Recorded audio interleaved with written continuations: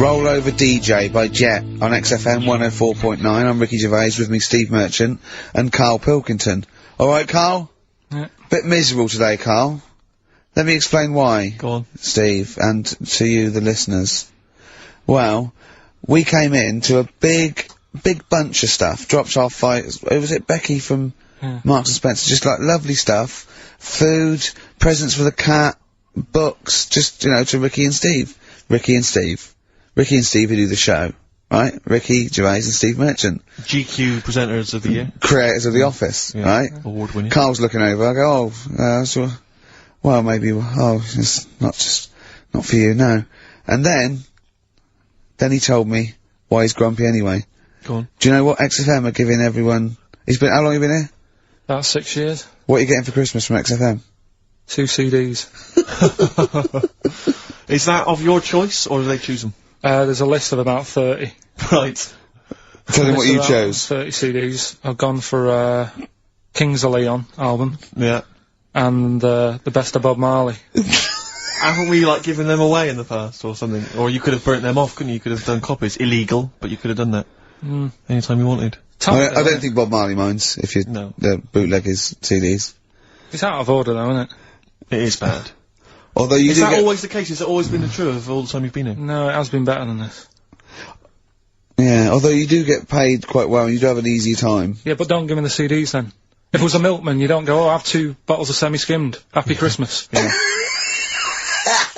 That is a valid point. Do you know what I mean? Complain? Who is it who made this decision? There's no point. No point, is there? Why? Just no point. I don't like moaning anyway, just... Has it come from up top? Is it like from the capital people?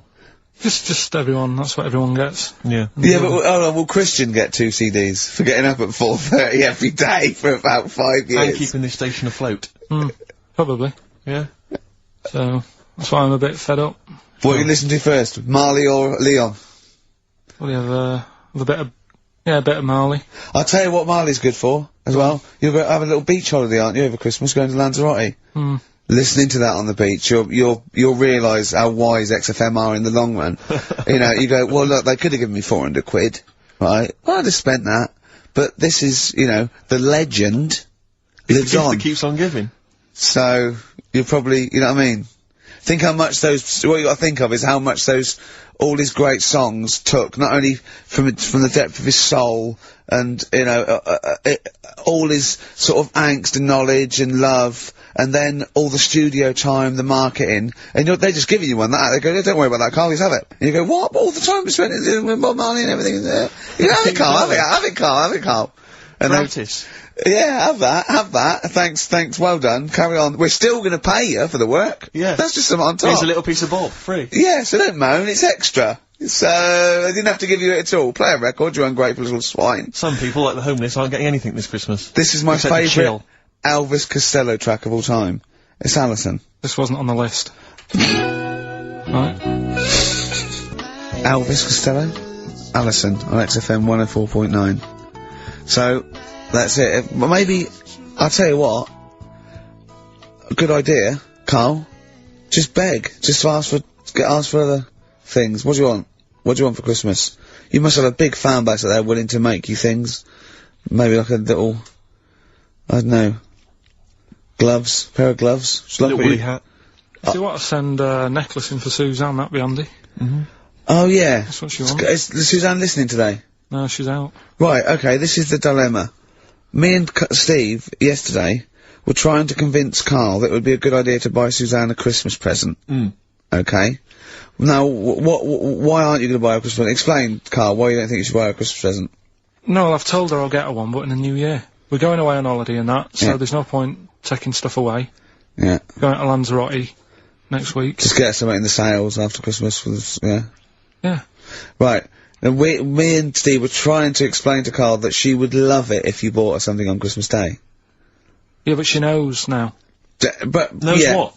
I've told her. So no, well, I'm going to tell her, do you know, right, dear listener, this was Carl's worry. I said, I bet she's got you something. And Carl was worried in case he got her something and she hadn't got him something. Yeah, he'd be livid. He didn't want to be down. He didn't want to be a present down. Yeah. Look at his face! So buy her a nice necklace. Don't spend, just spend £100, you know, just a little token. We're going away. We're not taking her away on holiday. No, you're not taking her away, are you? What, you're paying for it, are you? Yeah. Are you really? Well, half and half and that. Right. So you're paying for you to go on holiday? That's good of you. So the gift is your company, really? She's done alright. She's done alright! Why do you talk like you're 60 years old? And you've been working down the mines. I love that she's done alright. Do you go over to her and say, Suzanne, you're bloody lucky. I mean... You've fallen on your feet, look who you've got, what? I'm not sure she has done alright. I don't want to be critical, but... Oh, dear. So what are you going to get in the sales? What are you going to get her? Yeah, it depends. I'm thinking... I mean, I'll give her the choice. She can have Kingsley and or Bob Marley. Right, I'll let her decide there. Oh, dear. Oh. I can't wait to see you. Where are you going, Lanzagrotty? Yeah. Where's that?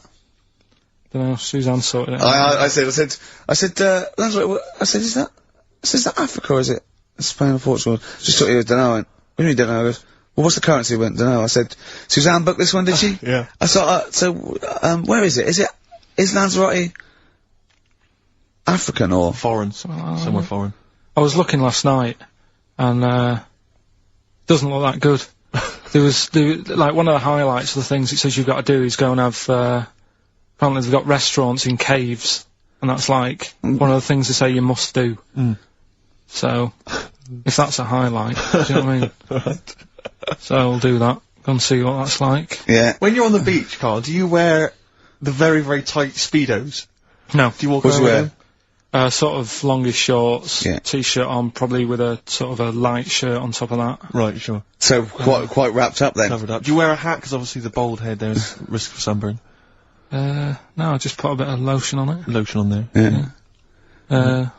Just have a bit of a wander down the beach, have a look. Yeah. See if there's any old blokes with their tackle out and a backpack. I'll have to look forward to, so Yeah. there you go. Yeah. Well, we're looking forward to finding out how you get on. Yeah, I'll let you And know. Interested to know what she gives you on Christmas Day. Won't be getting More anything. scintillating chat after this next song. Right, bit of placebo, Yeah, love it. special needs. Placebo, special needs on XFM, 104.9. Email in where Lanzagrotty is. I don't know if it's Italy or Spain or Europe or maybe Africa. You know, these are the sort of things, these are the reasons I come into it, to at least learn something, innit, Carl? We've stopped educating Ricky, so I've stopped learning, you know, about things like the woman who ate mud all her life. I taught you something before when we were in the office. What was that? What did you teach me? They've just counted how many fish are in the sea and that. No, they They've haven't. just done a census. A census. What, a fish? Yeah, some fellas have gone in the sea and they've got to work out. There's about... Mrs. Spratt, is this your son? No, he's a lodger. Okay, well, let's mark him down, that's 2. Oh, I've lost count. 6,000,004 and... Oh, darn. So how many are there? About... There's a lot. There's... Oh. Well, there are more species of fish than bird, mammal and reptile put together. Can I ask a question? That's on my DVD of animals. That's still available in the shops. Probably find it online, you'll get that slightly cheaper. $15.99. What? Go on, ask me a question. Features Ask me a which question. includes question. Karl Pilkington's also on the DVD. Yeah. That's a perfect Christmas gift. Yeah. Go on. Yeah, this is a question. I was discussing this yesterday.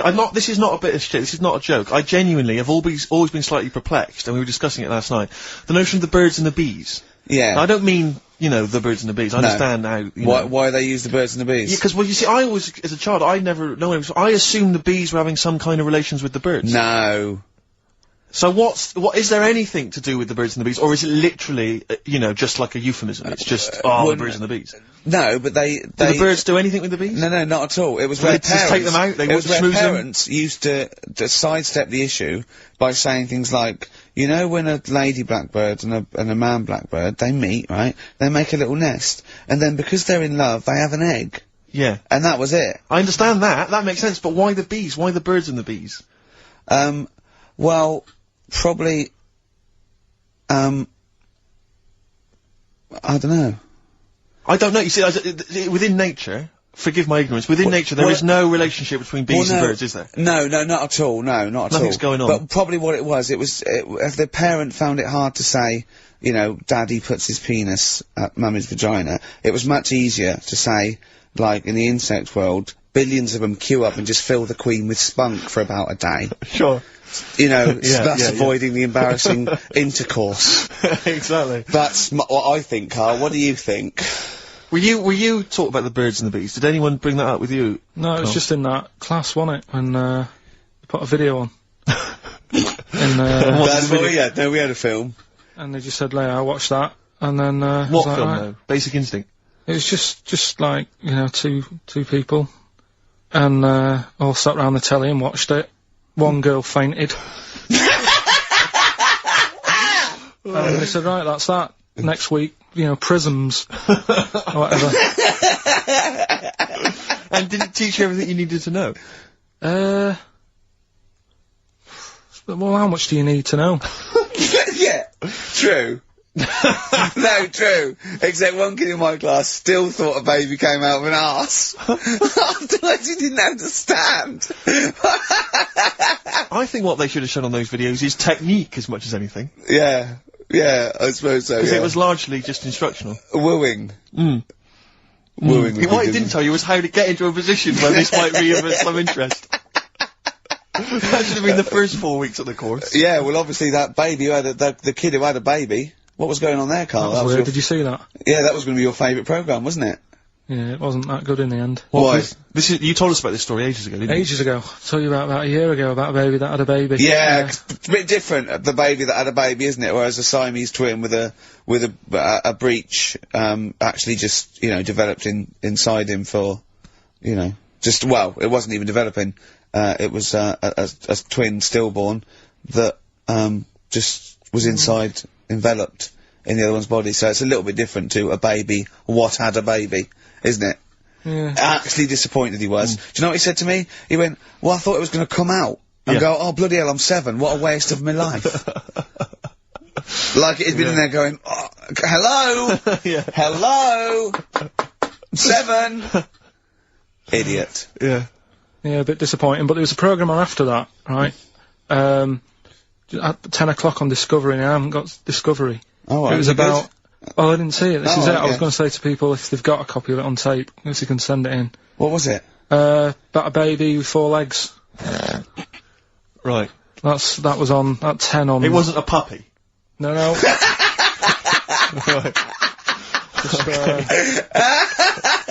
What's it doing up there? Yeah. It's my baby. Oh, is it, Mum? Alright then, fine. Yeah. It's got 4 legs, yes. Yeah. Sometimes they do have Look, 4 legs. Dad's gone, he's never coming back, you've got to get over it. So, if anyone's It's got not a baby. send it in. Oh, Right, dear. okay, Send it in. good. So you want to tape with a baby with 4 legs. You're going to be disappointed again. It's not going to be like a baby with 4 legs who's running up the curtains. You know what I mean? It's not going to be that. It's probably going to be 2 legs and then 2 sort of like floppy appendages. You know what I mean? They're not going to be brilliant. It's not going to be like Jake the Peg. You're going to be disappointed. Apparently Lanzagrotty is one of the Canary Islands. Oh, is it? Although we've also been told it's part of Spain. Right. I don't know who to believe. I don't know who to believe either. That puts me back, because I knew it was either one of them. Yeah. Yeah, that's it. What about it? Pilot knows, doesn't he? Pilot knows where he's going. Oh, I thought so, yeah. Doesn't matter then. Right, we're playing J-Hawks. Let's play it. Love it. Got bored with that conversation, did you? Long and Winding Road. I love that, but I don't like the way McCartney sings here. There's just one, he goes, you leave me waiting here. Well, he's always got that slightly affected But it sounds style, like doesn't it? Richard Burton or something, here. Yeah. But it's only one that does it, but I don't know why. I just think he likes it or wants to go back and change it. Maybe it's like... But having said that, you know, I'm not going to take anything away from the Beatles, one of the best bands ever. Well, yeah, good luck to Brilliant songwriters, Oh, they do well. yeah. We've had a lot of emails, Carl. I don't want to sort of put a dampener on your Christmas, but a lot of people have been slagging off Lanzagrotty. One of them just said, well, I don't know if I can find It is Canaria, isn't it? It is one of the Canaries, isn't it? It's a volcanic island covered in volcanic dust. It's very windy, so you have to dig a hole to sit in on the beach, and there's hardly anything to do. That's from Mike Godham, he says, unless you like quad biking. Well, you know, you've seen what happened to, no, don't go quad biking. Not with your little head. There's no protection at all, is there? I don't know what you're thinking, I don't know. At least Rick Mann and Ozzy had lots of hair. Yours would, you'd be like Humpty Dumpty, it would crack like a little egg. And we'd seen, there's no kings or king's horses. Well, they couldn't do the job anyway. No, shouldn't really send them, they're not really qualified. Horses not equipped to put back a medical man like Neil Fox in. Yes. To mend but not eggs. some kind of military horse. I bet he's had egg on his face a few times, hasn't he? What, Foxy? Yeah. Most of the series are Pop Idol. Right, Karl. Lanzagrotty, good or bad? Well, you got to give it a go, haven't you? Yeah, well done. Give everywhere a go. Exactly. That's what I was saying. You know, don't just take the word for it. I mean, if it had said Nana Nova, Lanzagrotty shit, he'd have believed it. Sure. You know, if he'd have overheard it in a pub, Lanzagrotty a crap, he'd have believed it. If he'd seen it on a website that was mainly concerned with monkeys and witches, he'd have believed it. Yeah. As it is. Everybody raves about New York, and when I went there, I thought it was rubbish. Well, you're an idiot then, because that is possibly the greatest city in the world, along with London. Subjective, though. That's why they have holiday programmes and that, innit? So you see it and you decide for yourself and that. Yeah, but you saw Venice on a holiday programme, as you put it. You went there and you went, it was rubbish, full of black bin liners. Well, it is. Right. Didn't they show them? It stunk. Didn't Judith Chalmers say that? Oh, it stinks here, and there's loads of rubbish everywhere. No, she didn't. Did she mention that? Oh, that's what I mean. So it depends what you want from holiday, doesn't it? Well, yeah. But you're an idiot if you don't like New York, so next. Anyway, come on, break up, guys. Kiss and make up. Yeah. Karl, we've had an email, some old Rockbusters. Someone's emailed in, they wonder if you can get some of your old Rockbusters clues, your old genuine Rockbusters clues. I know Rockbusters has come back. Well, of course he can, it's the way his brain works. Well, indeed, but I think you'll, maybe you can also enjoy the challenge, Rick. Yeah. And you at home. Yeah, I remember them as well, because I remember how angry they made me. Here's some old Rockbusters. That army's got some nice trenches. DW. That army's got some nice trenches. DW. No. Dandy Warhols. That one works. It's not bad, is it? That's why I didn't get that one, because it worked. Yeah. Yeah. Okay. She's only got one sticker left? It was actually he's only got one sticker left. Oh, okay. He's only got one sticker left? Oh, the band His Last Sticker. With Justine Fishman, yeah, His Last Sticker. Yeah. They were brilliant, weren't they? What happened to His Last Sticker? Are they still going? He'll strap some chocolate to your feet. That's A. A band or artist, A. He'll strap some chocolate to your feet. Go on. Aerosmith. I don't know really what that means, but... And finally, you'll have to... Aero Cobbler. Well, yeah. The well-known, Aero Cobbler. And you'll have to stick her in the oven. AB. You'll have to stick her in the oven. See, he thinks, blacksmith means, like, just shoes, like, it's not the smith, it's the smith part. A smith is just a right, isn't it? So it doesn't work, I don't know, Aerosmith. What does that mean, Karl? What does that mean? Come on, you'll have to stick her in the oven. AB. Yeah, I know that one. Yeah? Yeah. What is it? But it doesn't work. Apparently it does. You'll have to stick her in the oven. AB. Single or artist? What, Anita Baker? Anita Baker. Why you have to stick her in the oven? Anita Baker. Oh, I need to. But why didn't you say, like, you'll have to, get his hair cut and put a nice white, chef's hat on? That's Anita Baker. See, that works. That works, Karl. I need to bake her. Doesn't work. It is shite. Okay, well, listen, before you judge, listen to today's Rockbusters. Okay. They're here with us now. Here's Karl Pilkington. Yeah, back just for Christmas. Brilliant. I've only got two, really. What? Because I was trying to work one out before, right, in my little room. Yeah. I was looking at different band names, thinking, what can I do? Yeah. Couldn't concentrate, because Ricky was in there, trying to spray deodorant all over the place. Right? Well, you should have done them yesterday. You should have shut me out. Right. So there's just two. Brilliant. Well, I've kind of got an idea for the third one. Fine. I'll have a go. Yeah. Right, so anyway, the first one... Should we play a record and come back to this? We'll do it quickly, we'll do it quickly. No, play a record, this is then. rubbish. Rubbish. Libertines. Useless. Give me the gifts, let me have a little prize you've got. Libertines, Don't Look Back Into the Sun on XFM. Well, the general public are getting involved with, Karl's holiday, and... I mean, this has been a damning report on Lanzagrotty. There's not been a positive word written about Lanzagrotty so far. Wow. It's volcanic, there's no natural water supply. Apparently there's no natural water supply, it's all You have to sit in a hole. What do you think of this, Karl? What do you think of the people that want you to know that you're going to a rubbish place when you can't change it? What do you think of that? Rubbish show, will it? What do you mean? Alright. What do you mean it'll be right? Because I'm gonna go there thinking, oh, there's no water and that, and there will be water. No, they didn't say there's no water. What did they say then? There's no natural water supply. Whatever. I'm not bothered. Doesn't bother me. Right. I'm gonna have a good time and that. What are you gonna do? What's your plan to do? Got a book. What book you got? Rich Hall book. I'm just gonna read that. So, Brilliant. And the weather's better than here, isn't it? Yeah. So... Someone emailed just now, they said they're listening online, and there's a problem with their computer, and everything's sped up. The music's sped up, our voices, Rick, are sped up, except Karl's. That's how slow he speaks. So when everything's sped up, he sounds normal. Right, we're doing Rockbusters. Yeah, come on. Listening Steve, online. do you want to do the clues? I won't do the clues, I'll never be able to piece them together, but I'll give you the prizes. The Old Grey Whistle Test, Volume 2, Kumar's at number 42, Volume 2, or maybe that's Volume 1, who cares? Porridge, Series 3, Volume 2, The Office, complete second series on VHS, for anybody who's still got grandparents. And U2, a best of 99 to 2000. And Smash Hits, the reunion, that'll be the kind of stuff you'll love. Spice Girls is on there, Liberty X, Atomic Kitten. Do you see that? Do you see Steve's enthusiastic? Even though the competition's rubbish, the prizes are second rate, Steve is going, well, I'm not going to punish London, right? I'm going to big it up. You're there. Do you know what I mean? Come on. Right, here's the first clue. Clue one. Come on. Come on! Shut up! Come on! Can't do any photos, because it's been nicked by a German. Right, start again. Oh, Start again. what? Clue 1. Rockbusters, Clue 1. Okay, this is Rockbusters with Karl Pilkington. Go! I can't do any photos, because it's been nicked by a German. And what's the initial? AC. Right? Next. Second clue. If you keep eating, this bit of your body will get bigger. PC. PC. It's an artist or a band. Who is it? PC.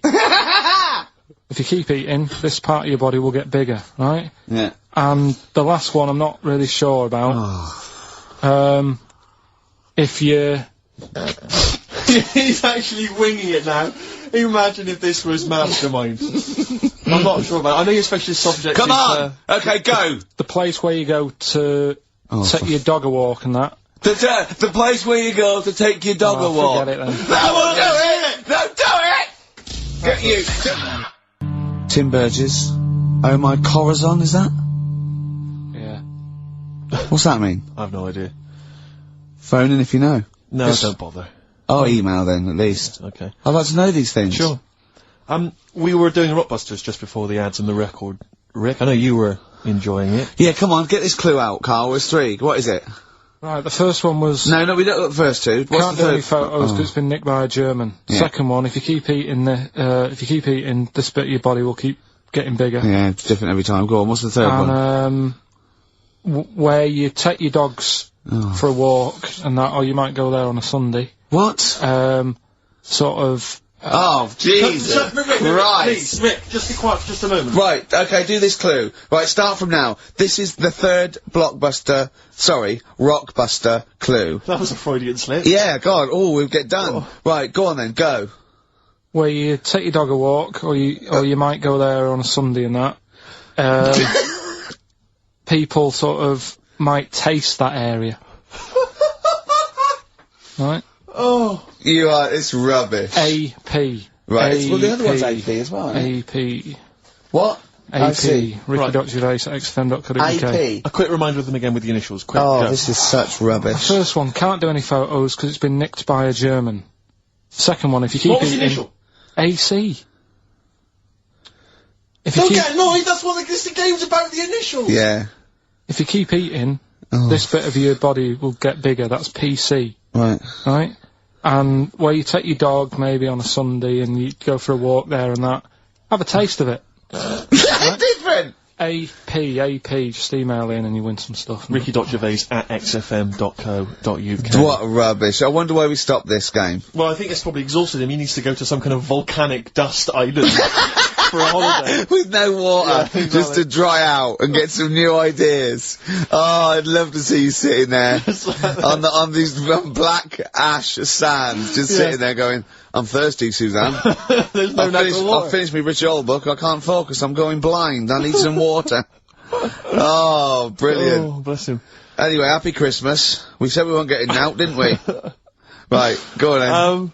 It was the premiere. Did you see the coverage? It was a premiere of Lord of the Rings Part 3. I can't be bothered. I mean, man alive, I'm sick of Lord I of the watched Rings. the first one, and I was actually I've never been into all that sort of stuff. Never liked it. Gollum and Dungeons and Dragons and gatekeepers and weird magic and Harry Potter I want to punch his face in. I know what you mean. But I mean, it's sort of like, well, Lord of the Rings, when I was at school, if you were into that sort of thing, you were a nerdlinger. They would beat you up, they'd shout heckle abuse, all that sort of thing, you know. I wasn't a fan. I actually don't know anyone who admitted they were into that nonsense. It was shameful. It was embarrassing. Now, the whole world's gone crazy for it. Even the tough guys, the hard nuts, the streetwise kids, they're loving it. Can't wait for the third one. I see people raving about it. It's Jonathan Ross, all these people going, it's the best thing I've ever seen. It's 3 hours and 10 minutes of trolls and goblins and magic spells and large feet and magic rings. I'm loving all that crap. What's wrong with you people?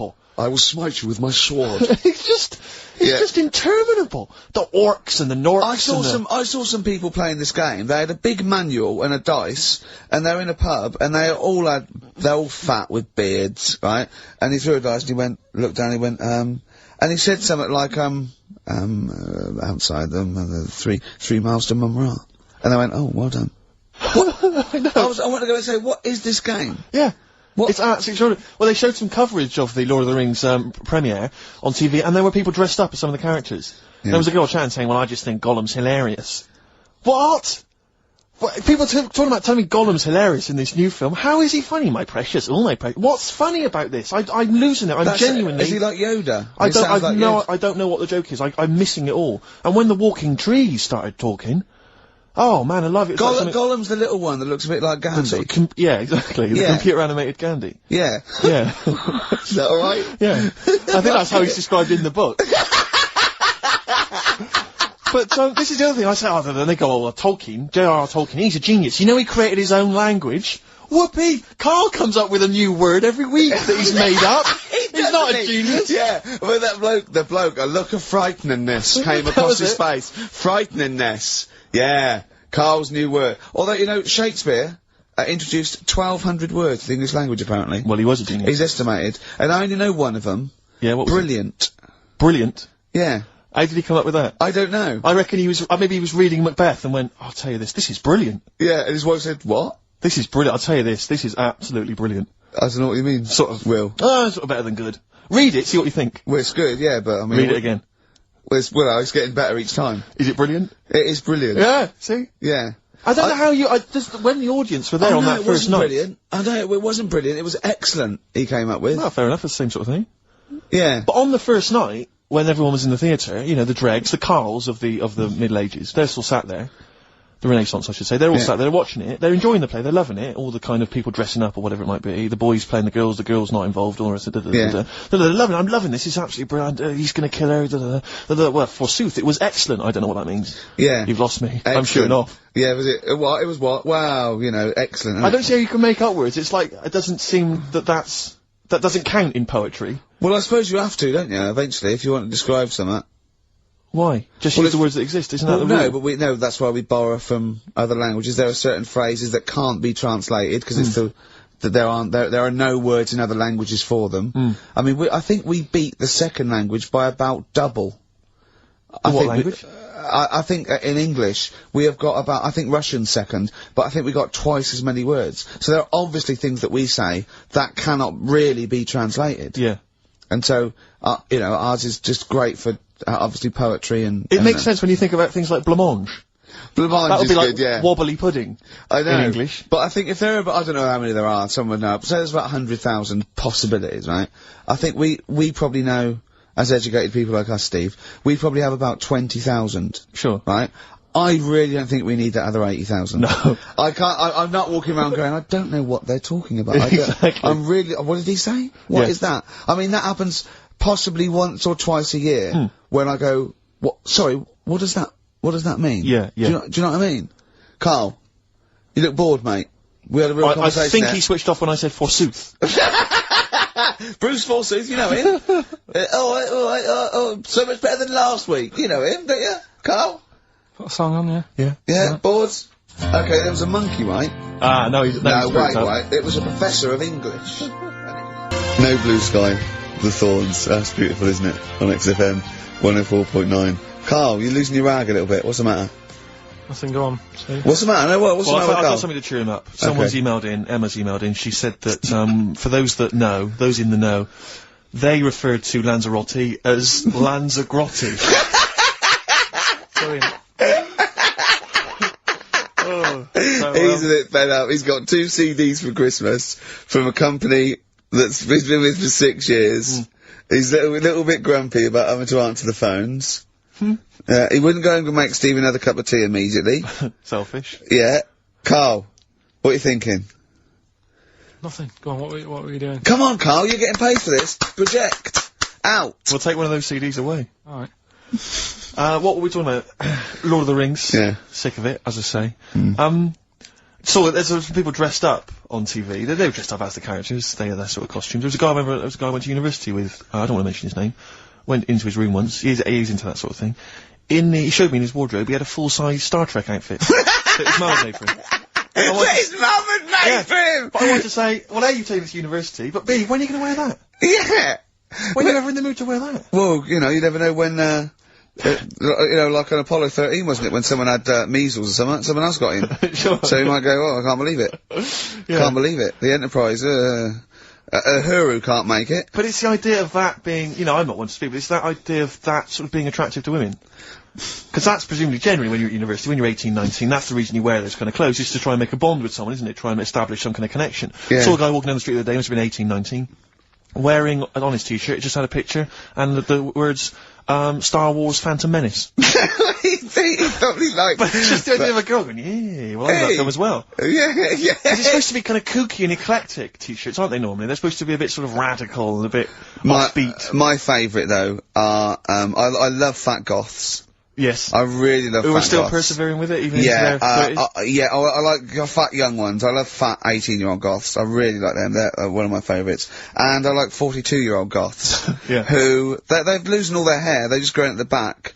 But, you know, I don't know what jobs they do, but their main hobby is looking like Nosferatu and wearing lots of silverware. That's one of my favourites. I think I mentioned to you before, I saw a girl on the tube, she had a bag, and she was quite gothy. She had a bag, and it sort of had like a Barbie's head, kind of sort of defaced from there, and loads of badges and tassels and little motifs and odd things, and she decorated the bag. And then had sort of things like, you know, legalise cannabis, and ban the bomb, you know, and stop the war. Yeah. And I just wanted to grab her and say, you doing much about the war, or are you working mainly on the bag? Yeah, you spent most of the year. Yeah, you're filling in the petitions. Are you doing the marches? Collecting or is it largely badges. the bag you're focused on? Oh dear. I'll tell you another thing that a fashion mistake that always offends me whenever I see it is an Englishman of any age wearing cowboy boots. I had cowboy boots. I can't believe it. When I was 18, right, I went out and got a pair of cowboy boots. The cheapest, I mean, they were the only ones I could afford. Awful. Why? I mean, was that 'cause they were like clogs that came up to the knee. They were so uncomfortable. And why did you get them? Who was wearing them at the time that you thought they were cool? Clint Eastwood. Right. Okay. And I had cowboy boots. I put segs in them. What's that? Which the little things you nailed into the bottom. So right? they sort of clip-clop as well. Right, so I'm 18, right? Those tight jeans, so tight in fact, I thought I had to went to the doctor and I said my balls are aching, and I went off. I said I've got a pain in my epididymis and all this, which I was doing biology, and he went, your jeans are too tight, they're squashing your balls, right? So I had cowboy boots, right, and pale ones, not even sort of like finished properly, sort of like just the raw sort of leather, cheap wooden bits at the bottom, segs, really tight Levi's, and a red sweatshirt with bullshit on it. That was a present. Just embroidered on? I looked pretty hot, baby. Oh yeah. Yeah. And I remember once as well, this was really embarrassing. I had leather jacket, and How old were you? Oh, this is embarrassing, 26, I think. And I just had a nice leather jacket, right? But I was bored one day, And so it's about 1986, 87. Yeah. 87 must have been. And I just painted on the lapel a little acid. And that didn't last. And were you going to Acid House Rave at the time? No, of course not. No. But I remember that one didn't last long. That was in the bottom of the wardrobe immediately. Yeah. I knew at the time. I just thought, what Yeah. is that? Yeah. But I forgive anyone, sort of anything up to about the age of 25, right? I don't know. But I mean, it's getting close there, yeah. But certainly up to the age of 20. But it's the 40-year-olds. It is the 40-year-olds that just still have a little go. Goths are the best. Goths are the best. Or the cowboy stuff, because there's never been a culture of cowboys in this country. I know, You know, so yeah. you see the 40-year-old guy with the kind of cowboy jacket with the tassels. Yeah. You know, or the bootleg tie. Add that, yeah. Went to that, yeah. Did all that, Because you've been through most phases. This is what's interesting to me about you, is you're quite self-aware. But the most committed one was probably the New Romantic when I first went to university. So, 18, red bullshit t-shirt and tight jeans. Within a couple of months, David Sylvian, just full makeup and that. Can I ask, because having never really subscribed to one of those fashions, one of those styles, with something like New Romantic, which you've got to be quite committed, do you ease into that slowly, start wearing a bit of nail polish, maybe an earring, and then you work your way in, or you went whole hog? No, I remember the first time I did it, was the sort of like the first disco in my first year.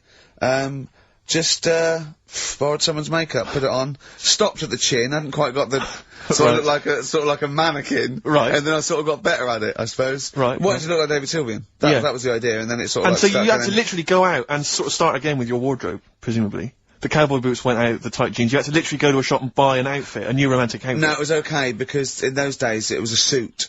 So New Romantic, you wore the suit. I didn't wear all the sort of like pirate gear and pixie boots. I sort of wore the suit and luckily before I went away I'd bought a suit from my mum's catalogue, which was one of those woolen ones that went bobbly. So not quite David Sylvian. Yeah. But at least I was having a go. Yeah. Well, respect. Have you ever subscribed to any of those fashions, Carl? Nah, just going for the gay look now, and he wears Ben Sherman's and he shaves his head.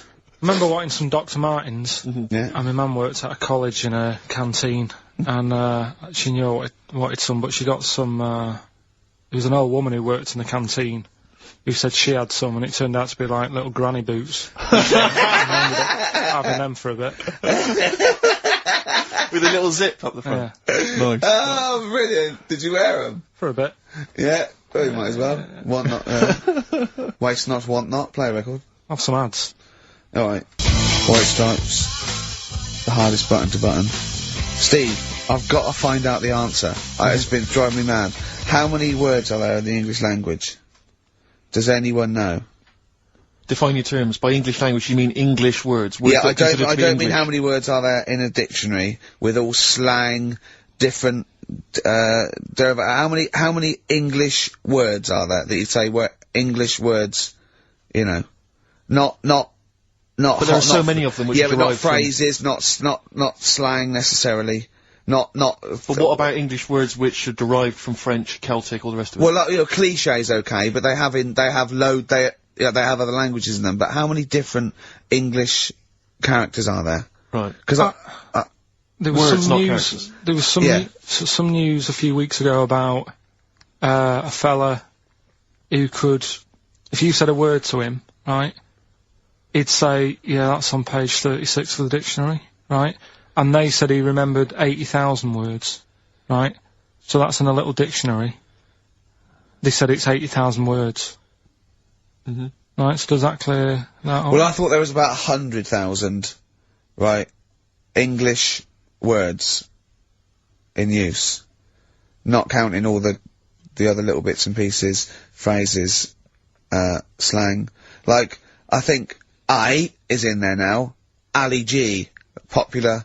Now, I don't know whether I should count that or not. Well, if you're one of our listeners, perhaps if you know somebody who finished school, you could maybe pop next door, get them, ask them, and then email in the answer, ricky.gervais@xfm.co.uk if you've got an answer for that. Talking of email correspondence, Rockbusters. Oh. Rick is underway. People Have we are got monkey news? Absolutely loving that. Let's see if we can cram it in. Have we got a film? Yeah. We should do that then. Well, let's finish do one thing and move on. Jesus, calm down. Alright, Right. Rockbusters. Let's get this third one out of the way because it's tricky. when you say tricky... It's tricky to say. The initials were AP. It was, when you take your dog out on that, or maybe on a Sunday, you know... Come on, let him finish, Rick! Let him finish.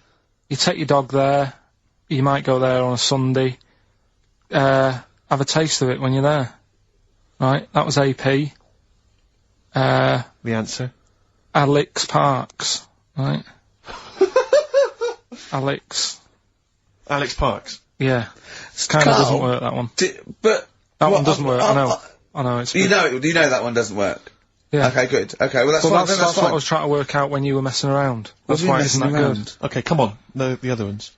The first one was, the German fella. Brilliant. Can't do any photos because it's been nicked. The German fella can't do any photos because it's been nicked. That was, the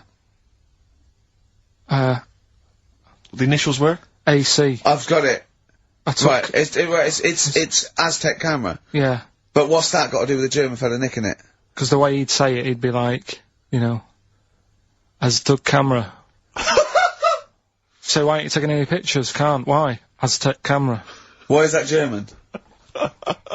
Just sounds a bit... Right, do you know that's rubbish then as well? You know that one doesn't work, do you? And the second one was, if you keep eating, this bit of your body will get bigger. PC. Yeah. Phil colons.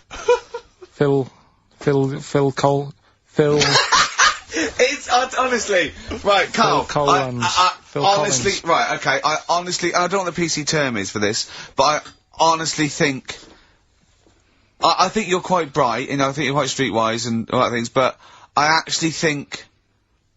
Oh, I've got to be so careful here not to offend people, but I think you might be.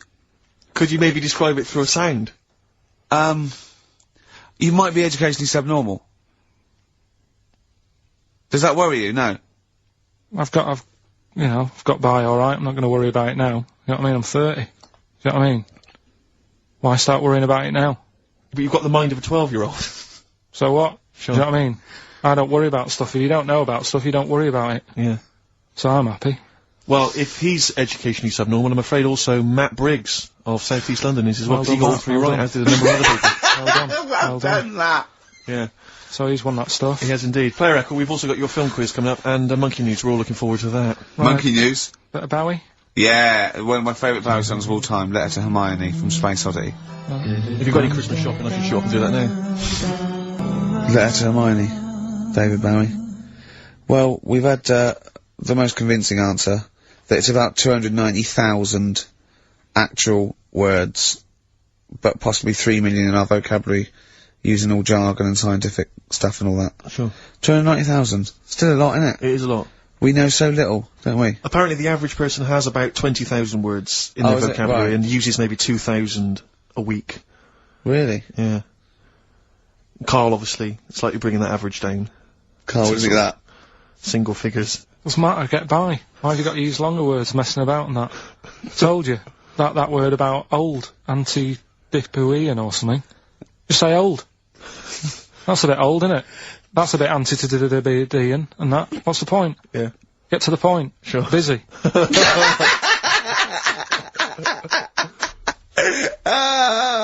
Right, okay, are you in a film this week, Carl? We're doing that now. Yeah, go on.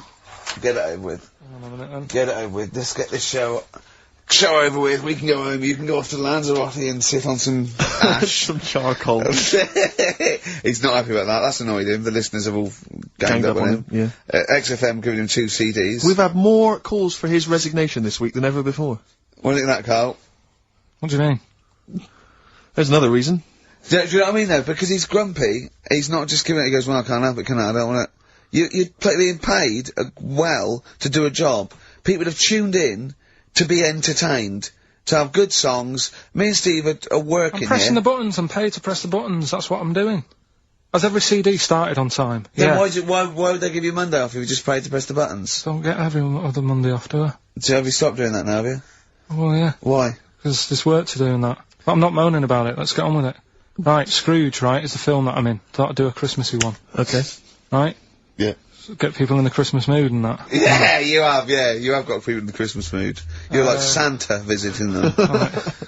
So... It's you in the film Scrooge. Yeah, Which just- version of Scrooge? The old one. Is it if it's just you moaning with bells, I'll be annoyed. Right, go That on is then. essentially Scrooge. Yeah. Right, Scrooge, listen to this, and then there's some question at the end. All right. And you can win some stuff and that. Yeah. Alright. Yeah.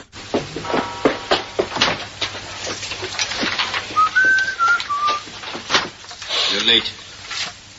Only 20 minutes. What do you mean by coming in here at this time of day? I've just been doing some Christmas shopping, haven't I? Probably do some more shopping on Monday, because it's my day off, isn't it? Yes, I know it is. You don't have to tell me. You got to see what I've bought Suzanne? No, thank you. I don't mind showing you. It's only a Christmas present, isn't it? Just bought some more condoms. Why? Well, I bought some last year. Got 2 boxes.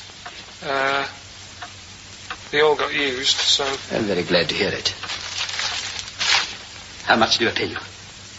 Why are you asking? The presents I buy has got nothing to do with what I earn.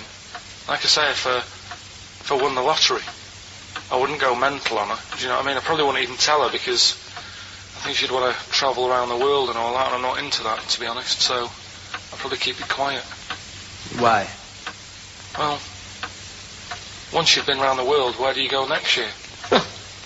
Each to their own, though, innit? You know what I mean? Well, what do you want? What for Christmas? Not that fussed, really. And you, it's just as well I'm not that fussed, because do you know I do some work at XFM? Do you know what they're giving me for Christmas present? Nothing. No, might as well have been nothing. 2 CDs. That's it. I was well fed up. I'm sure you will. They give you a list of about 30 albums and you get to pick 2 off the list. So I've gone for Kings of Leon album and the best of Bob Marley. Mr. Marley has been dead these 7 years. In fact, he died 7 years ago this very day. Did he? Do you know what sort of donuts Bob Marley likes? It's not my business. No, it's not a proper question. It's an old Peter Kay joke. He likes the ones with jam in. Do you get it? Garlic bread. It's good, isn't it? Excellent. Oh! Carl, well done. Carl in Scrooge there. The only man more mean and depressed generally than Ebenezer Scrooge. Oh, dear. Oh. What's the question, Carl? Well, if people have been listening from the start, right, what albums am I getting? Yeah. Is that good? Mm-hmm. Good, yeah. What albums am I getting from, for working for this place for 6 years? Alright? Ricky.Gervais at XFM.co.uk. Snow Patrol and Run on XFM. Wow. Nearly your last show, Carl, for about 3 weeks. Yeah. Carl's off to Lanzagrotty. Next week. We're doing it with Ian Camfield next Saturday. Then we're off, because it's day after Boxing Day, isn't it? Or 20, yeah. And then, we're back on the 3rd, I think, aren't we, all together? Yeah. Yeah? Yeah. Yeah, what have you got? I think we should have done something like some roundups, like Cheeky Freak of the Week. We could have done Cheeky Freak of the Year. What's your Freak of the Year, Carl, if I put it to you? What, out of all the ones that I found out about? Yeah, all the ones that have ever been, yeah. Well, no, you could have the Elephant Man in there that you found out about at the end of the 19th century. Go on. Watched The Elephant Man again last week. Good. Yeah, loved it. Probably that one, the kid who was like 7, but aged to about 38. That was pretty weird. That amazed me. That sort of blew No, my mind. no, it was worse than that. She was about 90 or something, wasn't she? She is now. But back then... Oh, a couple of months ago she was 38, Yeah. but because of the aging. She's sort of aged fast and that. Yeah. And it's really... This is the one that you think should be allowed to get fags and beer and an off-licence because she's got the body of a 90-year-old. Well, yeah, it's only fair, isn't it? Let her have a decent life.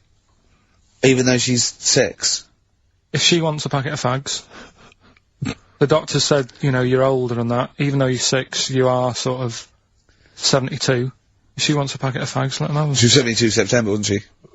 Yeah. So, yeah. but it was that's Do probably you the actually weirdest think that would be a good idea, to give a 6-year-old with an Asian disease a packet of fags? If that's what they want, if that's what they want. And a pint of Tennant's. All the stress and that she goes through. It was saying something about how she has to have a passport picture done every 3 months or something. Do you know what I mean? Wow. That's what she's dealing with. So that was probably the weirdest. Can we just say that Karl doesn't take the mickey out of these freaks? No. These people. I just, you know, it's things that fascinate me at the end of the day. Yeah. Things like that are weird. And things that, I mean, there's certain things that people get excited about that I think, well, what are you getting excited for? Like what? News, just news. Do you know I normally do the headlines and that? Yeah. Have we got any headlines? Not really, because there isn't that much going on. Isn't there? This was what annoyed me, though. There was something about a woman who's going up Everest on a bike. Do you know what I mean? And they were like, oh, brilliant. But I don't think that's that good. When someone's done it walking... Where would the woman who complained about you come in the years chart? That's What do you mean? Yeah, that's the woman with the enormous head. Lest we forget. She took offence to some of the comments you made on the show, and rightly so. I can quite understand. I was out of order, and, you know, so I'm sorry about that. Yeah, well, I'll just explain again that Karl, I mean, it's the freak of the week is sort of like more of a punchy catchphrase than a derogatory term, and Karl's fascination and childlike. I mean, I think we'd have to include Karl in the roundup. Yeah. I mean, he'd certainly be in the top 10. I think the fact that she didn't sort of pursue any official complaints means that, you know, she's a bigger person than you, Karl. Yeah, really, because, you know... Certainly, you know... Well, you know, so... Headwise. She is. Karl, you're going to do some news stories, I think. Well, like I said, there hasn't been that much going on. There's a story about a fella who hasn't eaten for 70 years. Right.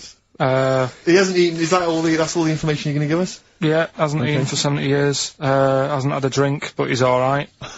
That's rubbish then. Next. It's not rubbish. Yeah, it is. Yeah. Next. Well, what is it? How is that? How is a man not eaten or drunk for 70 years?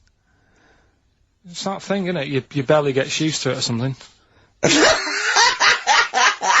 Steve, has he misinterpreted it, or is it rubbish? Well, to be honest with you, it doesn't actually offer any explanation. It just says that that's what happened. Right, so that's rubbish. It doesn't go on to Next. anything else. A woman's had 6 organs transplanted. Woman needed a new kidney, a new heart, a new stomach, a new liver, new kidney, intestine. Does that mean that she's the same woman? I know. Yeah. You'd just say forget it, wouldn't you? Yeah. Wouldn't you, though? Well, not really. You know, the organ is just a lump of tissue. If you're that knackered, call it a day. And don't waste time with that. Yeah. And Good advice. there's a woman who hasn't slept for 8 years as well. Well, that's impossible. Again, you want to see that, Steve? Yeah. That's the news for the week. Yeah, all rubbish. Turn off now. Next. Do you want to apologise once more for anyone you might have offended over the year? Yeah, like I say, I never upset anyone. No, it's just chatting. It's from the heart. You see something, you say, oh, it looks a bit like so and so, or isn't it a bit? You're not really, you know, you don't really try and hurt anyone's feelings, do you? But I think most people know that. And I've got to apologise for laughing at anything you say. I actually can't help it. Again, it's not vindictive, but when Karl comes out with some of the things he says, it's impossible for me not to laugh or react. So, have a Merry Christmas, everyone. Well, before that, Rick, is there some final, for the year, Monkey News? Tell you what, let's play a good song. Okay. Right, we'll have a bit of Monkey News, and then that's it. A bit of Amy Mann, then. Perfect. Yep. Brilliant, this one. No Choice in the Matter, by Amy Mann, on XFM 104.9. Well, now it's Monkey News. Well, before Monkey News, Rick, can I just mention to people, if they enjoyed that version of Free Love Freeway that we played earlier on the show, the kind of alt-country version. Yeah. That was by Ben O'Sullivan, and hopefully if you check out his website, if you're interested, you probably can download something, or maybe he'll tell you when he's going to release it. That's benosullivan.com, one word, benosullivan.com. Good luck to Ben, Happy New Christmas to him, and New Year, best of. Yeah, rearrange these words into a well-known phrase of the time of year. Yeah. Initials, MC. Okay, Okay. Play the jingle. Oh! What is it? Chimpanzee that. Oh yeah, chimpanzee that! Monkey news! Right, well, the last one of the year. It's not that good, but this is all that's been going on all week. Yeah. Little monkey. What happened is, it's this plane, right? Aeroflot, I think it is. Russian airline. Having a good flight, everything's going normal and that. This is gonna be libelous. The pilot, sorry I mustn't interrupt my son. How tall was the pilot on this flight? Okay, listen, we've had a few complaints, people saying, don't interrupt monkey news. Okay. Don't interrupt monkey news. I won't then. It's like the weather girl complaining whilst Trevor McDonald's doing Okay, alright, go on then. Alright, so, the flight's going well. Food's been served and all the rest of it. Anyway, someone gets upset about not having many nuts. Right, they've not got enough nuts. They hand the nuts out and that. One of the sort of passengers is going mental. Because What's he saying? He's just What going language mad. is he talking? Is he Russian or English? So anyway, there's a bit of a fight going on. Fight starts happening. People are going, "What's up with that little fella?" Right? The little hairy bloke. So they sort of drag him. What's wrong with Bob Hoskins? And why is he screaming? Why isn't he talking in his usual Cockney accent? Why is Bob Hoskins screaming and grabbing at nuts? So you've ruined it. Right? Come on. What have I ruined? Right, Rick, turn his microphone off. Okay. We can't interrupt you. Right. So anyway, there's a fight going on. Nuts are going everywhere, right? So, anyway, they manage to tie him down. They get him on the floor, tie his legs up and that, right? His little legs. Get him to... Come on. See you later. Have a good Christmas. No! Carl, how dare you! Finish the story. All that happened is they got back. It turned out that he shouldn't have been on the plane anyway. Why? His passport wasn't valid. Right. And you can't cause problems on planes and that. So he got put in a cell for a bit. Turned out it was a little monkey. Alright? Quick question, how did he complain about the shortage of nuts? Yeah. He just was going mental. Right, he didn't actually call over a stewardess, he just... Well, how did he get on the plane in the first place? What Right. ticket did he have? Have a good Christmas and that. But you eh? know it's rubbish. You must know that's rubbish. All You the must best. know that's rubbish. All the best. You must know that's rubbish. Where was he going? Comfort and Sound by Feeder on XFM 104.9. I'm Ricky Gervais. With me, Stephen Merchant. Hello there. But no Karl Pilkington. No He's Karl. in Lanzagrotty. Lanzagrotty, But we have got a very, very special stand-in. It's Camfield. Say hello. I'm so excited to be here. It's been, the things I've learned in the last 10 minutes before we've even gone on air. Like, you don't have a theme tune. I don't have a theme tune, I don't wear headphones. Exactly. Ian wears headphones with a preamp. He's got 3 midgets just brought in his backline. Yeah. Right? They're called Dog, Mongo and Blitzkrieg. Look, Blitzkrieg is up there, they're eating a banana. Yeah. He is the king of rock, the new king of rock. Well, the prince, he's the prince of rock. Obviously Vance is the king of rock. But we'll be doing that, we're working out who. Over this, and by the way, Camfield, I don't want the Ian Camfield that does XFM and going, and there's fast approaching 1:23, here's Ash. I want the Camfield that goes, I snorted ants with Lemmy. Okay? So, we want the real Camfield. Alright, I bought in Metal Christmas, is that alright? That's my only request from this show, that we do play Paul Di'Anno's version of Santa Claus is Coming to Town. The rest of it's over to you. Yeah, we're gonna play some Christmas tunes, we're gonna play some, our favourite hits of the year, but mainly, this is the rock programme. This is the rock programme. What worries me, Rick, is there's a lot of people who listen to our show and they're not regular XFM listeners, they just kind of crawl They're out not of their regular people. stupid on a Saturday afternoon, put the show on, so they might not be familiar with Well, Ian Camfield is a young man, he's been in, he's about 14. He's been in radio, it's weird, he's 14, but he's been in radio for 15 and a half years. He was weaned on the milk of a Vance. Yeah. Right? And, he's gonna be the new, rock god, aren't you? Well, I'm trying. Yeah. No DJ Camfield. Just go, yeah! Right? And over the 2 hours, I want to work out the 4 pillars of rock, right? I want 4 names, 4 pillars of rock, right? Huge rock pillars, and then I want the king who stands astride them like the archangel of metal. So, we'll be asking Ian, every few minutes we're asking, right, who's your first pillar of rock? And then, keeping the one that stands astride them. Okay? And how many do we need? Well, we need 5 names then, don't we? The 4 pillars of rock and who stands astride them. Right, okay. Like the Overlord with these Axe Attack albums. Yeah. Yeah. This is Oasis. Christmas. Oasis doing their version of Merry Christmas, everyone. It's Christmas. It seems only appropriate that we play the occasional Christmas tune. There aren't many decent ones. We'll be playing the greatest not just Christmas, one of the greatest songs of all time, but certainly the greatest Christmas tune of all time, Fairy Tale in New York. Is that gonna be the version done by, what's his name, out of Boyzone? Has he done one? Yeah. Because he's lived the hard rock and roll life. What's his name? What is his name? Ronan Keating? Yeah. He wasn't bad on Room 101, actually. I think he's lightened up a little bit. Good luck to him. Yeah. Yeah, I did as well. Yeah. A lot of people ask me, Canfield, I'm sure you can, you've probably got experiences of your own that you might want to talk about, but people ask me what Ricky's like in real life. And I don't want to get grotesque. It's Christmas, people are listening, people are eating sandwiches, but he has a flatulence problem. I don't know if you're aware of this. It is. It's not a problem.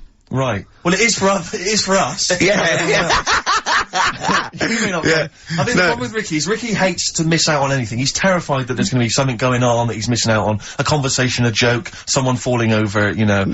And, so he daren't spend any time in the lavatory, because it's too, any period of time he spends in there, he could be missing out on some fun. So he kind of tries to get his lavatory, you know, occupying time down to a minimum, an absolute minimum. Plenty of pissing. There's loads of that. But none of the other activity, really. I mean, you keep that, really, it's like you're in, you're out, and sometimes I don't think you've done the full job, Rick. Yeah. And today, I'll tell you this, my eyes were bleeding. It's intense. It's just a word of warning, because the kitchen at XFM is out of bounds now. No one's going in there until the new year. A to J in the library. A to J in the record library. I'll tell you this, I don't know if, like, Tony Blackburn's in the building. His wig will fall off. But seriously, not that he wears a wig. He doesn't wear a wig. But if he's going down there, maybe he wants to play some Beach Boys. I mean, seriously, forget I'm a celebrity, get me out of here. Forget you might have survived in the jungle, Tony. But you get down there, mate. Tony, would you rather eat a plate of maggots or go and get Beach Boys? Exactly. Saying A to J. Oh, pot pickers. Exactly. Jesus Christ. It is absolutely extraordinary down there. Oh, so I'll just be warned. But it's Christmas. It's Christmas. Why would Blackburn be listening to this? I don't know, he's probably doing a bit of Christmas shopping. Sure. And he's out and about with probably got his little, you know, personal stereo on. Yeah. And he goes, oh, I'll listen to the boys at XFM. Exactly. And Canfield, what do you think of it so far? Yeah. Yeah? Yeah. It's not Vance, is it? Okay, who is secured as one of the pillars of rock? Lemmy. Of course he is. Never changes his boots. 2 pairs of trousers. 3 shirts. Really? Yeah.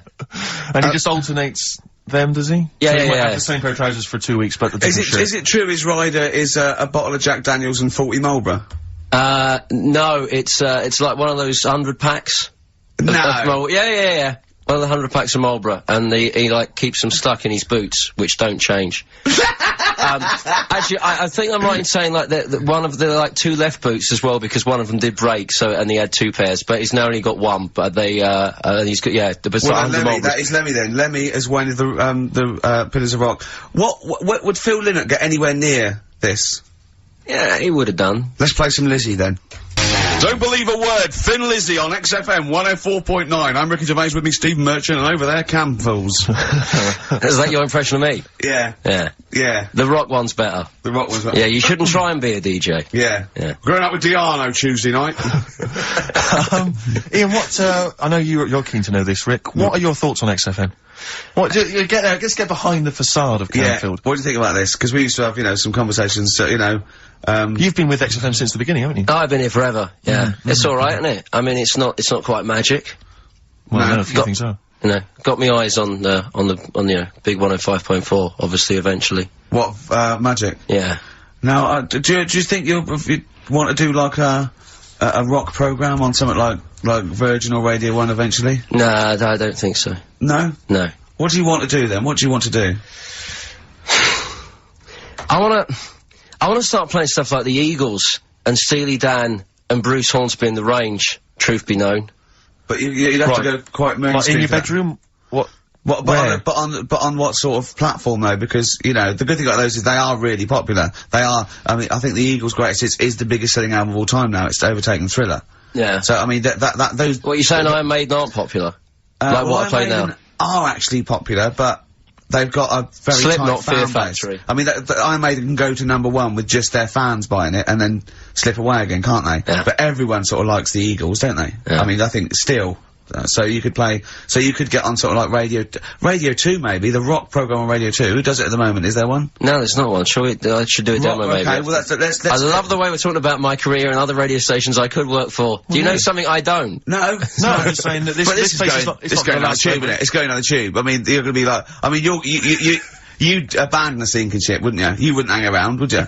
You wouldn't fiddle as Rome Byrne. I mean, we got a couple of pies cooking in the States, so we're not going to be here to keep it afloat. No. You know, the weekends. But we want to take the good guys with us. Right. So, when this crumbles and they make it into a car park for Capital, I want to see you on Radio 2, Friday nights, 10 till 12, pure rock. Exactly. Do you know what I mean? Absolutely. Right, well, that's the pitch, isn't it? Friday nights, 10 to 12, pure rock. Okay, if anyone's listening to the BBC, it's Camfield. He is the new Vance. Molten Metal, maybe. Molten Metal. That's good. My only concern with TV work for Ian is he doesn't look like the obvious rocker. I mean, people are listening, they probably imagine he's got the long, greasy hair, but that's the modern look. T-shirt. Lots of modern bands now, they've got, I'm not slagging off, I'm just saying I wonder if the they've fans... got short hair. It's not all long hair and strange beards and tattoos, No, is it? the days of them all looking like Lemmy and smelling like Ricky are well and truly gone, you know? Yeah. Have you ever had the long hair? Have you ever gone in for that? No. Never tried that? No. But I've got bullet belts and stuff like that. Right. You know, if you'd have wanted me to dress up, I would have dressed up and brought CDs. I mean, obviously I should have prepared more for this show. Sure. Yeah. We're gonna play some classic rock, aren't we? I think we're gonna play The Who. We got Jump, Van Halen, that's a classic, isn't it? Yeah, I think I've got that about 5 times on every driving album I brought in for you. Okay, and so... Are we gonna play Since You've Been Gone? Yes. Yeah. What's next? British Sea Power. Yeah, I thought we should play a couple of singles that we've enjoyed over the last year or so, and this is one of them. Carry On, play at Camfield. And don't forget, Paul Di'Anno and Santa Claus is Coming to Town's coming on as well. Paul Di'Anno doesn't snort ants, he snorts anteaters. Carry On from British Sea Power on XFM 104.9. Not bad at all. Now, listen, we should just point out to people that Karl's away, and we always slag him off because he provides very little.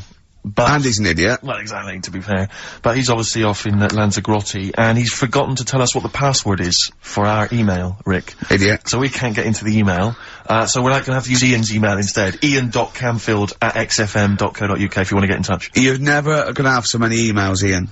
Really? Yeah, Right? you're gonna be looking at them all week. It's gonna be brilliant for you. You're gonna feel really popular. You know what Heat described Karl as a bald little mank twat. Nice. Karl was going, brilliant. Is that allowed? Is that alright? Yeah. Bless him. Bald little mank twat is back on the 3rd, isn't he? Well, if there's one thing that magazine's Well, good was at, he it's suggesting you accuracy. can't be regionalist? What? Was he suggesting you can't be regionalist? Is that allowed? No, I just think it's a familiarity of, it's just because we call him a bald little mank twat, that a national magazine can say that.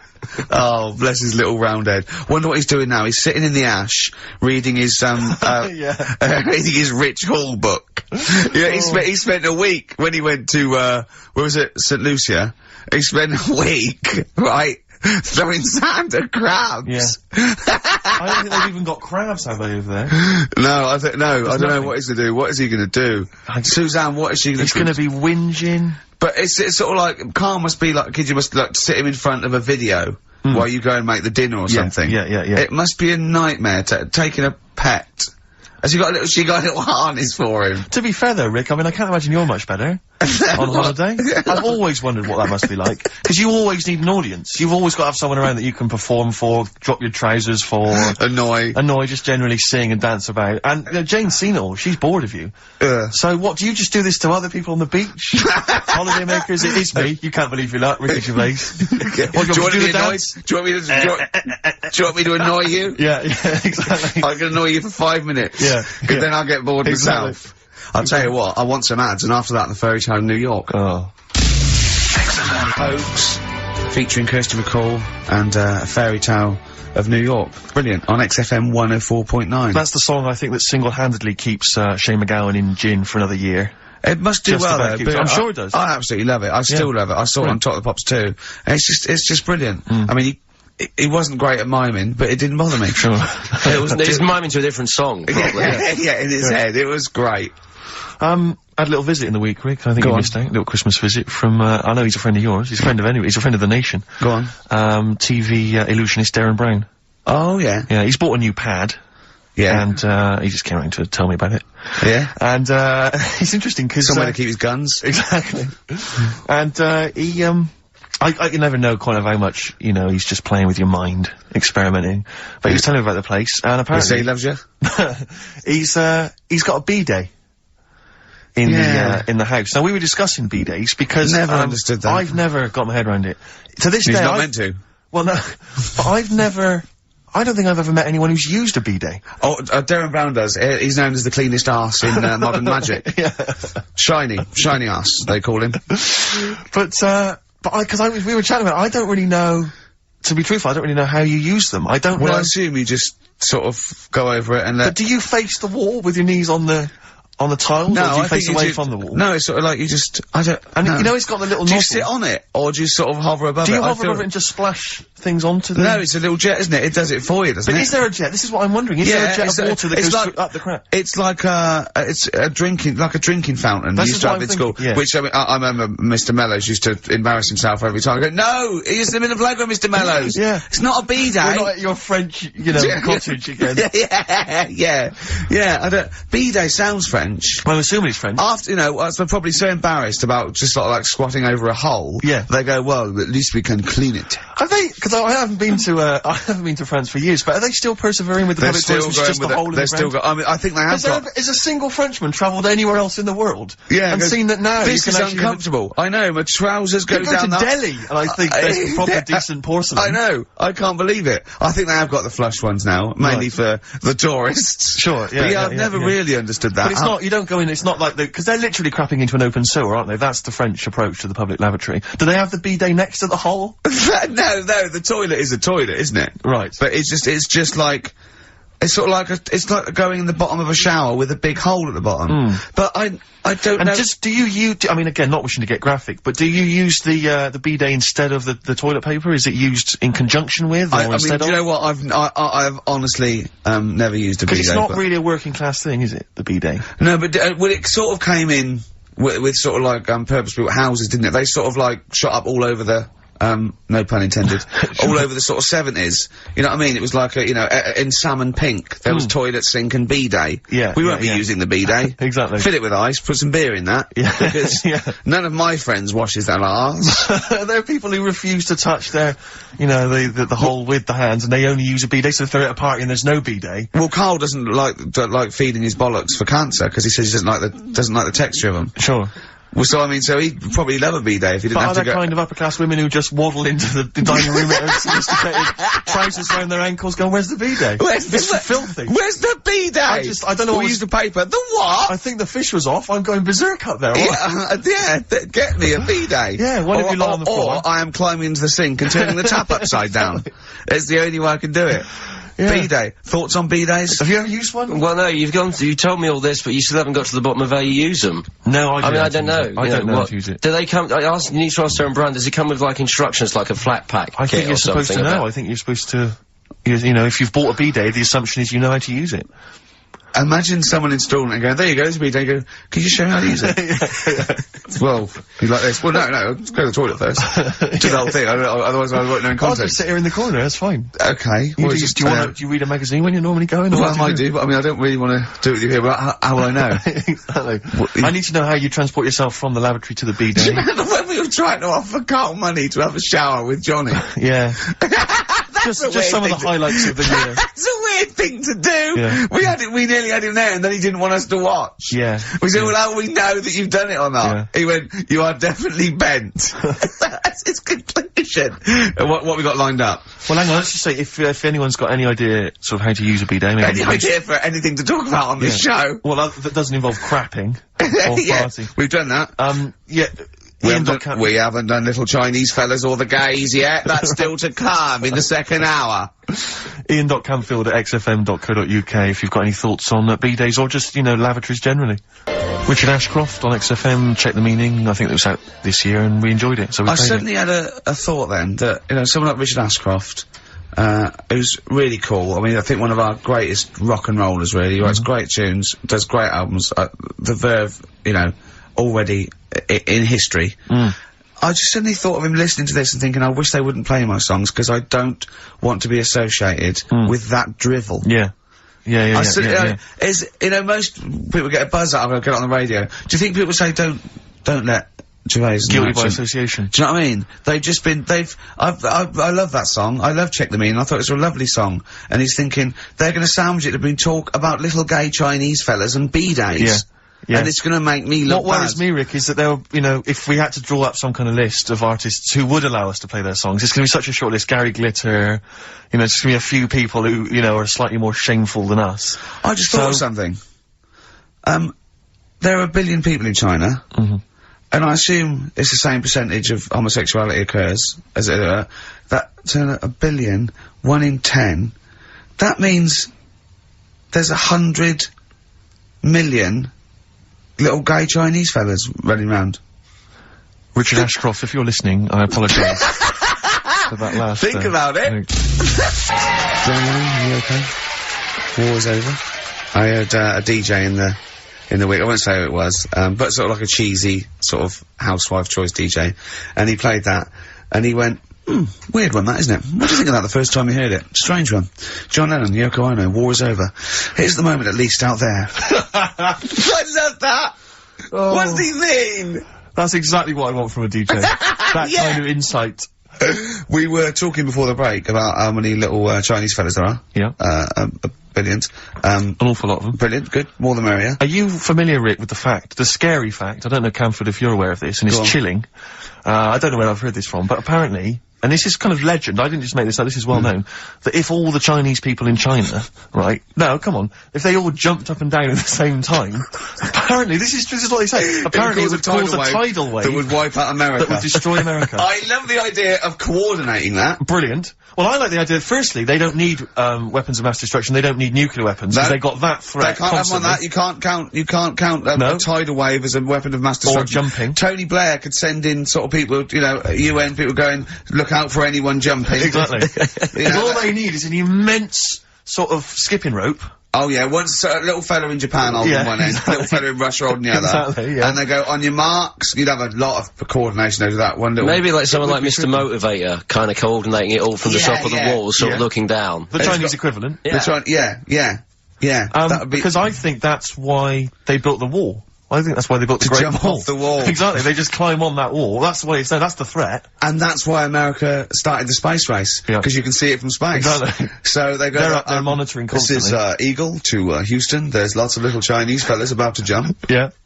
This is Houston. Are they wearing them lampshade We just need to hats? confirm they're Chinese. Are they wearing those, are they wearing those conical hats that look a bit like a lampshade? They Yes, are. They are. We just have to confirm they're Chinese. Because if I was the leader of China, what is the name of it? Is he the king of China? We're so ill-educated, Is aren't it we? the king of China? The It's czar not of a king, China? is it? What is it? Is Chairman Mao still there? Is he It's still chairman someone. Chairman someone else probably. The new Yeah. chairman. I Or don't chairwoman, don't be sexist. And, Actually, you know when I said there's 1 billion people in China, so there's 100 million little gay Chinese fellas. Yeah. Someone phoned up to say half of them are women. yeah. Well, of course. Yeah. Straight on the phone with that. Well, I meant little lesbian fellas or little gay fellas. Yeah. I mean, I wasn't being sexist. But if I'm I just was- saying there's probably 100 million little gay Chinese people. What worries me, Rick, is if I was the premier of China, or if it was some of the people I went to Is school it with. premier? Oh, whoever it is, the king of China. If I was the king of China, right? Isn't he the king of China and king and I? Or is that he's somewhere else, isn't he? That's Siam, isn't it? I don't know. Is that not, rubbish, aren't we? is that not in China? We're not. Where's Siam then? We're not. It's still on now, isn't it? I don't know. Or was that? Oh my God! Someone educated listening must be tearing their hair Yeah, out, screaming listening at to 3 buffoons But in listen, a room. if I was the king of China, let's assume he's the king of China. Okay, yeah, you'd be tall.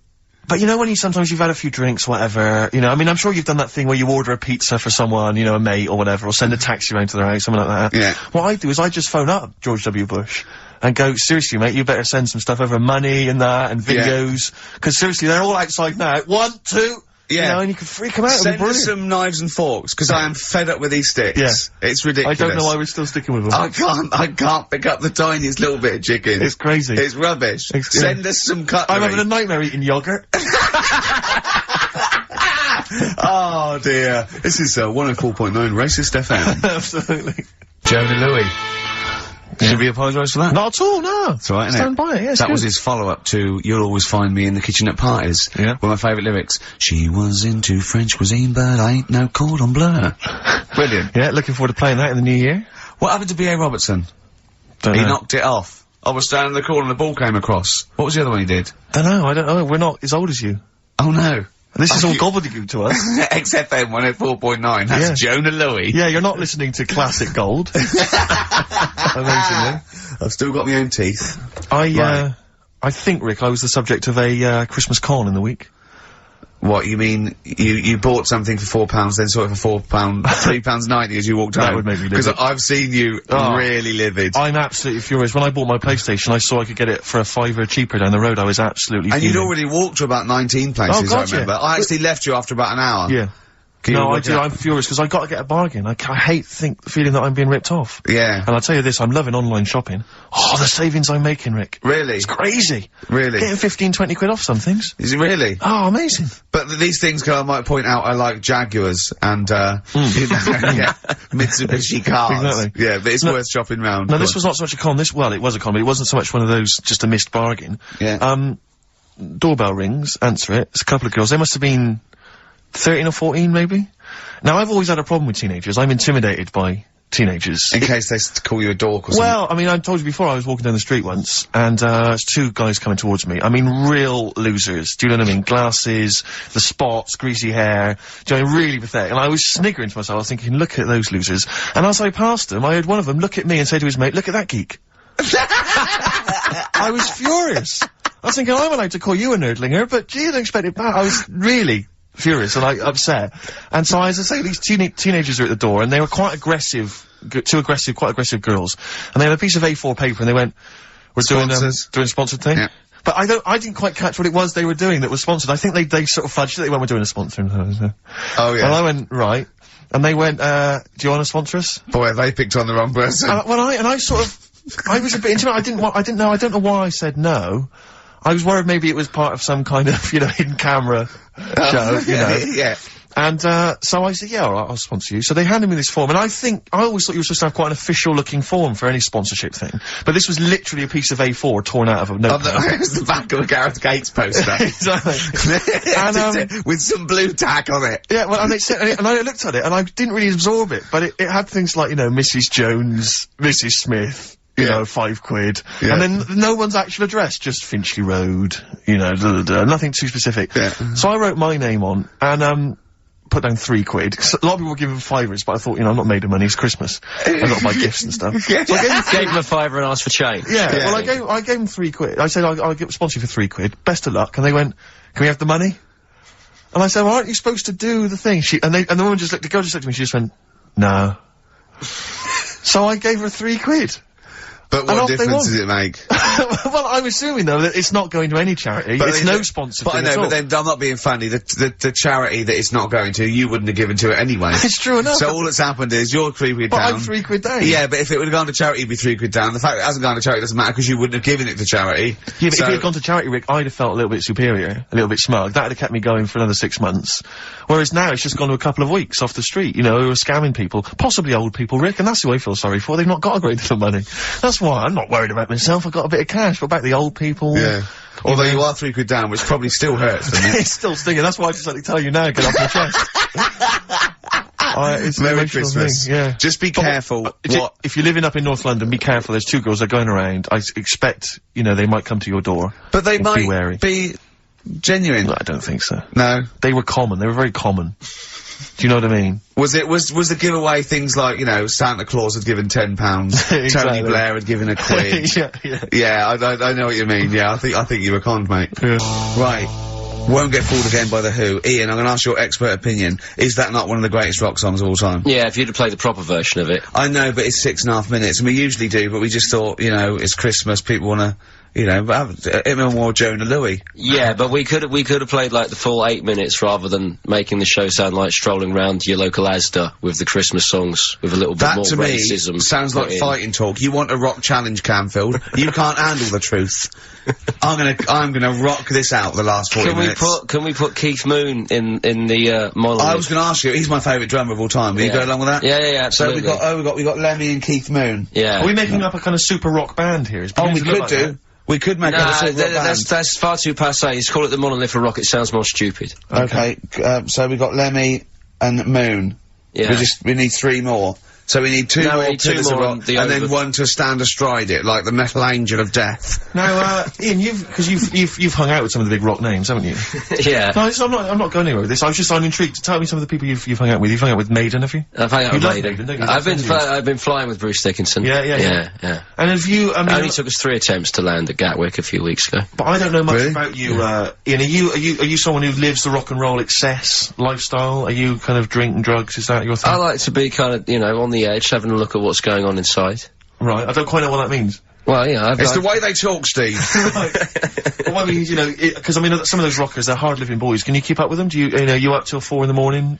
Oh, 4 in the morning. Yeah. 4 in which Hey, morning? Daddy-o, man. We're going out about 4 in the morning. Carl reckons the gays go out late. His favourite song is The Killing of Georgie, right? And he went, yeah, but would it have happened if he'd have been, you know, going out a bit earlier? Yeah, well, no, fair point. Yeah. Is that song time specific then? No, but he reckons he probably got, because he was out late. Oh, right, okay. He said there's one that works here, sometimes he doesn't go out till midnight. But, you know, I imagine you a little bit like that, little boy in the film Almost Famous. When you're on tour with the rock legends, do you know what I mean? You're like, you know, the little kid there, maybe the doors are being closed in your face, are they, as they go berserk? Yeah, when I started, yeah, okay, yeah, but now, you know, I insist I I have... see you as one of theirs. Yeah, access all areas laminate, you know, I mean, I can enter venues now with a big bottle of Jack Daniels, I don't get stopped. Yeah. And Really? but seriously, have you, without naming names, obviously, what excess have you seen? Have you witnessed anything? Or have people calmed down now? Are these rockers clean living now? Depends who you're talking about. Sure. Yeah. Is there anything going on like the days of, you know, Ozzy and Motley Crue? I haven't seen, I haven't seen any red snappers, like with Jimmy Page. Do you know that story of mine? I can't talk about it then, forget about that, yeah. Oh, is it disgusting? Yeah, well, yeah. But is it no, worse than talking about B-days and Ricky's farts? Kind of. Right, okay. Yeah. Yeah. Yeah, I know. You wouldn't want the instruction manual as to what happened with Red Snapper, like you do with the B-days. Sure. God.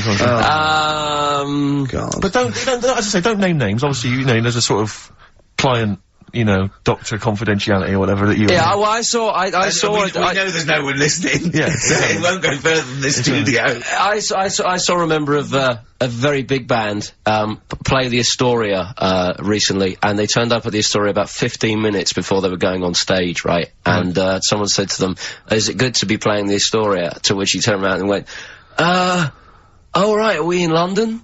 Really? Oh dear.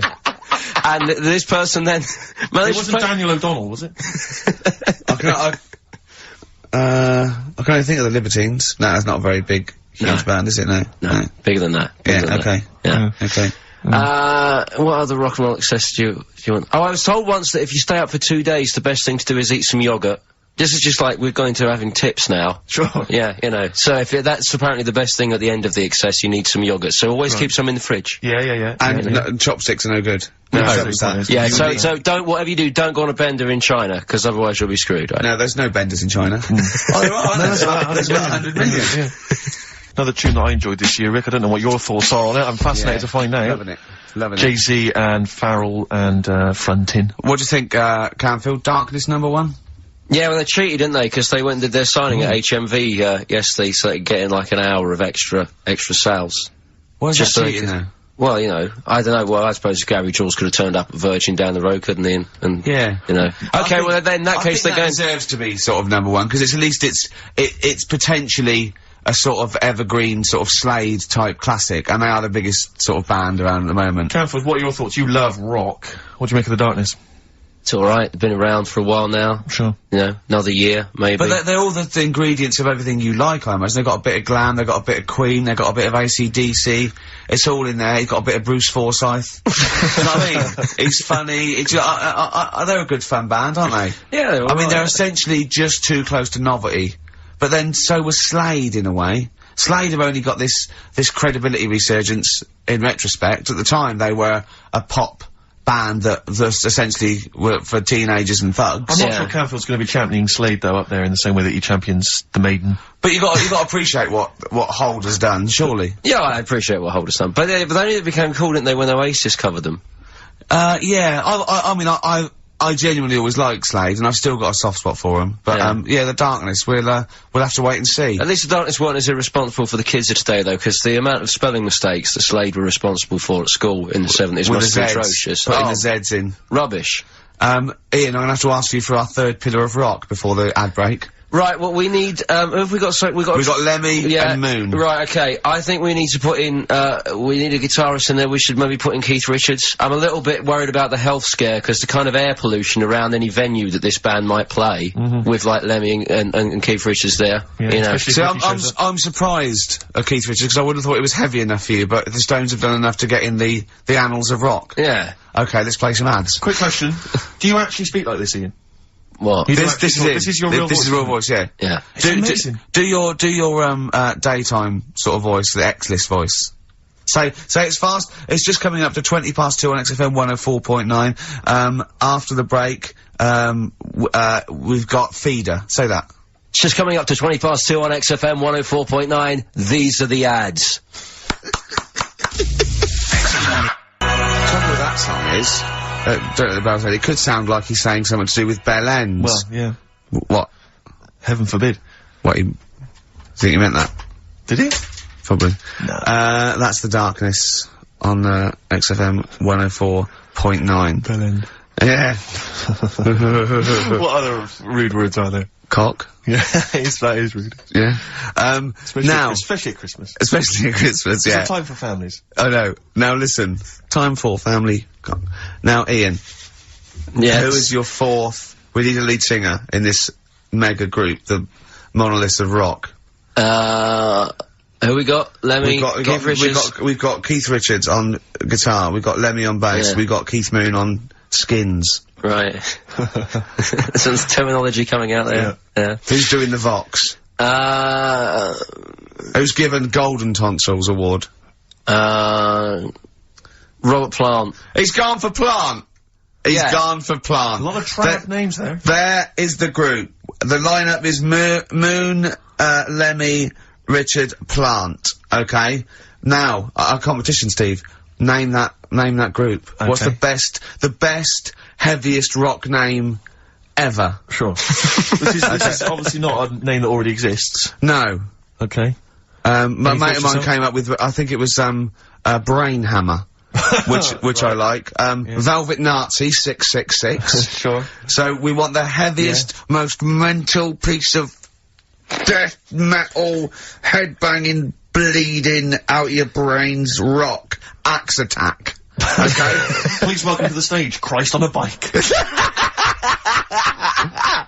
Please welcome to the stage. Oh, look at you! That would be great. Yeah. That would freak out the metlers. Yeah. Cheeky. Yeah. Oh, now listen. They need a manager. They need someone who can introduce them. They need someone to stand astride them. Who is the leader now? Who is the king of all that rocks? Well, it's obviously Tommy Vance, isn't it? Do you know what worries me, Rick? We've said Vance a lot today. I'm wondering if the kids today, do they know Tommy Vance? Are they familiar with him? If they don't know, they shouldn't be listening. Okay. Fair enough. So, Vance is their manager. He needs to, they're on at Wembley. He's got them on at Wembley. They're the greatest rock band of all time. We need the name. Please welcome to the stage. What are they called? Phone in, email in, and the prize, we're gonna get some... We'll rummage through the bins as Karl normally does. Get some old tat like Karl does, some VHSs, some CDs, greatest air guitar ever. Max. Yeah. Do we need to give out the numbers and stuff? Well, can email, don't can't get they? phone in. You don't want to talk to him, Ian, seriously. No, you don't want to, you know when, what's his name says to Agent Starling as she's going to meet Hannibal, don't let him inside your head. Yeah. Don't talk to the listeners, Ian. Exactly, it's very much the same Please thing. I'm a bit concerned that my email's going to be besieged by people sending you links to how to clean out the bidet. Well, that's all right. The week. But what's the most mental, head-bleeding, banging, brain hammer operation this band can be called? Call in. Rick, because it always amuses me if you, I mean, I know it's cruel to put you on the spot, but so some of your former band names have always amused me. Well, the worst. The worst one? Well, I'll just leave this. Ricky's had a number of bands over the years. What was the worst one? Ready? Get ready to play that record, because I don't want any aftermath. No, hang on, before you tell me, what was the one, because these pictures of you, like, when you're a New Romantic keep on being published, but... That was Shauna dancing. Yeah, but someone... That's pretty bad. But someone told me, they were like, oh, ask him about when he tried to be Bon Jovi. Can you imagine such a thing? I know the name you're thinking of. Right, here we go. Play the record, immediately I say this. Ready? For Sacred Hearts. Play a record. Blair on XFM 104.9. I forget the name of that track, but it's good.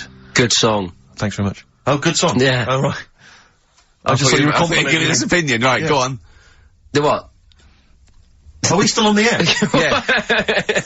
What are we doing? Merry Christmas. We got someone on the line. Oh, right. He's here. Who's that? Ricky, Yeah, go on. it's Jonathan, how are you? Good. It's only TV's Jonathan Ross. Ross, turn your radio down, you idiot. I'm here. I like to, I haven't got the radio on, what are you talking about? We can hear the feedback.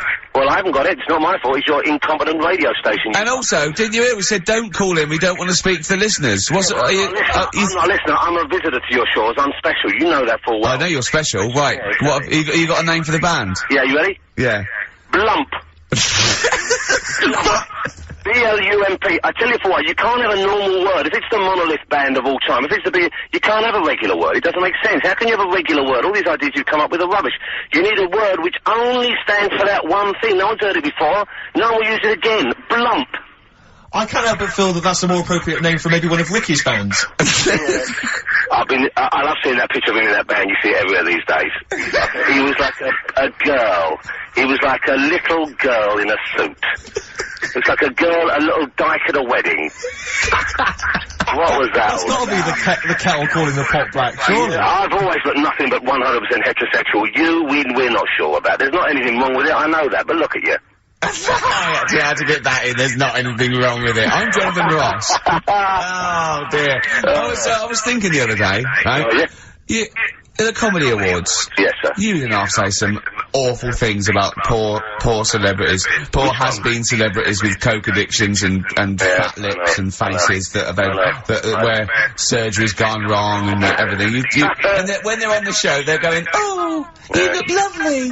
Yeah, Oh, I'm nice so to good. well, I'm nice to them to their face, but obviously when I'm not with them, I like to let my true feelings be known. What's wrong with that? That's how everyone Well, I'll tell you what, you can get anything off your chest you want on this show. Any celebrities you want to talk about? There's no one listening. Yeah. It's just between me and you. A lot of people listen. They listen to my show, and after they've had a few hours of, good laughs, they like something bland to just cool them down afterwards. So they flip over. We know this happens. Did you mention my DVD on your radio show? You know what? I forgot to. I forgot to mention it. Christ! I meant to mention by the office, but I forgot to mention it. And then I thought afterwards, it's not like he needs the cash, is it? It's not like he needs it. It's not like it is, but he's probably earned more money in a shorter space. You're like a lottery winner, and you've got about as much taste. You're like one of those burglars who's won the lottery. I am. I'm dressed like an Albanian window cleaner at the moment. Burglar from Reading who won the lottery, and now he's fritting it away on what? I do feel sorry for my neighbours. I've moved into a really nice place. I feel like it's the hillbillies. No, it's nice he's moved in though, because it's nice. He's given them something to sort of talk about behind your back. You've united the whole block. Right, go and play with some Japanese wind-up toys now. I'm going home to play Mario Double Dash with my son. It's going to be a good afternoon. I phoned you once after I finished my show. It was about 5 minutes past 3. Yeah. And I don't mind if I said, how you doing? You went, it's brilliant. You said, this is what you said. You went, everyone's out, Jane's taking the kids out, I've already masturbated twice, and I'm playing with a new Japanese toy. I'm masturbating now. Yeah, Kings of Leon, Wasted Time on XFM 104.9. Sorry, I was sidetracked there by just some of the band names. And now listen, I want to put in 2 of my own. I want to win that pile of tat out there, right? I've got 2 names here, okay? We should just remind people in case they've just tuned in. Oh yeah, Ian Canfield has chosen his, mega band of all time. He's got Keith Moon on drums, he's got Lemmy on bass, he's got Keith Richard on guitar, he's got, who have you got singing? Robert Plant. Robert Plant, and their manager is Vance. But he needs to announce them at Wembley Arena. They're already sold out. They're at #1 in the album charts. They're the greatest rock band of all time. And I've got 2 suggestions. Okay. What about this? Please welcome to the stage. Tungsten lung hemorrhage. Yeah, good. Yeah? Please welcome to the stage. God Dildo. God dildo, interesting. Nice juxtaposition there of God, the almighty creator, and a dildo. Nice use of some contrasting imagery there. Yeah. Powerful and topical. Tungsten lung hemorrhage. Yeah. We've had a couple also on the email. People didn't really include their names, but who cares? Please welcome to the stage, Balls of Steel. Balls of Steel, Well, yeah. And we've had like Brain Hammer. Yeah. Brain Hammer's good. I Lots like of Brain Hammer. brain-related stuff. Quite liking the idea of tumour fish. Tuna fish, I like. Tuna fish is very good. I like tuna fish. I just wonder if there's one more contender. I don't know who this was, Ian, that phoned in with it, but possibly it's topical. Deathly Hem. Yeah. Deathly Hem. It's brilliant. Oh, it's Deathly Hem. Please welcome to the stage, Deathly It's Hem. Deathly Hem. Who's that? We've got to give it to I don't know who that was. Oh, but, well, if you came up with Deathly Hem, email again. Deathly Hem. It's the greatest name for the greatest rock band of all time. Will you please welcome to the stage, Deathly Hem. It's Golden Tonsils. Isn't it? I was going to go see him once at the Camden Underworld about a year ago, and they had this sign up, right, saying that Graham Bonnet, who sung that song, had cancelled, right, and it said, God willing, he'll be performing tomorrow. And just in case you thought he cancelled because maybe no one bought any tickets, the doctor's certificate was beneath the cancellation sign. Brilliant. Well, we've sung that a couple of times drunk, haven't we, Ian? Oh, but At the top of our voice. We have done it. It is the best ever. Yeah, it is. Ben has won whatever you're giving away. Yeah, Ben a big came pile up with of Deathly crap that Hem. we've got. Yeah, Deathly Hem. Yeah. I mean, if you are in a rock band, you're looking for a name, and you think you deserve that name, then, you know, write to us. We want to know that you're really heavy, and Ian Camphor would officially hand over the deeds of the name Bethlehem. Deathly Hem? Deathly Hem, yeah. Deathly Hem. They only play at Christmas. You only play, like, big venues at Christmas, and it's all things about, like, fighting, like, good versus evil, and God versus the devil. And you gotta write songs like that, yeah. Yeah. Deathly Hem on XFM 104.9. Perhaps that the debut should certainly be a concept album based on the Nativity play. Yeah, Brilliant. Nativity, yeah, that'd be just good. the whole kind of Old Testament in kind of rock form. Yeah. With like, it'd be extraordinary. It's the battle for humanity. Yeah. It's called, Humanity Manatee, and it's a fight in the ocean of hell. Yes. Sure. Yeah. Sure. Yeah. I'd like to see a serpent. Maybe pictured That'd be a somewhere. serpent, isn't it? Track There's a serpent. Track four. Yeah. Track 4. Yeah. I think we should give massive props and suitable regards to Ian Camphor. He's come in, he's pressed the buttons. He stood in for an idiot brilliantly. Yeah, He has stood in for the retarded It's a shame ball. that you've not displayed some of the usual incompetence that we've come to love and expect from Karl. It's a shame. Okay, well, You are the greatest DJ in the world, though. The way you sort of, like, drop Press these... buttons. But, you know... Every time I've pressed a button off air, Ricky's been going, oh, what great DJ. It's great, though, 'cause he ends it, it's just brilliant. I mean, we're lucky if we can talk with the mic on. That's the title, not talk over a record. We did some great links during the ads. Yeah. And, of course, Jonathan Ross, masturbating. Live on air. Just looking back at some of the highlights of You this don't get week's that show. on Capital Gold, do you? Like Tony Blackburn getting a call from Fluff Freeman going, alright mate, I'm knocking one out. Yeah. Well, have a lovely Christmas. Have a bloody great Christmas, Have mate. a bloody great Christmas. It's the best of next week. Yep. The best of the last few weeks. Yeah. With some tat, you know, Carl's put together. We're Look back in forward to that. January. We're playing some of our favourite songs of the year. I'm next looking week. forward to seeing Pilker's tan and Pilker's pictures from his holiday. covered in ash from the beach. Yeah. And we're back on the 3rd, I believe. But Ian, do you want to introduce us? This is Ian's choice for the day. Yeah. We'll see you next week in spirit, and then we're back on the 3rd with Pilkers. Over to you, Kampf. Enough of Jonah Louis. This is Paul Di'Anno, ex of Iron Maiden, doing Santa Claus is Coming to Town. That was the record before us, and here we are, pre-recorded, because we did this a few weeks ago, because we're not here at the moment, are we? We're away on that. I'm Ricky Gervais, with me Stephen Merchant. Hello there. And Karl Pilkington. Well, He's not actually with us. No. He'll be in some of the best of clips that will be coming up shortly. yeah, this is just us, isn't it? This is just us. We did this. When did we do this, Rick? A couple of weeks back. Hold on, what is it? What It's day the is it? 27th today. Yeah, I enjoyed Christmas. I loved Christmas. I love Christmas. I had I a love great Christmas. time. What did you get? Loads of presents. So did and I. I'm glad they made it to #1. I'm really glad. Stroke, he, she. Yeah, I'm really glad that the pop idols, Cliff Richard, Westlife, made it to #1. Bo Selector. Bo Selector. Yeah, just delete that as, Yeah. Okay, well, we're gonna play some of the best of, some of the greatest moments of the last 3 weeks. Yeah. Ever heard on XFM 104.9. What about this? Do you remember this one? Oh, which one is it? I'm Ricky Gervais, with me Steve Merchant. Over there, Karl Pilkington. The man who believes anything. I think it might be a condition due to his little round head. It's sort of like, it might be a new condition that we can call cranial spherity. And because it presses on his lobes, and the only sort of upshot of that is, he's normal in every way, but he believes everything he reads or sees on Anna Nova. Alright? Talking of which, Rick, I don't really follow the news. No. It's mainly boring, innit? Wars and stuff. Yeah. But I didn't know... Well, yeah, it is a war. It's just, it's all this nonsense before and after. When it's a war, it's, you know, it's in the middle of the war, you can watch it on telly. True. You get results, you know what I mean? Like, you know what I mean? Yeah. Like a test match or something. But it's all this rubbish before and after. It drags on. This recent war seemed, I thought, just generally, it was better presented than the previous one. Because I remember the first Gulf War, it was often during the night, and I couldn't stay up. Yeah, because I think the American had rights to it, like the Tyson fight, so we had to get it at 2 in the morning. Exactly. Which is annoying. They had it, you know, their prime time and that. Yeah, and a lot of it was in black and white as when the bombs went in. When the bombs went in. So, this time there seemed to be a lot more colourful stuff. Yeah, it's much better coverage. I think there should win awards. Yeah, well, I'd like to see for it. awards, So, like Channel 4 won for cricket. Yeah, I mean, there's a few times as well I was quite pleased to see they actually had footage of the bombs exploding. Yeah. No, good. Well done. Generally, you know. Good on you. Well done. Good on you.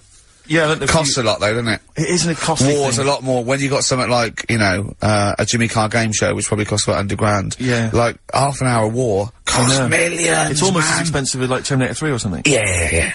But I mean, you know. But then, you know. You got a variety. Exactly. Sorry, Steve, you were talking, mate. Well, no, I just wanted to make sure you're aware that the World Elephant Polo Championships have taken place. I did get it. I think they mentioned it on, we won, didn't we? England won. Yeah. Well, my question is, where have they been practicing? I don't know. Do you remember ever at school anyone ever saying to you, are you interested in playing, polo with elephants? Do you reckon it was 5 blokes in pith helmets kept sneaking into a whipsnade? Possibly. What are you doing, lads? We're practicing. Get down. Yeah. Get off them elephants. Yeah. I didn't even know he had a team. I can't believe it. No, but it's like Johnny Wilkinson and the rugby lads, they're gonna get MBEs, all sorts. The elephant boys, the elephant polo boys, nothing. They're gonna get nothing. I haven't seen their son talking like to be fair, it's not like horse polo where I don't think there's a stick long enough. I think the elephants kick it, don't they? I think you might be right. I think they're not allowed to use their tusks.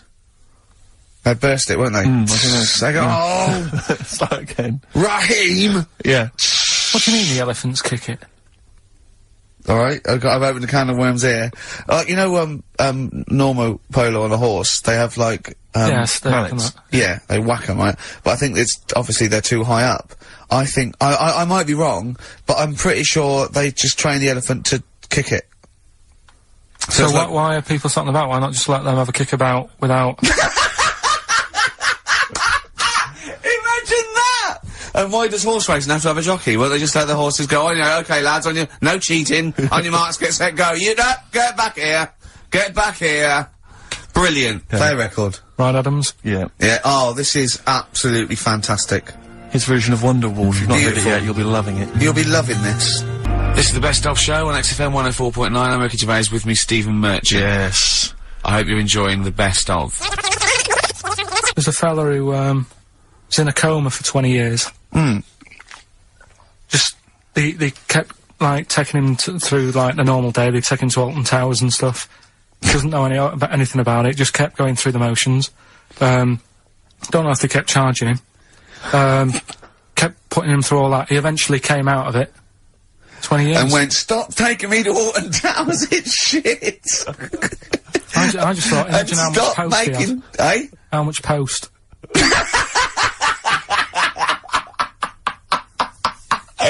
Oh, Did you read about that guy in the paper, Karl? He, sorry, on the internet. He in about, I think it was about 1984, 85, he had a terrible car accident. But this must be it. He went into a coma. This must be what he's talking about. Well, they didn't take him to Alton Towers. Of course they didn't. but you've got to try and decipher the truth from the conjecture, from the thing that I mean, don't forget, Karl says, realises that he's had a dream. He talks to Suzanne and goes, that was good, wasn't it, last night we were in the plane? She goes, no, that's a dream. He goes, oh yeah, where's my cornflakes?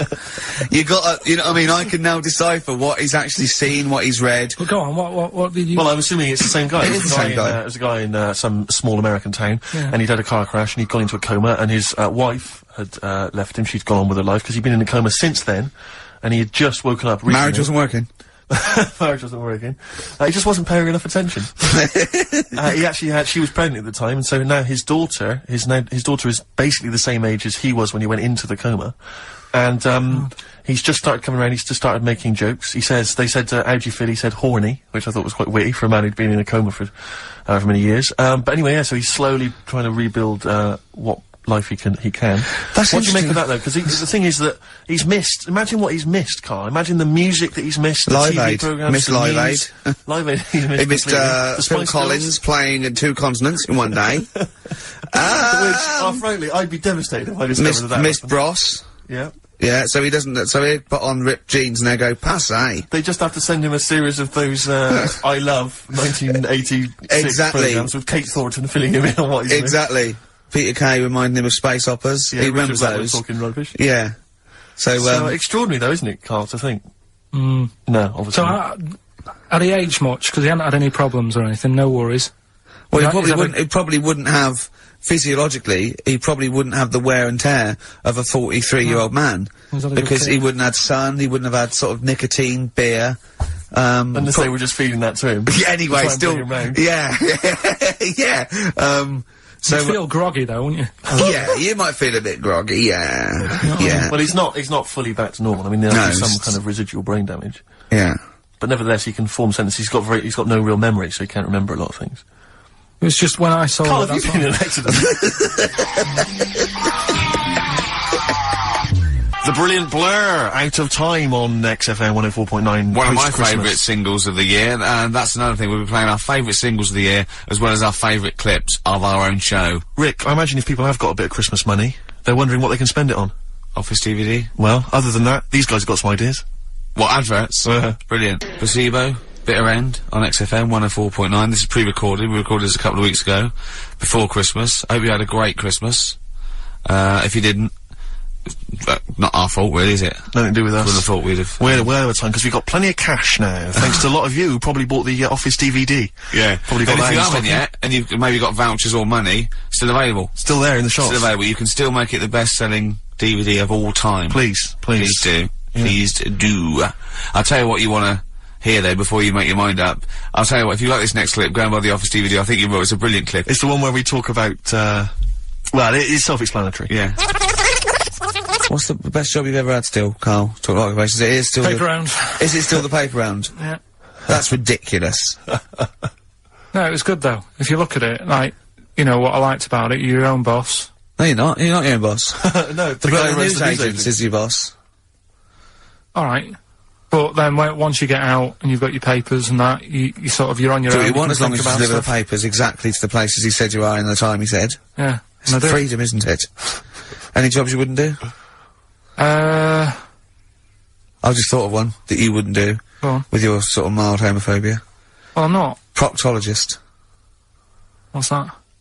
Basically sticking your finger at other people's arses. Right, well, I wouldn't do that, no. Why have you got to do that? What do you mean, why have you got to do Well, that? why does anyone need that doing? Does they got to look if they've got an arseache or something? Which trainee doctor makes that their speciality? Do you know what I mean? That must be, right, we got a place for proctologists, and it's you, Meadows. You came last. Oh, seriously, what? I'm not the arse doctor, am I? Yeah, you came last. Oh, I'm a bum GP. I can't yeah, believe it. yeah. You got to, oh, I can't believe this. Yeah. Tell you a job I don't like. What? I wouldn't want to be doing. The woman, there's a little woman who sits in the little snack stall on Finchley Road station. Yeah. And I don't know how to describe it really. She is surrounded by snacks. She can't move for snacks. It's Does like it look like American Beauty, but with not different... dissimilar to that. Yeah. It's a little hut on the station, and it's like if you go to the seaside, you can put your head through one of those cardboard cutouts, and it looks like you're a big fat person, whatever, and you Yeah. can have your photo taken. It's like an equivalent of that, but it's just snacks everywhere. She's got bananas up to her chin. She's got chocolate coming into her eyes, crisps either side of her. She can't move. She can't do 360 degrees. She's like packed in there. I don't know how she gets in there. I think they put her in there first, and okay, pour in the bananas. Yeah. And then they go pour in the nuts. She has 2 hours of makeup before they exactly, yeah. dressing her in there. Because I'll ask for something from the fridge, and she cannot turn her head to see. She has to go by feel alone, just to feel the fridge, and get stuff out and pass it. And often I'll say, that's not what I wanted, but she can. You've got to let her off. It's extraordinary. Dear. But there's no music playing, Does she have nothing. to sell her way out of it? Exactly. If it's a slow day, she's stuck there till the next day. Yeah, it's like a world-breaking attempt. Yeah. Carl, what job wouldn't you want to do? Well, any job. You're a lazy... You're joking, aren't you? I've done loads of stuff. I'm quite happy now doing what I'm doing. Yeah? You look happy. I think You sound happy. Yeah, I mean, calm down. You on drugs? I'm alright. Are you on E? E? Before England have won and that. I'm happy for them. Yeah, go on, happy for them. I'm happy in that. Yeah, what do you mean happy for them? We are England. Happy for us? Yeah. I mean, we didn't play. I did very little towards it. No. It was mainly Johnny Wilkinson. Yeah, I barely contributed. Switching on the TV was about as much as I did. Exactly. And shouting, come on! Yeah. Talking about jobs and that, though, I was reading the other day about, like, you know, rubbish jobs that people have had and stuff. I haven't got time when I'm at work, man. I just get on with it. I'm not squiddly diddly. Fingers in pies, different jobs. Go on. Do you know Ivor the Terrible? Ivan. He, his Russian, that was the Welsh fella. It was bloody awful, but not as bad as his Russian cousin, Ivan. Go on. He had a fella doing some work for him, right? This fella built his house. After it was done, right, the terrible fella was like, fella Ivan. He was going, oh, it's brilliant, you've done a good job there. Yeah. I don't want you to build another one like that. Took his eyes out. Just stopped him making an house like that. Another one? Blimey. That's bad, isn't it? Why didn't he take away his trowel? Then he could have seen, but he couldn't have built a house without a trowel. You can't build a house without a trowel. Yeah. I suppose he probably later thought that, once he'd been nicknamed Ivan the Terrible. Yeah, yeah. He thought, why? Because you gouge people's eyes out. Yeah, but I didn't want to build another house. I know, but... Take his trowel away. What would I have been then? Ivan the Crafty at most. Exactly, yeah. Ivan the Jealous, you know, Ivan the spoilt brat, but... Yeah. Gouge someone's eyes. That is bloody terrible. I'm surprised you're not called Ivan the... Do you know what I mean? You're gonna get on in history like with Vlad the Impaler. Yeah. He's mainly remembered for impaling people. Yeah. He did a lot of other stuff. He did a load of great charity work he did. The impaling is the thing that's really gone down in history. When were you reading about Ivan the Terrible? No, it's just or Ivor the Terrible is the thing you remembered from this informative article? No, it was just little bits like that. Talking about him, there was a thing about, someone who worked for that fella who painted the ceiling. Sistine Chapel? Yeah. There was a thing, a woman who worked for him in his house. And, I love how you assimilate information when it's just bordering on the academic, or just the interesting and true. It's wonderful. Ivor the Terrible gouged someone's eyes out 'cause built him an house. That fella who painted that ceiling had a woman work for him. Imagine if you wrote that down in an essay. Imagine if you wrote that in a school essay. Well, you'd probably end up with not getting a grade, or... Yeah, or thinking you turned up to more than you had. Exactly. Anyway, the woman who lived with... Yeah, the woman who lived in a shoe, go on. Yeah, there was this woman who lived with him, and, she used to, like, you know, go out and do all this shopping and that. Yeah. But because she couldn't read or write, he used to have to draw everything that he wanted. Why couldn't he just tell her? I don't know. No, wait. That's an excellent point. Could she talk? Yeah, but if it's a big list and that, loads of different coloured paints. But why couldn't she draw on a piece of paper? Why did he have to do it? Because he's a better drawer, isn't he? That's the point. That's it. We were just looking for the logic of the story. You found it. You've done it. Play a record. He's a better drawer. This is the Best Of Show on XFM 104.9. I'm Ricky Gervais, with me Stephen Merchant. Yes. I hope you're enjoying the Best Of. I'm amazed that these are the highlights and that we've strung it out this long, Rick. But the good thing about this is, we're not here, we recorded this a couple of weeks ago, just the links, right? This has taken us about 10 minutes for the whole show. We get paid the same. Why don't we do this every week? That's a great idea. High five. Listen to this clip, it's brilliant. I think that my new TV is too big, Rick. I said that I know, when you I bought don't know it. what I was thinking. But I can't believe it. He talked about this buying it. He's got a bit of cash now, of course. And what is it? 42 inches. 42-inch plasma screen. What did it cost you? $3 grand or Oh, something? don't tell. That's Wow, huge. it's 3.5 ridiculous. grand. £3.5 grand. Big spender. Of course, it's too big. Well, I can't get far enough back in my room, in my living room for it. You know, you're meant to be, I think, 4 times the screen size away from it. Really? To get out from the air. So that's 4 times 42 inches you're meant to be sitting away from it, which is impossible. Yeah. Well, I'll have to just get friendly with the neighbours. Yeah, watch it through a hat. Yeah. If that's the case, though, aren't you better off just getting a portable? What? I don't understand that rule. Well, What are you saying? Well, you're meant to be 4 times the screen size away from the TV. But then what's the point in having a big telly if you've got to keep moving further back? Get a portable. And sit right next to near it. Do see your point. Why do people go to the cinema then? Did you see films that aren't out yet? Fair enough, he's got you there. Done. I tell you this though, I had it delivered, and are you supposed to tip delivery men? Of course you are. I don't know. You see, Well, if I've never had anything delivered before. I never spent that much money. not if it's a courier with an envelope, but if it's a bloke who's struggled up the stairs, I held the door two open for fat blokes with a fridge, then give him a £5 for a drink. But the problem was, I didn't realise, and I was thinking to myself, I wonder if I've got to tip him. And the guy was leaving, and my mobile phone went off in my pocket, Yeah. and I reached in to get it. He put his hand out thinking it was a tip. I went, it's just my phone. And I felt terrible after he left. I didn't know. What was I going to do? Run down the street and offer him a £5? No. No, of course not. No. I'm not made money. I just spent it on TV. Yeah, I got no money, mate. Yeah. I just spent it all on this. I had to clean out my jar, everything, Exactly. the drawers. Yeah, I'd take some, bottles back. The problem was, it took me forever to wire it in. I thought, I'm not going to pay for someone to wire it up, you know. So it took me about 3 hours to wire it in, and it was huge, and I got it switched on, and the first programme that was on when I got it wired in was Bargain Hunt. I'll tell you this, David Dickinson's tan almost took my eyeballs out. It was incredible. It was like X-rays. It was extraordinary, the glow. You know, a huge plasma screen with this orange thing coming out, and he keeps turning to the camera, doesn't he? Just to get you. Yeah, he turns away, you get a bit closer, they go, what's he doing? He just turns around, takes the cornea off. What do you think, Bargain Hunters? Bargain Hunters. Oh dear, that's why I'd buy a plasma screen to watch Bargain Hunt. I mean, it's ludicrous. This is the problem, is because what do you watch? I mean, have you watched anything that's been worth having? The only thing I've watched really worth watching. 24. Well, yeah, 24 works great, but also films. Obviously, that's the main reason I bought it, because films just look amazing on the. Yeah, DVD on the plasma So screen. if you're into films and that, it's just that I only, you know, I've just got the 5 channels and flicking about. I'm not impressed. I mean, I can understand why more people listen to radio and stuff. Yeah. Well, not this one, but go on. Well, when was it? When was the last time I sort of sat down and had time, because I'm always busy doing stuff and that. Sure. Moaning takes up about 3 hours a day. When did Wimbledon finish? A couple of weeks ago. Right. Found myself sat there, right? I'm not having a go. I know we stopped Cheeky Freak of the Week and all that, right? So I'm not going to be having a go. Christ, I sat there. I'm scared. No, I'm not having a go. You've always got to remember that. Go on, just get on with it. Get on with it. I'll apologise after. I'm just saying, watching Wimbledon, it wasn't, you know, one of the major games. It was little fellas in a wheelchair having a game. Little fellas in a wheelchair. Right. But for me, I mean, you know, great. They're doing the sport and everything. Don't put it on the telly. What was up with it? There wasn't like a rally going on.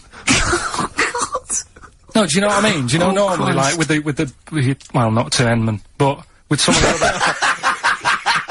with some of the other players and that, they're playing for ages, aren't they? It's like, oh, who's going to win this and that? Yeah. None of that. It was just like, hit it, net. Oh, Christ! Oh, God! I don't know what to do! And people were like sat there watching it as well when they've got other games going on in there. That's what I couldn't understand. If you've paid your money to get in, yeah. I mean, like I say, good on them if they. Do you know what I mean? But it would have been. And they all start first in the marathon. I just thought it would have, you know, given the game a swing ball or something. Yeah. You know what I mean? No, yeah, I understand. Oh, God! Yeah. There's never anything on. XFM in the community. Let's play a tune. Ricky Gervais, Ricky Gervais. Don't put my name to this last link. Don't put my name to this last link. Ricky.Gervais, xfm.co.uk. Oh. Magic, Virgin, if you're listening, we are available probably sooner than we thought. That was Radiohead and They're There. We're Not Here, alright? Pre-recorded. Coming up is, one of Karl's little film things where he puts himself into a film. It's his favourite film. It's Kes. Enjoy it. I love the fact that in pole position, in positions 1 and 2 of his favourite films of all time, it's The Elephant Man and Kes. Yeah. That's brilliant. Yeah. Go on. Alright. Am I leaving the mics open a bit when this is going out, or? Yeah, let's have a listen. Yeah? Alright. So don't talk then, right? Just put that hot dog down, Rick. And this is the bit in Kes where it's the teacher, and he gets up and he has to Glover. talk. What's his name? Is it Brian Glover? No, No, it's the other teacher. The other one. Anyway. Alright, go on. Alright, so, here we go. Things that had actually happened. I've got another one. What about you, Casper? Casper! Alright. Alright? Alright. You haven't been listening to a word I've said, have you? Yeah, I heard some of it, yeah, you... Some of it? Just... No, no. Always somebody, isn't there? Right, now you're going to tell us a story about yourself. What sort of story? I want you to think of an incident that happened to you sometime in the past that is true and that you think will interest the rest of the class. All right? Right. What about, I work on a radio show at the weekend. Well, are you going to tell us about it? I just do, it's 2 hours, and it's with Ricky Gervais and Stephen Merchant, and, just sort of play music and, you know, tell stories and stuff. What kind of stories? Well, whatever. Like last week it was science. We were talking about, this lad who was growing, a knob on his arm, so it's weird. It's tricky, sir, because, like, with Ricky, he gets bored quick and he won't listen to the stories, and he'll start squeezing my head. All right, I'm not interested in what he does. That isn't normal, is it, sir, that? I mean, it sure is a bit gay. Is he? Just messes about, though, do you know what I mean? I try and, like, come up with good stuff, like monkey news and, like, quizzes and stuff, but then he'll just, you know, Ricky will just mess about. I mean, on Saturday he did it again, he squoze me head. How do you spell that? Squoze? S-Q... Well, you're going to show it on the board. This is a new word to me. Squoze is S-Q-U-O-Z-E. Right, now tell us what it is. It's when he gets me head and he puts one hand on the back of it, right? And he puts the other hand on the front of it and he just sort of swivels it. Swivel, right down the bottom. Oh, swivel's not it's spelled S-W-I-V-R. How many times a day? How many times a day does he swells it? It depends what time he gets in. If he gets in about 12:30, he could get a good 3 in. But I think, you know, I don't really want to talk about. Really don't you? Well done, Billy. Big hand of applause.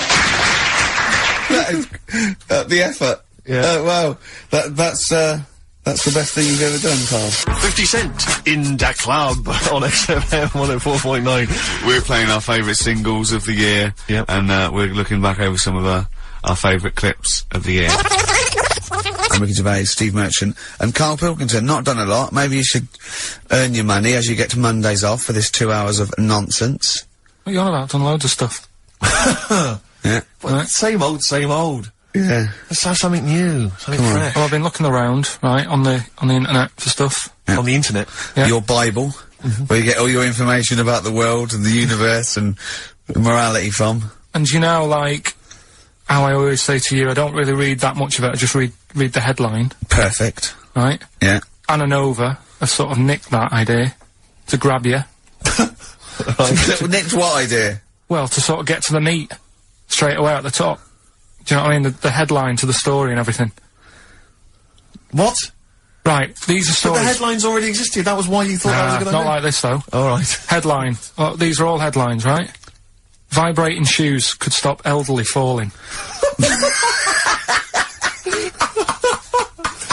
Do you know what I mean? Oh, God. You don't need... Vibrating shoes could stop elderly falling. Yeah, that's the story. You don't need to read on. That's what I'm saying. Well, Right, could you read busy. that anyway? Can't be bothered. Read on anyway. Well, Read. you have a look at that in a bit, right? This is frustrating radio if you're sitting at home. No, well, it's not on. They've turned it off. If you want to know more, you know where to go. That's what I'm saying. That's what they should do in the news. Get the news done in a minute. There's a good story about Iraq. Right. Bong. Look it up. Look it up on the internet. Alan over. Give us another bong. Bong. Family sick of living on Butthole Road. Oh, brilliant. Bong. Man wears same shoes for 60 years. Oh, bong. This isn't that good. Some fella pulls a train with his teeth. And in lighter news. I know that. General Donald, this one isn't very good. And the last one, man fails to break clothes pegs on face record. She's always good. Well, that's the one I did read on about. I love that out of all those. That's the one he read on about. Go on then. Just, Why is that news? He fails to make a record. So did I today. I know, yeah. I failed the long jump record today. Yeah. Didn't even take part. No, I was rubbish. but what are the rules on world records and that? I don't know if there are rules. There are certain things you can't. I mean, it's the Guinness Book of Records, isn't it, really, that's the arbiter, isn't it? Yeah, but is there anything, if you said you wanted to do it, would they say, well, you can't do that? Yeah, they've stopped some gluttony records, obviously things that are in danger, so anything that's illegal, yeah, anything that's immoral. Yeah, like that American serial killer that just got discovered. Yeah. Having killed 47 women. I don't think he can make that into the Guinness Book of Records. No, because people would be trying to beat it, won't they? But there was some other story about a fella eating watches and that. That can't be good for you. So why don't they say, look, don't do that, do something else? He wanted to stay regular. Do you know What what do you I mean, mean? though? I just wondered What do if you mean he there's was any- eating watches? He just said he was eating watches. He got about 3 in about a minute. How did he time it? Do you know what I mean, though? And then the other thing is the one that I was reading, the world record with the fellow who's pulling a train with his teeth. Does that make any difference that he's done it with his teeth? What do you mean? Well, what difference does it make? Well, isn't it? It's quite hard to pull a train with your teeth, I imagine. Well, it's pretty hard to pull a train. All I'm saying is it because he couldn't beat the fella who's pulling it with his hands? Well, so you tweak this it a is bit? my point. I think there was one bloke with a record for the running backwards 100 metres was sort of like 11 and a half seconds. And I was thinking, turn around, you'd probably have a really good go at that. Do you know what I mean? Yeah. It's sort of like doing a marathon with a milk bottle on your head. Take the milk bottle off and see how fast you can go, you twat. But you can just tweak it, like the fella who has done the pegs on the face, right? Yeah. His name's Gary Stretch Turner, right? Right. So, he's sort of cheating already if he's got a stretchy head, right? but You are, right, you are one of the most stupid humans I've ever met. well, get me in the book. Yeah? Right? Well, listen. So Gary Stretch Turner, right? His record is 153 pegs. Yeah. He did it again, and he only got 150 on. So he hasn't broke his own record. Right. But what I'm saying is, if he tweaked it a bit more, would that make a new record? What? Well, if he said, I've got 150 pegs on, but at the same time he's eating a burger. I see what you mean, yeah. Yeah. He'd be the Or he said- world record breaker for pegs and eating burgers at the same time. Yeah, just change it a bit. If you know you're not going to make it, just do something else. I'm assuming the rules are set at the beginning, Carl. That's Yeah. it. That's where they say, right, you're just going to do the pegs thing. You're not going to introduce burgers halfway through, are you? Definitely not. And Okay. then they have a go. I was on one leg, not interested. How many pegs? 150. Can I just ask very briefly, I was quite interested by the family had to move because they lived on Butthole Road. Yeah, I quite like that Now, one. I don't know if I've told you before, Rick, where I used to live. I'm not going to tell you the name of the street that I used to live on, because not on air, because my parents still live there, and I don't want, Right. you know. But I'm going to write it for you now. This is the genuine name of the street I used to live on. Now, just imagine when you're at school, Yeah. and Oh. like in class, for instance, in French, you've got to say, you've got to answer where you live. Yeah. J'habite, wherever. Yeah. That's the name. This is actually the name of the street we lived on. No, it's I not. swear to God. That is... I absolutely right. I could phone my father now and he could confirm that for Well, you. no, I swear because he doesn't want to God. And I tell you that. But listen, do you know what worries me? It's the apostrophe S. I know. Because that's blatant. Yes.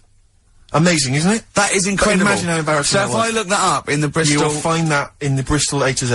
I swear to God. That is really... Why have you never told me that before? I can't believe I haven't. That's I'm still incredible. embarrassed now.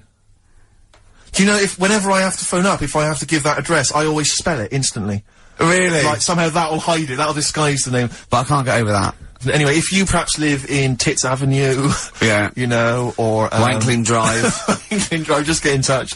Let us know, we're not really interested. This is the Best Of Show on XFM 104.9. I'm Ricky Gervais, with me Stephen Merchant. Yes. I hope you're enjoying the Best Of. I know what you're thinking. If this is the best, my Christ, what was the rest like? Well, we'll be back in a week's time, so you can, judge it for yourself live. But anyway, in the meantime, this is one of the best clips I've ever heard.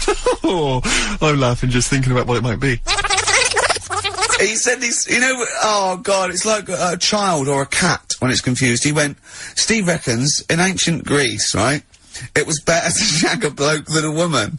And I went, well, yeah. I mean, that's about the male being, sort of a first-class citizen. Yeah. Much better, wasn't it? An aspiration the to point sleep with a was, Karl, beautiful man than a beautiful woman. Women were lower-class citizens, Yeah. so therefore men were seen as higher class. So to have sexual relations with a man there was no shame in that. No. In fact, it was looked upon And as I a said, good thing. well, it's, you know, ancient Rome. I said, you know, Nero, he sit in his big jacuzzi, and he used to get, you know, pretty boy men to go into the water and just nibble at his testicles while he was having a watch. do that.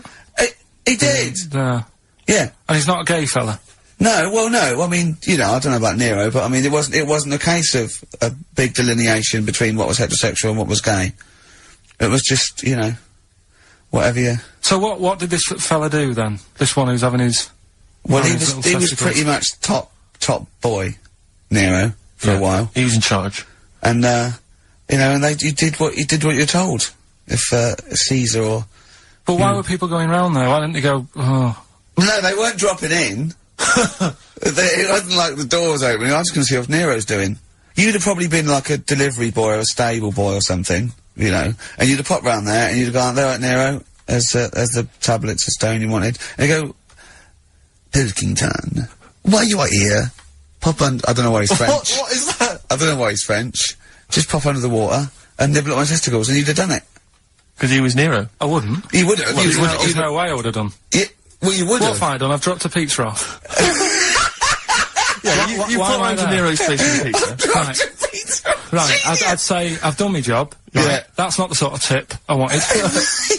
No, he'd have said, get the little baldy chap to nibble at my testicles, and you'd have done the water. I wouldn't have done it. No, Well, you you hadn't put me head done under it. You water. hadn't done it, right. No, I wouldn't have done Well, it, can I just say this, Steve? Not only would you be nibbling at his testicles, you'd have been going mad. You'd have been noshing him, just for extra. You'd have been doing everything he wanted. You'd have been going, he'd have gone, I didn't ask you to do that. You'd have been going mental. They'd have been chewing, slurping, smacking, poking. You'd have gnawed his packet off. You'd think you were eating Walker's crisps. There'd be bubbles, there'd be flood. Oh, it'd be horrible. That was Bowie and Waterloo Sunset. Love that. Love the original. Love Bowie. Bowie was my gig of the year.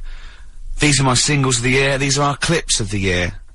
I'm Ricky Gervais, with me Stephen Merchant. We're just picking some lovely little bits and pieces. Do you remember when we talked about this? That's the sort of thing I think we need now, right? We've covered a lot of stuff. What, Got education? teaching, yeah. Well, okay, what do you want to know? Don't know. Have you got just- something? Can you educate us on anything? I've been reading bits So and could we bobs. bring back just for one night only, educating Ricky? Oh, I'm excited. Yeah? Do you think it warrants that? I don't know enough about it. Do you know what I mean? About what? It sounds perfect. Play the jingle. Oh, educating Ricky, he's getting smarter. A couple of things happened in the week that I read about. Okay. Keeping up on what's going on in that. Sure. Yeah. One was about that Galileo fella. Okay. Was it about 1636? Was it? I think it might have been not earlier. bad. Go on. Did some stuff with light and that. Is he, Yeah, he did lots of physical experiments, yeah. Is that it then, Karl, is it? He That's- did that's some sort stuff of- with light and that. What did he do with light? What was that? Well, I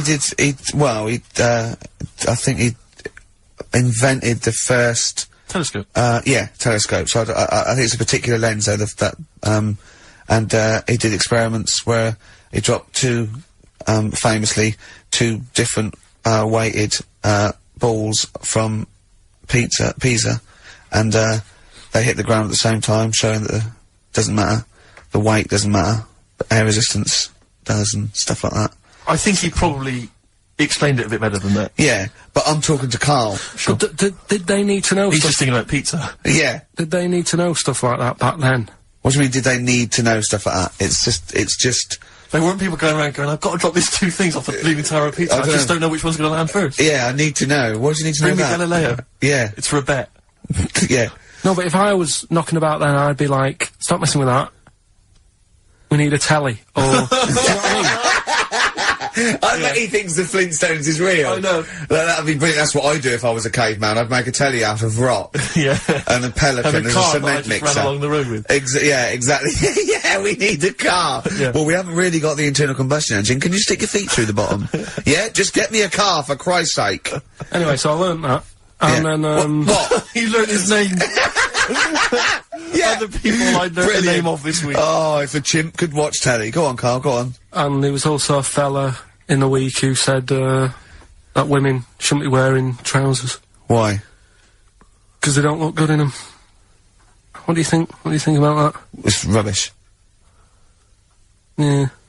These are the only things that have caught your eye over the last couple of weeks. This is the entire news. Galileo did something with light. A French fella said women shouldn't wear trousers. See, that to me wouldn't pass as education. But it's not education. I don't know where you could ever use that. I don't know when that would ever be applicable to life. I just like reading stuff that sort of reminds me of... Do you know what I mean? If I read it and it gets me thinking, I think that's a good little piece. But, I mean, but surely can't you just sort of like sit near something that vibrates to keep your brain going? Or shake your head every now and again? I mean, what does this do? You mean it makes you start using your brain? But what aspect of a Frenchman said women shouldn't wear trousers got your mind working? What questions were you Because I asking? thought that's a bit daft, isn't it? Right? Yeah. Okay, I it was ends there thinking- with me. There's nothing else. There's nowhere else for me to go on that. He closes Your the mind's gap. still whirring. Yeah, go on. What do you think? Let's go through this. Oh, I wish we could download his I know, thoughts. I know. Just watch it. Yeah. Wouldn't it be great, like a DVD? And Like a cartoon. imagine that extra footage on the Office DVD. Yeah, Carl's brain. That would be With a commentary. amazing. Oh, What with I a mean is- commentary. Go on. Women wearing trousers and that, right? On the estate that I grew up in, Yeah. on, right? There was a woman about 4 houses down, right? Right. Rough. Now, she used to wear leggings. Now, they're a bad idea. They are a terrible idea. I agree with you there, Carl. If you're a lady of What the colour? normo persuasion... Were they pink? No, they were sort of black, but with all bits on them. Oh, right. Do you know what I mean? What, Yeah. toast and just horse droppings? Yeah, go on, yeah. And she used to, she's quite a big woman. Sure. Pauline Quirk, I think Yeah, they well, described her as. Looked like a light bulb when It she was is those bending kind of over in women that are leggings. attracted to leggings. Yeah, I know, yeah. They are drawn to them like a moth. that keeps on flame. Yeah. She used to wear them, and that's what I remember when I read this piece. And she used to work on one of those sex line things. Right. Right, she used to do that. But What was she, an engineer? the weird thing with her was, she had big eyelids Right. Go on. that were too big, and this is what I was thinking. What right? do you mean she had big eyelids? How big do eyelids have to be for you to go, they're big eyelids? What was she shoplifting with them? Would she come out of Dixon's with, like, radio stored in them? What do you mean she No, had it big was eyelids? It was another one of them popular things around our way. Do you know? Like, What do you mean popular things? They didn't people go, have they go, oh, I'll tell you what, they're all the rage. Can I get some big eyelids, please? No. It was just like one of them things that people suffered with. Just big eyelids. They could hardly open their eyes. What do you mean? What do you mean? That's one of them popular things round where I grew up. People had big eyelids, they could hardly open their eyes. What does that mean? What sort of freak town were you born in? You had webbed feet people with big heads, you got women with big eyelids. What does big eyelids mean? Are you confusing her with the horse? yeah. Did she have hooves? Look, what? Anyway, so there's this big eyelidded woman with the leggings. And that's what I'm saying to you, though. That's when I read that story with people with trousers. Yeah. I went from that. Yeah. To into a that. woman who used to have big eyelids. I still know the point. But then, and also the other bloke who had the eyelid problem was a mate of mine. Right. His dad had it, and same problem, massive eyelids. I don't know what that means. I don't know what that means. I used to say to my mum, I'm going round to, you know, Dave's house. Yeah. And, Or to say, pig, well, as you call it. that's alright, but make sure his dad doesn't take you out in the car. Because he could hardly... he could hardly see. He had to have his head... He gets to tilt his head back to keep his eyes open. Make sure! Did he have a couple of matches with him at all times? What a load of gobbledygook. This began as educating Ricky. I know, So it's what, like he was people thinking- with eyelids. But it's like you're supposed to make that leap as well. Yeah. If I mention the trousers, Ricky will probably be thinking about people with big eyelids and women wearing leggings. Play a record, Carl. This is the Best Of show on XFM 104.9. I'm Ricky Gervais, with me Stephen Merchant. Yes. I hope you're enjoying the Best Of. Like I said to you, though, the reason I did this Yeah. was to get that kitchen, right? Now, Brilliant. as we speak now, right, Builder's in the flat. He's been annoying me. Of course he has. Of course he has. What's he been doing? When he turned up on Monday, right? Yeah. Wanders in, and the first thing he says to me is, said, the pub across the road, is it any good? I said, well, it doesn't matter, does it? You're working on the kitchen. Think of saying that to a builder. Probably making conversation. Probably meant, do they do a toasted sandwich? Because I've got a half-hour lunch break. Not an hour, like Karl Pilkington. So, I'll probably then get a nice, you know, cheese and tomato sandwich. Is that packet of crisps. genuinely what you said to him? Yeah. The first thing you Yeah, said so to him? Suzanne had a go at me saying, why have you said that? He hasn't even started on it yet. I cannot believe that. You're unbelievable, Carl. And you say it's us that are rude, crass, I wasn't being thoughtless. rude. I just was letting him know. Do you know what I mean? I know what He they're up knows to. what he was there for. He had it down on his little docket. Do the kitchen this week. Yeah. He didn't come there and go, what did I come out for? Was it to go to the pub for a week? Why am I wearing these overalls? Yeah. Who's the little bald mate twat insulting me? Let me just check. Let me call the head office. I wasn't having a go, though. I mean, they should have finished it yesterday, and they're Yeah. there now, right, Yeah. on their own. And what annoyed me is they turned up late today. Hold on, Carl. I've just realised something. They're probably listening to the radio. This, I assume, tuned to XFM, isn't it, in your kitchen? Yeah, but they don't know it's me, do they? You know what I mean? No. They'd go, he's got a whiny mank voice as well. So's the bloke who owns this place. And the bloke who owns this place, when I said, what's that pub like across the road, said, well, you won't be bothering that, he's working on this. No, he won't be able to put two and two together, will he? You've suddenly, the penny's dropped, doesn't it? You've suddenly realised, look at his face! Yeah. He's suddenly realised they might know it's him! And they could be listening, and they're gonna clean you out, mate. Oh, if you are the builder, working in, where is it? I won't say the address, but it's, Central London, isn't yeah. it? Go Yeah. mental. Have whatever you want.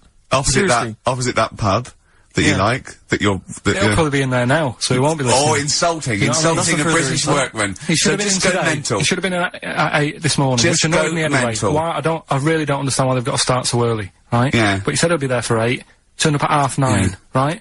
Wanders in, and what annoys me is, he could have left all this downstairs. He had a paper under his arm, Yeah. one of those crossword books, and a pot noodle. Now, I'm not being funny, but most of them take quite a bit of time. A crossword book, he's not happy with just the one that's in the paper. If you're listening, if you are the builder that's listening now, doing Carl's flat, what about pissing in the laundry basket? That was, Jane's Addiction. This is the Best Of show on XFM 104.9. I'm Ricky Gervais, with me Stephen Merchant. Yes. This was a clip show. We recorded this a couple of weeks ago. I hope you had a Merry Christmas. It's not over yet, because tonight, at 9:50 is the second part of the Office Christmas specials. It's brilliant. Watch it, and we'll be back next week live. I'm Ricky Gervais, with me Stephen Merchant. Bye. Have a great new year. Probably you're thinking, Rick, isn't it time that we do our usual roundup of what's been happening in the news? Yeah, Which we always do every week. Yeah. We always do something, which is, I mean, basically, if you're listening and you're a new listener, say you work at a newspaper, we always try to be informative, just try and put stuff out there that just educates people, informs What are you people. thinking? Well, I said Monkey News is coming up, but what have you got? No, I was just looking on the net there and just found a couple of quite important news stories, probably worth mentioning. Policeman caught photographing. I don't know why it makes me laugh. It's just the phrasing, I suppose. It's a headline. Policeman caught photographing up woman's skirt. No, he wasn't up there taking a picture of Big Ben. No. He wasn't going, can I just sit up here? I'm just going to take a picture of that seagull over there. No. He was facing the camera up a woman's skirt. He was indeed. Right. A policeman in Japan is facing disciplinary measures after he was caught photographing up a woman's skirt with a hidden camera while on duty.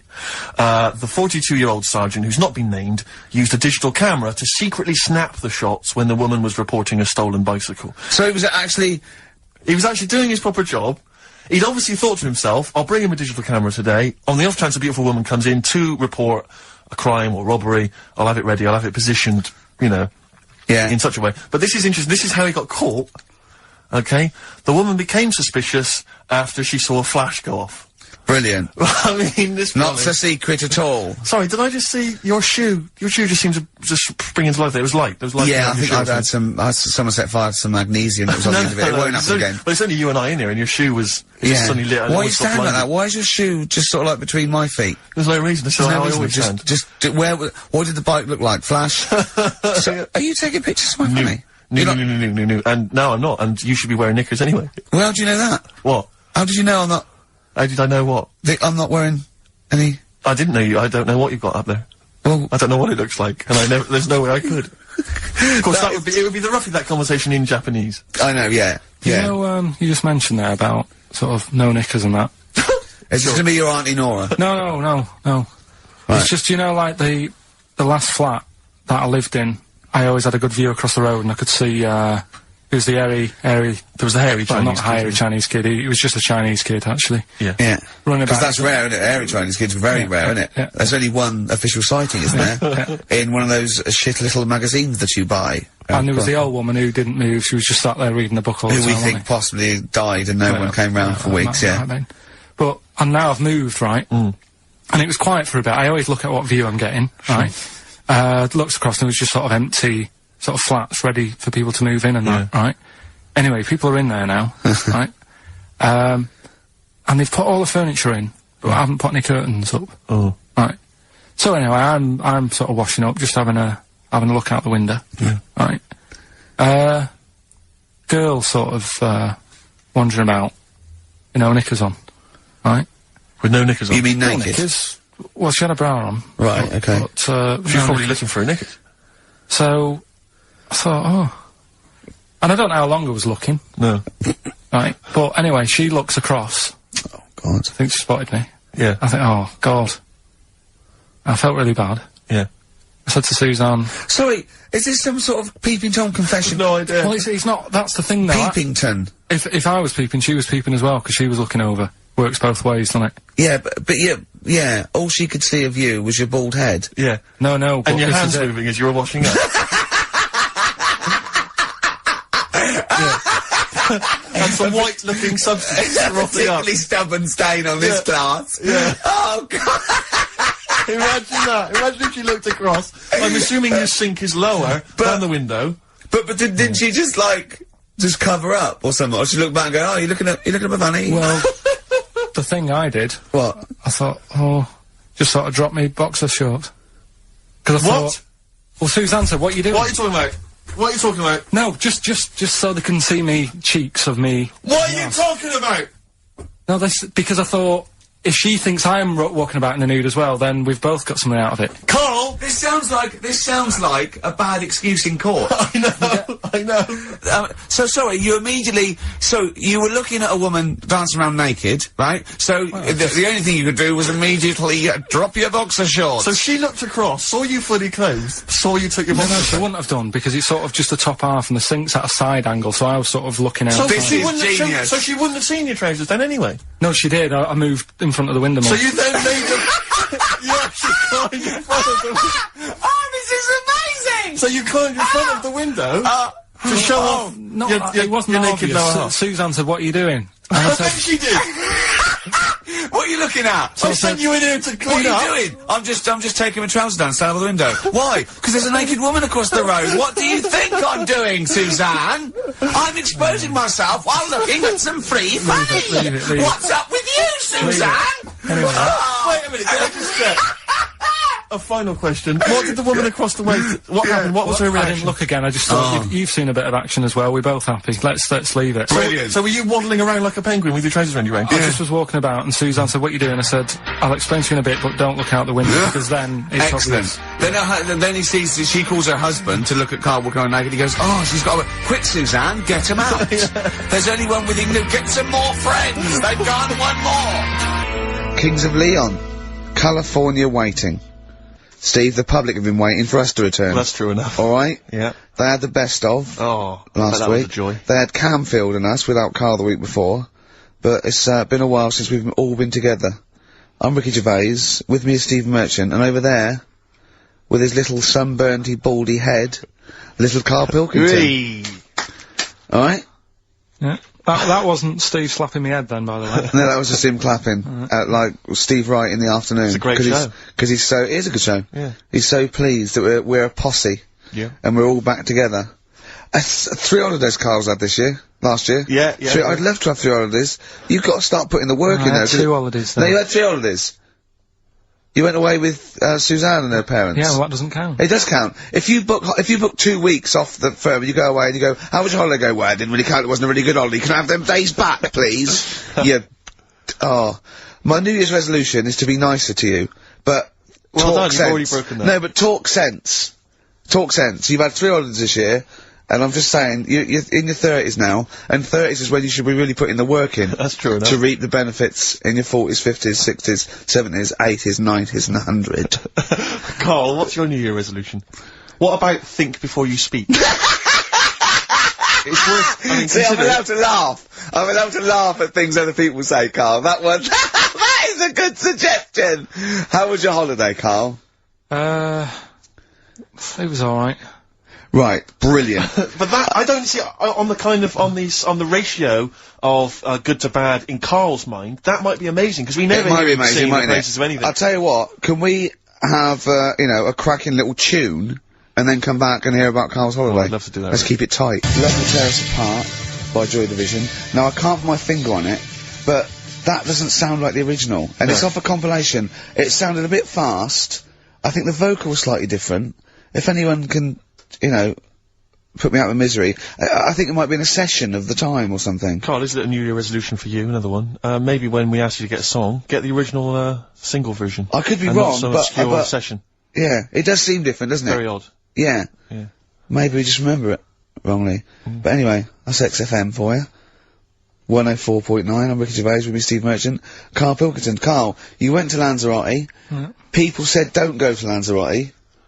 They told you it was Lanzagrotty. They told you, were they right or wrong? They were right, yeah. Really? Yeah, it's a bit ropey, yeah. Is it why? Just, out there. If it wasn't for the volcano they had, they'd be knackered. That's their big draw, is it? That's it, basically. That's all they've got going for them. When you landed, was it really hot? Initially, were you quite excited? You were thinking this is okay? It was warm. It's, we can't complain about the weather. The weather was alright. Sure. You know what I mean? That's what I went for, but it'd be nice if there just was something else. Yeah. What did you do all day then? Did you read your ritual book? No, I didn't read that. I read that book. Do you know the book that I bought and all the chapters were messed up? Oh, yeah. I bought a better version of that. Alright. And I read that. Excellent. And then, Did it make more sense in order?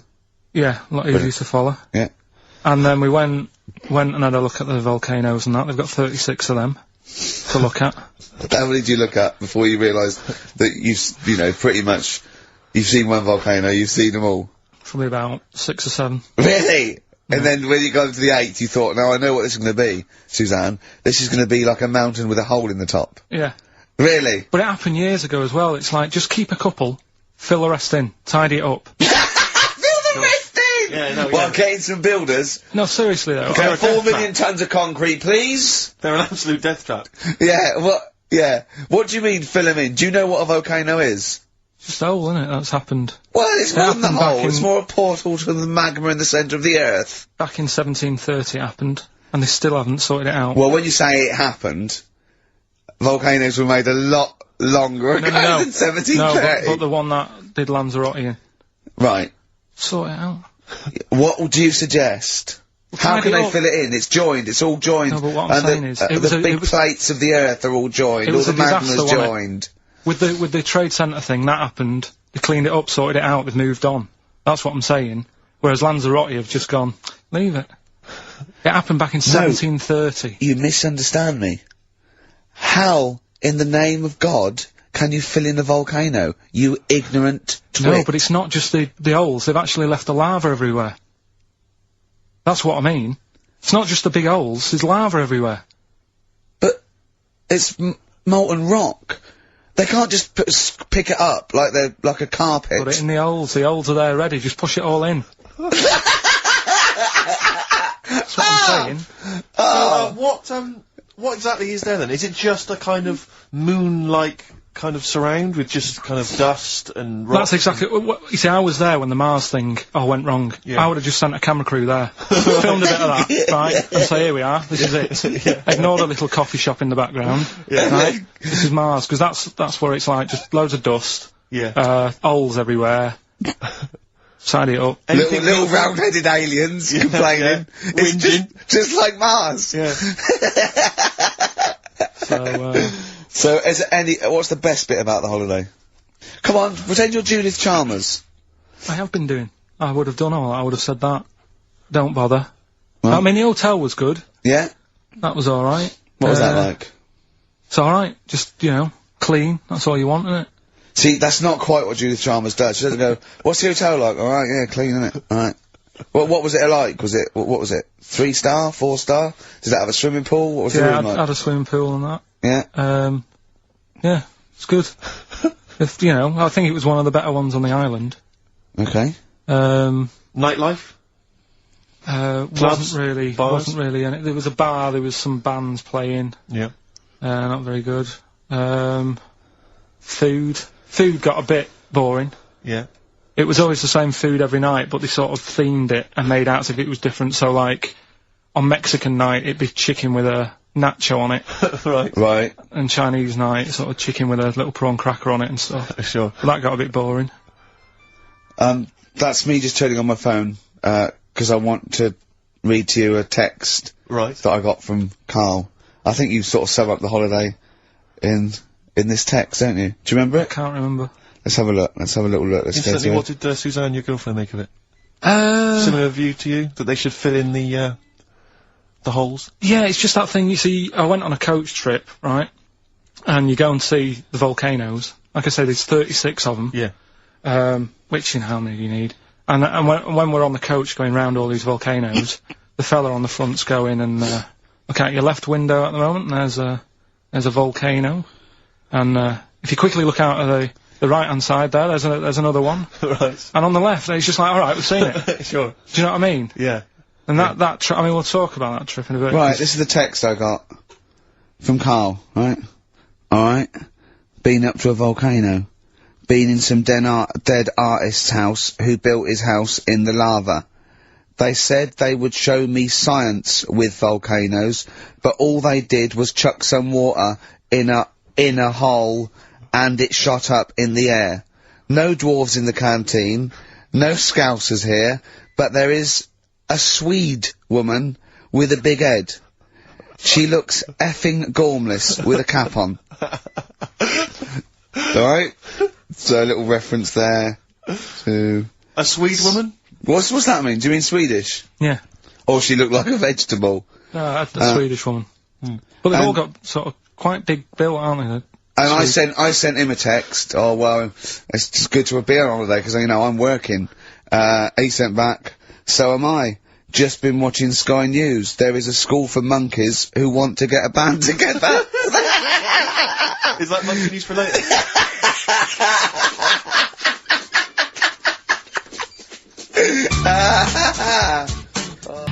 Oh My Corazon by Tim Burgess. I can't get enough of that. I love that chorus. On XFM 104.9.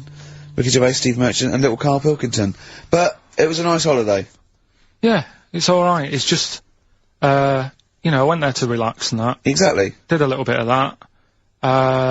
Trying to think of some new, features and stuff. Sure, always working. 3 holidays a year, Jesus. Oh, well, not really 3, not 2. It's all one big sort of like work thing to me and Steve. 2 holidays, isn't it? Work hard, you need the holidays.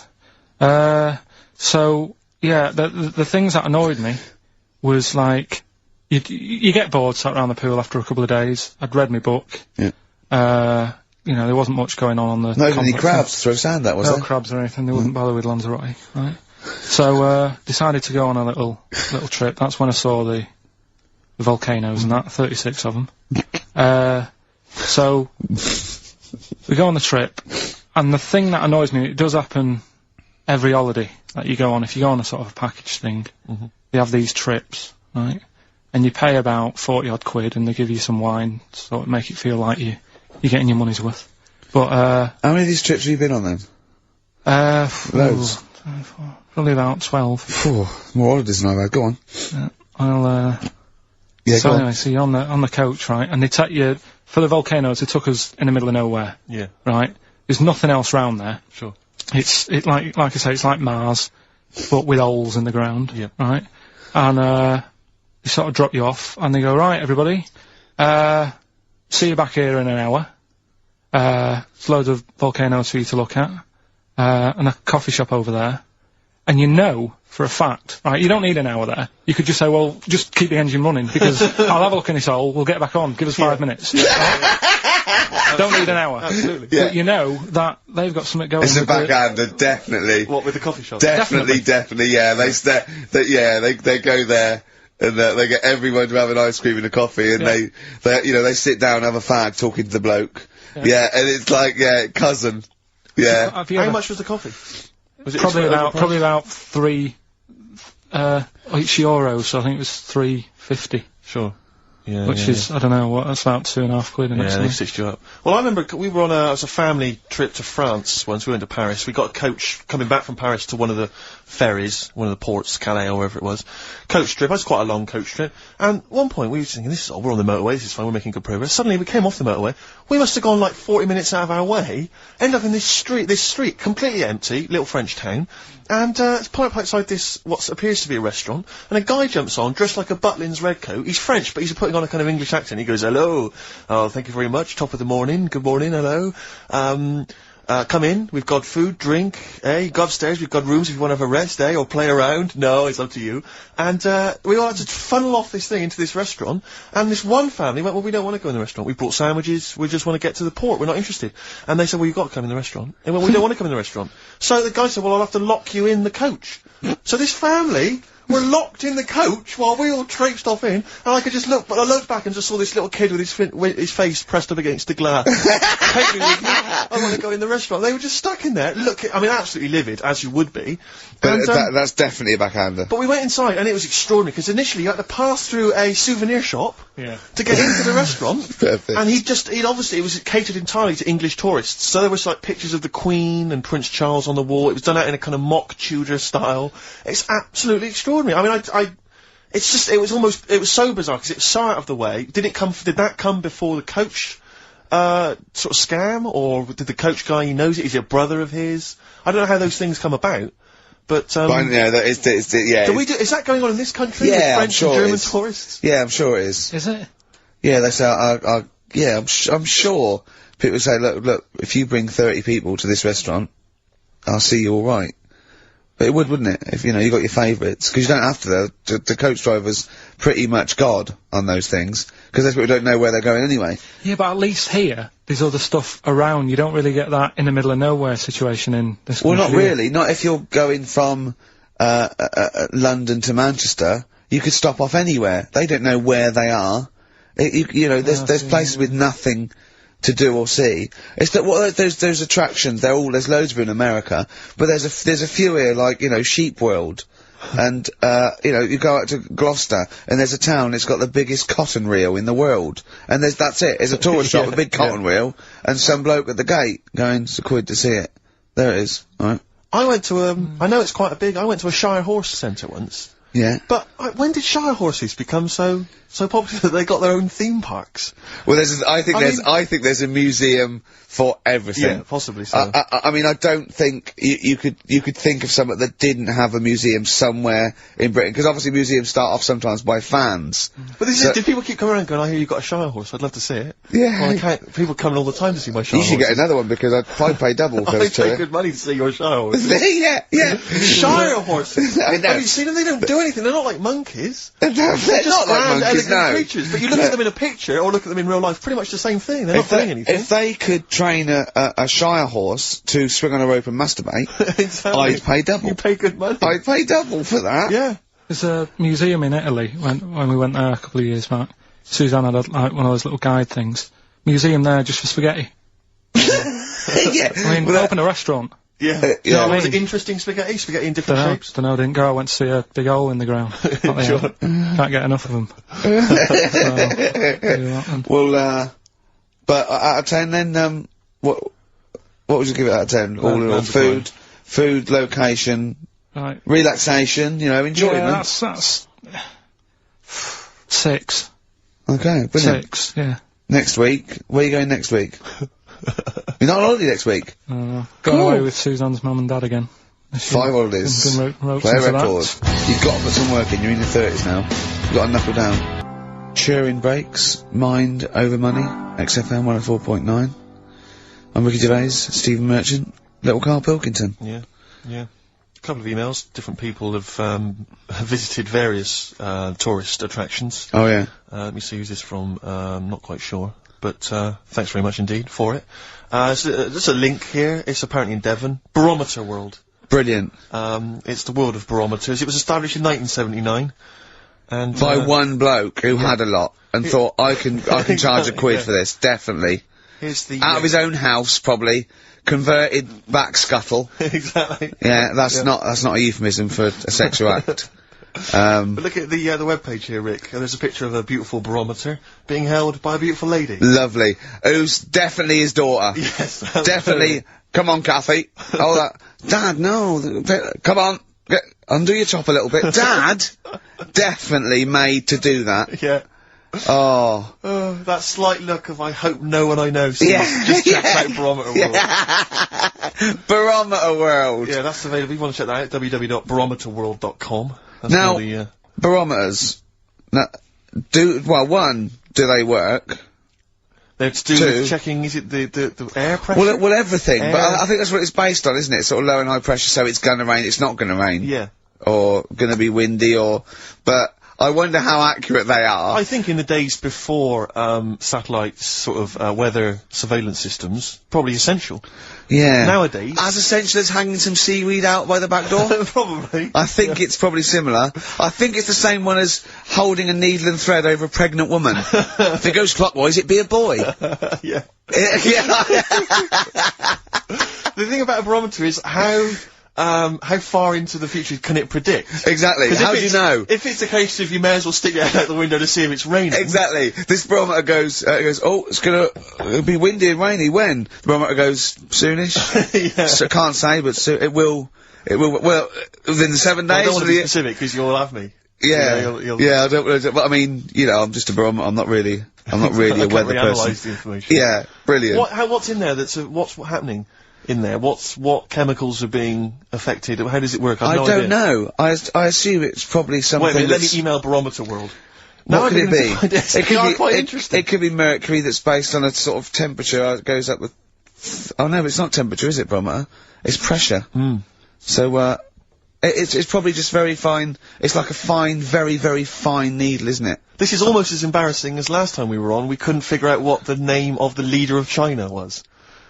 Was it the King of China? The Prince of China? Oh, this is when we were trying to imagine what it'd be like if all the Chinese people at once jumped up and down Yeah. and made a big tidal Enormous wave. tidal wave. But if you do know what the name of the leader of China is, we don't mean the name of the particular person in charge, but if it's a king of China, the emperor of China, the chancellor of China, When it the used prime to be an minister of emperor, China. didn't it? That was Japan. Yeah, this is it. I don't know what's the big guy in charge. Is he still the chairman? I know Chairman Mao was important. I think he was just Yeah. the chairman. I think he just governed all the big meetings.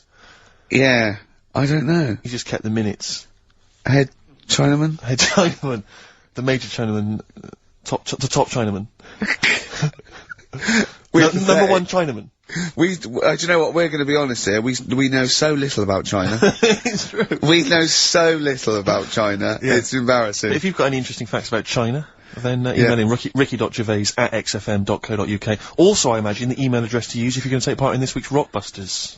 I did read an interesting fact. I'm doing a show called Politics, and I was researching, and there's a thing about, you went online? sweatshops. Yeah, no. Sweatshops, like Nike, there's these facts, right?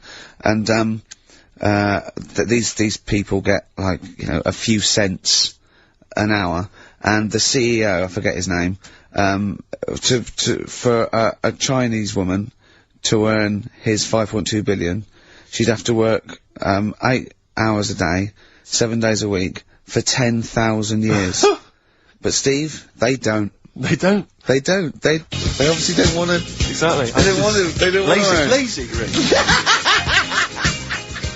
Ian Jury and the Blockheads, hit me with your rhythm stick. Rick, are you likely to be going to Cumbria on your stand-up tour?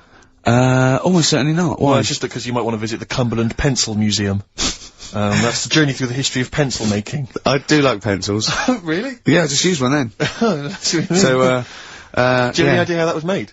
No, was it? Let me email them. Now, Chinese people. Oh, incidentally, it's the premiere of China. The premiere. Premiere. Oh, right, yeah. Oh, yeah. Sure. Yeah, I remember now. Yeah. But, when you were away, Carl, we worked out if there's 1 in 10 people are sort of like gay in some way, with 1 billion Chinese people, there's 100,000 little gay, lesbian Chinese fellas of some sort. What do you think of that? What do you mean? Well, I think so it's some sort of form of, gayosity, whatever it's called, is sort of like 1 in 10. Right? 1 in 10 people are gay, apparently. Right. That does seem a bit high though, doesn't it? I thought it was lower than that. What? You mean more than that? Yeah. But Don't maybe think not, so. yeah. And I think that's of any sort of nature, anything. But what time did they do the survey on the streets as well? Because, you know, they go out late, so if they're doing the survey sort of around lunchtime, forget it, they're not going to get any. Sure. You know Yeah. what I mean? They're all asleep. But if they're out at, say, 1 in the morning... Wow. It's gonna be higher, isn't it? Yeah. Well, the thing is, you know Carl's favourite song, The Killing of Georgie? Mm. A little fella and a little gay fella goes out, and, he gets, beaten up and that. Carl went, yeah, but would it have happened if he'd have been going out at a decent time? True. But clearly in the lyric, it says, Georgie left the theatre before the final curtain fell. Yeah. Now, theatre's finished about 10:30. Yeah. So even to giving him half hour, I reckon it was only about 11 o'clock. So, you're talking rubbish there. Are you sure that wasn't his curtains in his flat? And he's closing them before he goes out? No, he was at the theatre. But I'll tell you what, I just realised something. Maybe where most people were going home after theatre, he was just going out. Exactly. That theatre to him is like a matinee. Exactly. Innit? He's off out clubbing, isn't he? He's off down, he's gonna get some ammo, he's gonna get a couple of butt plugs, and he's not even gonna start dancing till midnight, is he? Have any of us ever met any gay people? It's just, I mean, our view of them is, I don't know. Email in if you've met a gay person. Yeah. Tell us where we're going wrong. Yeah, have any of us ever met a gay person? I mean, the way we talk about these, it's like, have we ever met Chinese people? I've seen them out there wandering the streets, but I don't think I've ever had a conversation. Now here's the irony. I definitely know and have met more little gay fellas than little Chinese fellas. Yeah. Have you ever had any little Chinese friends? There was a girl at school who was Chinese, but she was kind of inscrutable. I couldn't get close to her. She was sort of mysterious. Right. Rockbusters? Yeah, brilliant. Right, then this is where I, give you a little cryptic clue. And some initials, and it sort of makes up a band or an artist and stuff like that. Yeah, Sort of being the operative phrase there. Yeah. Let's see how we read this clue. Yeah. This is gonna sound like Oscar Wilde. Clue number 1. 3 different clues. Clue Oscar number Wilde 1. was Chinese, apparently. Was it? Yeah, it was illegal then. Right. Will you leave the entrance to my garden alone? Sorry? Will you leave the entrance to my garden alone? Are we back on the gay thing, or is this the clue? That's the clue. Right. Clue for Rockbusters number 1. Will you just leave the entrance to my garden alone, will you? Right, that doesn't count because I know what it is. And what were the initials? What are the initials? GG. Correct. Yeah, right, but you've got to pronounce the artist correctly. I'll pronounce the artist, because I know what it is. Don't ruin it. No, when the answer comes, I'll pronounce the artist. Right, can we just focus, please, on the quiz? Go. What was the clue again? Give it again. Will you leave the entrance to my garden alone? Not messing with it, right? GG. Okay. Right? Next. Doesn't count. Next. Incorrect. Don't phone, but you can send a message on my mobile if you want. Right? That's T. It's another little easy one. And, the last one. We were sharing out the mail sheet. Well, that doesn't count either. Can we just I know what that is. I know what that is. I don't care, we'll come to that later. Yeah. And number 3. We were sharing out the mail sheet, and I think I got the best one. Right? DG. DG. Yeah. So quickly again. Will you leave the entrance to my garden alone? Stop messing about with it. Yeah. Right? GG. Yeah. Don't phone, but you can send us a message on my mobile if you want. Right? That was T. And the last one was sharing out the male sheep, and I got the best one, so that's good. Right? DG. Alright, ricky.gervais@xfm.co.uk. Have we got any prizes?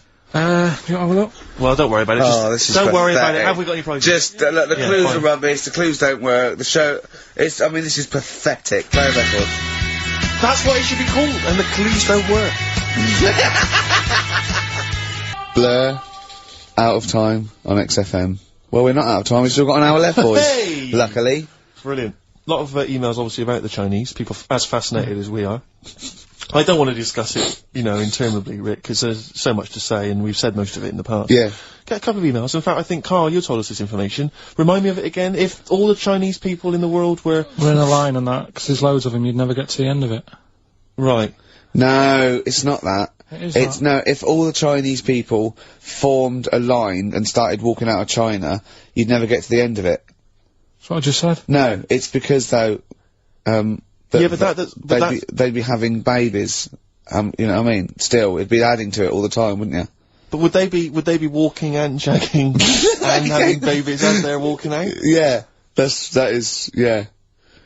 I'd love to see someone organise that. Maybe the Record Breakers team. I tell you what, I'd love to see Ross McWhirter or Norris, who is it? Who's the one that's alive? I forget, Norris, I think. Norris, right. I'd love to see him to coordinate that. Yeah. 1.2 billion little Chinese fellas. Boy, girl, boy, girl, boy, girl. Yeah. And where are they walking out of China? Which exit are they taking? They're taking the... Through Tibet? I think it's the... Gate 9 Slip Road, the M43, right. to St. Petersburg, right? And they go, and walking, and shagging. Yeah, exactly. Yeah. Because some presumably are dying as they're leaving. No, but they live to 120. That's true. So they claim. So, yeah, well, we know Karl's theory on that. Do you want to just tell new listeners your theory about when all these Chinese people get the records for oldest people in the world? Come on, what's your theory, Karl? Karl, just that they're probably lying. Why? That's all. Because a lot of them don't age that well. Some of them do. A lot of them don't, and they always look older than they are. I read the other day, right, do you know the one who was the oldest woman in the world, right, Chinese woman, right? The way she did it, it was... She didn't die. That was her secret. Yeah. What she did, she got up every day and didn't die. No, she was, like, awake and that, and then she'd have 2 days just sleeping. Right. So she wasn't really that old. What do you mean? Well, she'd only sort of lived half of her life in a way. Well, we all live 2/3 of our life, don't we? No, but she was like awake and that, and then she'd go, oh, I'll go to bed. And then that'd be it for 2 days. Talking of sleeping, oh, man alive, I went to see the last part of the Lord of the Rings trilogy. Why? Well, it's like a family thing now. Every Christmas, my family and I have been going to see the Lord of the Rings, the next instalment. It's like a family thing. What will you do if they keep making them? Oh, I tell you, I've wasted now about 10 hours of my life with that tripe. You can never get that back. I can never get that back. That's what Peter Jackson owes me. 10 hours now he owes me of my life. It is absolute drivel. Well, I know. We've said this before, I don't want to harp on again about it, but I cannot fathom why everyone is so excited and loves these films so much. Like you say, people review saying it's the best film ever. I think this is the greatest movie I'll ever see. And I don't... It's like they go, oh, but look at all the fight sequences. But Tolkien being up there in literature, like, you know what I mean? It's sort of like Shakespeare. Tolkien. No! Yeah. No. But what is it that he's writing about exactly? I don't know. Little midget fellas who can't get shoes. I mean, I've got big feet. I've got size 14. I can get shoes. Oh, God. So not for men, I know, it is like, it's like,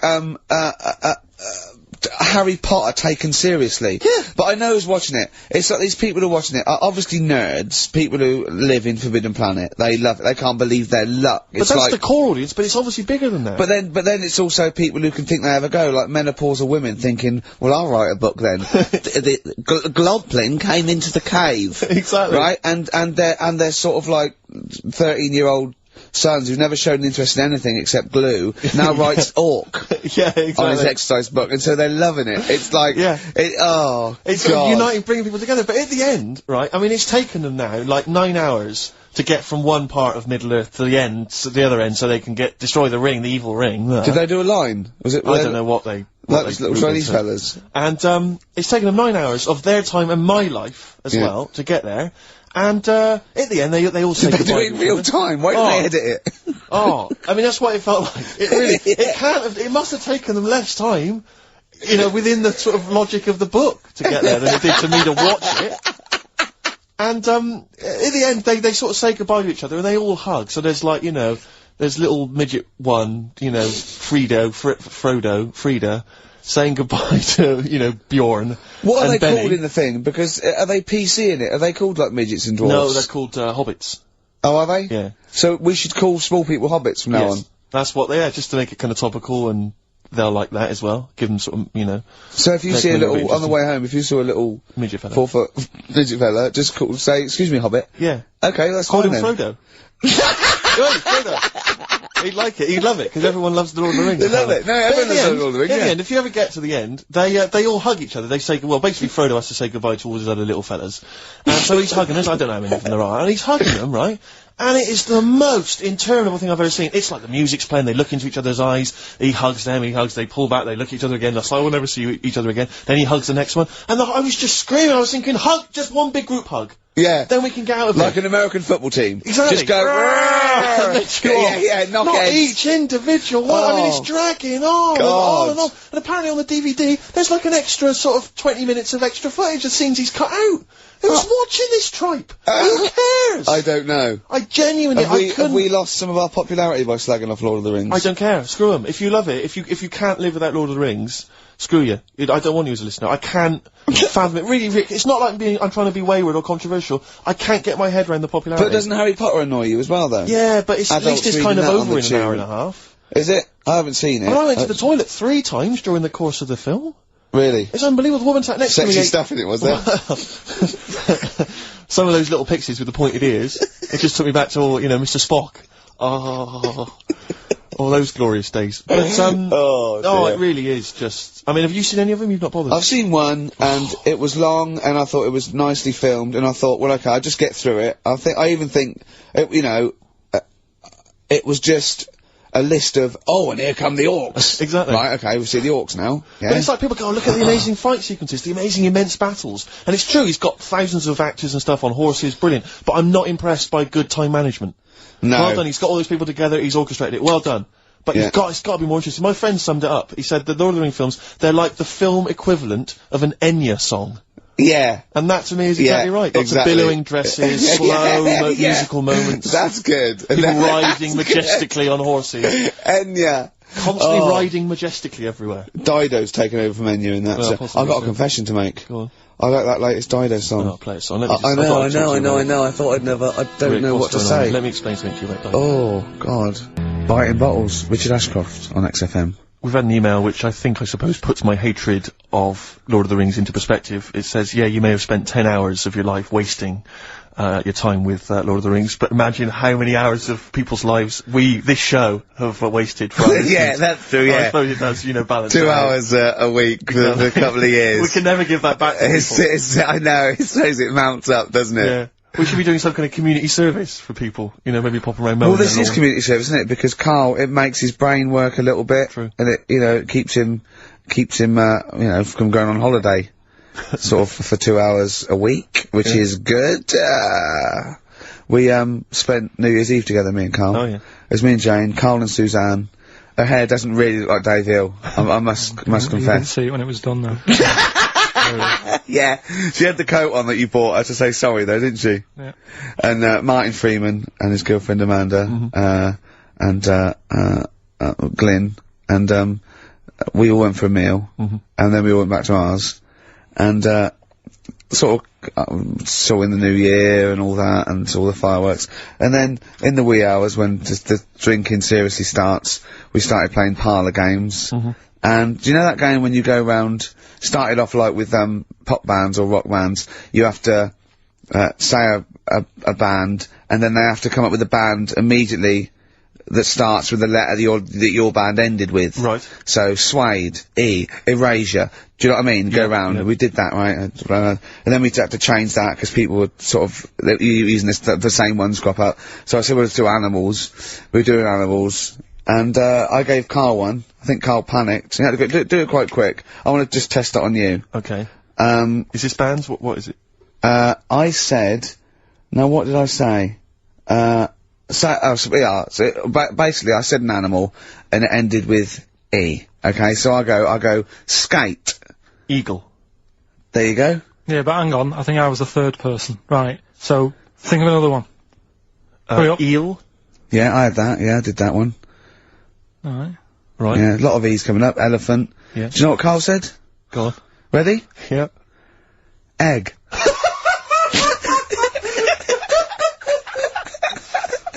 Oh, in a sense, I suppose. Egg? He went, yeah. I went, no, wrong. He went, well, what? And then Martin came to his rescue and went, well, what is an egg? Animal, vegetable, mineral. I said, well, it's animal, but it's you can't have egg. But would you allow then? tadpole? Well, yes. Is Yeah, that not because it's a considered? larval stage. Yeah, no, but egg, you might as well have leg. Or eye. Uterus. It doesn't count. Egg, you panicked. Brilliant. Oh, I still think I'm right. Well, you're not right. Yeah. We were naming, you know. It's a bit of fun though, isn't it? Yeah. Exactly. Yeah. You meant, why obey the rules? It's just a Exactly, bit of yeah, fun. no, that is true. Don't That follow is the true. rules. That is You true. had the fireworks in here, did you? Yeah, What, we- you had them yourself? Or No, you no, just no, no, watched you them? could stare across the river, we could see him, but, actually very impressive, and I'll tell you what, they got it right this year. Instead of 2 hours of letting off fireworks, people were going, oh, can we go now? It was 3 minutes, and they spent £1 million on the 3 minutes. And that's it. That's all you can stand, 3 minutes of fireworks. Oh. To me, fireworks are like watching Lord of the Rings. Exactly, I've absolutely. never been impressed as a child. Never been impressed. I've never been impressed as an adult. But a big bang, a huge big explosion, that'll do me. I used to go to, they used to have little community fireworks displays at Christmas, things like that, near our school, maybe in the school or at the local kind of community centre. And I used to go along to them with the family and everything, get the sparklers, and they would have the fireworks, oh, and that would be, and I was just bored silly. And I always thought that if the guy organising it had wheeled out an enormous firework, climbed in, gone, last one to the moon's a bender, and then shot off, that I'd have been, yeah, that'd be brilliant. That'd be good, yeah. But everything's just Do internal. you reckon I could take out that church? Yeah, from exactly, here? yeah. Money on it. Go Yeah, on then. yeah, Yeah. That'd be worth it, wouldn't it? But little zoom, another one. Oh Christ. So a friend of mine was telling me that they once had some indoor fireworks. Which apparently is just, I mean, imagine that, who needs indoor fireworks? Well, I think that's just little, yeah. I think one of the things, we got indoor fireworks once when I was little, and I remember one of the fireworks was that little celluloid fish that you put in the palm of your hand. Of course. And it goes, Predicts the oh, future." you're sexy. Yeah. What, it curled up because of the heat of your hand? Yeah. Oh. You're dead. It didn't curl. Actually, it's Grandad, he's dead. Yes. His hands are cold. Oh, no. That's the only way that would be, oh, yeah. So that's the only test How they did can you do. discover he was dead? We used one of those predictive fish, it came out dead. Yeah. Just flat. Yeah. Did you have a good time though, Carl? What, at your place? Yeah. Yeah, it was a good night, wasn't it? We danced, didn't we? A bit of a dance. What, the two of you together? Yeah, Amanda had got one of those, DVD films. No, straight to, you know, DV A video cameras. camera, It goes right. straight to, DVD. yeah, Okay. amazing, right? And, Carl was doing his moonwalking, I was sort of doing some sort of jazz step, wasn't I? Sort of like Michael Jackson. I ended up jumping up on the couch with both feet and falling straight back on my back. Of course you did. I can't believe I was alright. Yeah. What's the chance of that? It's when you're drunk that you sort of like, you revert to childhood and you sort of bounce. Yeah, Yeah. exactly. So, luckily... Is that DVD going to be available in the shops later this year? Track 1, side 1, the first Talking Heads album, Uh-Oh, Love Comes to Town. On XFM 104.9. Yeah. Well, I think it's Rockbusters results, isn't it? Okay. Alright. Brilliant. Do you want the prizes, by the way? Not really. Not bothered? No. Right, some videos and DVDs Yeah, and that, yeah. some good stuff in there. VHS, I hope. Couple. $4.99. Is that one about TV weather? titles. What? There's the weather one. That's going to be on telly. Donald McIntyre. Oh, yeah. That's in there, if you want that. Yeah. He reckons Donald McIntyre ripped him off because he did a thing about how much it costs to have a chimp, cheap as chimps. What was the other thing you think someone ripped you off? Rockbusters? Ken Bruce on Radio 2 is doing Songs of Phrase. He was doing that over Christmas. I took 1 week off. He's in there. And when he heard that Donald McIntyre was doing a programme about wind, he thought he was moving on Auntie Nora. Right. So, the first one, will you leave the entrance to my garden alone? Right, that was the cryptic clue. The initials were GG. Yeah. That was Gareth Gates. Gareth Gates. Gareth. What would you Gareth Gates. No, but it's Gareth Gates, isn't it? So, why would you say to someone Gareth? Is that like what's that, a Manchester thing when you say Gareth? Gareth Gates. Gareth Gates, yeah, Gareth Gates, the bloke who came second in Pop Idol, yeah, Gareth Gates. So that's the first one. What was that about getting off the thing, though?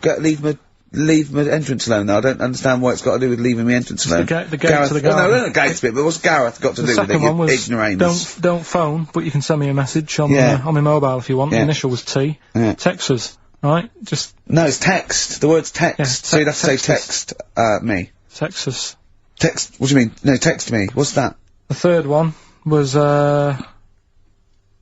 were sharing out the male sheep and that, right? Yeah. I got the best one. DG. Right? We were sharing out the male sheep. Get to it! It doesn't work anyway. Get to it. What is it? Delta Good Ram. Delta Good Ram. You were Delta Good Ram. Delta Good Ram. Alright, so who's the winner? We're gonna give it to, Stephen Gunning from Tooting. He's got all of those right, I don't know how, but well done to him, and he wins, some crap in a jiffy bag. Literally. You too on XFM? Yeah. Snow Patrol and Run on XFM 104.9. Yeah, not bad at all, So everyone had a good Christmas though, yeah? Really? Carl, even though it was like a little bit Lanzagrotty, it was a nice Christmas. Yeah. What was the book you read, by the way? Someone just emailed in and wanted to know. What was the book you read? It was The Governor. The Governor? Yeah. Right, okay. Did you buy Suzanne a gift in the end? Which you surprised her with on Christmas Day? Yeah, after that show that we did before Christmas. Yeah. I was walking home thinking, oh, might as well treat her then. Yeah. Went and got her a necklace. Nice. Actually, she said she wanted a necklace, but I didn't know which one, but went and got one. Yeah. And she was happy with that. Yeah. That shut her up. yeah. But, yeah. And did she get you something? Did she get you a gift back? She did get me something, yeah. See, we knew she would. Of course she would. Yeah, but the thing is, right, she got me a little Game Boy Advance to take on holiday, because she knows I get bored. Lovely. Right? So that was good, but I was like, hang on a minute. I know how much I spent. Oh, and I know how much these are, right? But I was clever, though. When I got to the airport, I bought to get me an extra, bought me an extra game for it. Yeah. Got the value. Of course. When you were growing up, did you wait to ask your mum for sweets right at the counter so the woman would embarrass her into getting you it? What, you mean just slip it in the basket? Well, no, just wait till there's some, a stranger watching before you ask for sweets. Mum, can I have a Kinder Egg? Did you sit in front of Suzanne when it got to Suzanne, can you get me something else? Because remember I spent more on that necklace than you did on that Game Boy Advance. And the woman in Dixon's goes, oh, you better get him something else. She goes, oh, bloody hell, alright then. Nah. She did well, though. You know what I mean? She's done well to keep you, hasn't she? Done well. Because you're such a find. You're quite a catch. Yeah, she must wake up every morning and go, ooh, I am the luckiest girl in the world. Well, she told you that the other night. What? She said the other night how good it is living with me. Yeah! I said to Suzanne, it must be great, because I only see him 2 hours a week, and I like to squeeze his little head. You can do that all day, every day. Does she ever squeeze your head? No. No? No. It's like that thing, though, isn't it? It's like when you work in a chocolate factory. You get sick of it, don't you? If it's there all the time. Yeah, she must think, well, I could squeeze that head any time I wanted. It's not worth it. I just, yeah. What about your Christmas? My dad, I'm wondering if you're turning into my dad. 'Cause, he bought my mum a bracelet. He won't mind me talking about this, because he said you'll probably talk about this on the radio, and you're right, Dad. I am talking about it. He bought my mum a, little gold bracelet. Lovely gift. You know, it was a lovely thing. And she opened it, she loved it. And everyone thought, what a great gift. Lovely gift. He wouldn't stop talking about it. He wouldn't stop talking about the gift he bought. He kept on grabbing my mum's arm and showing it to people. Look at that. Look at the gleam on that. The gleam! See, look at the shine on that. Look at the gleam there. Look at that. Gleam! And do you know what he said? He said the great thing about that's pure gold. He went, it's an investment. That's an investment, there. It's gold, you know, it's always worth something gold. I love that when people get a gift and it goes an investment. I love it. But what, not only does it sort of take away any of the romanticism of it, but it was the way he constantly was talking about how great a gift it was that he bought. I haven't heard the word gleam for 30 years. Look at the gleam on that. The gleam! Look at that, look at the sparkle on that, and look at that, and it looks like rope. That's what he kept saying, it looks like rope. It looks like gold rope. And, he just I don't know, I heard it, he disappeared, we were opening gifts, he went disappear, I could hear him in the kitchen going, think about that's pure gold, that, Elaine, that's pure gold. I might melt that down. Yeah. John! Next door neighbour, John, look at that! Look at the shine on that! That's great. That's brilliant, though. But it's just, it doesn't it sort of undermine the gift a bit if you keep on droning on about how great it is? If people enjoy giving, that's nice, isn't it? And you gotta, you know, what did your mum say? She loved it. She can get a word in edgeways. That's a step up from a jar of coffee, though, isn't it? It is a step up, yeah. That's good. Oh. What about yours? I didn't get my mum and dad anything this time. No, because I'm always treating them anyway. Whenever you know, if they need a few quid, if I can help well, them, you are the gift that keeps on giving, Carl. No, but don't just go giving anything just for the sake of it. You know what I mean? Wait for the time that's right, sort of thing. Just 'cause it's Christmas. 'Cause yeah, I mean, there's no better time, is there? Really? No, I just was going to say my mum and dad didn't get me anything, but they did. What they get? But just some money. Mm.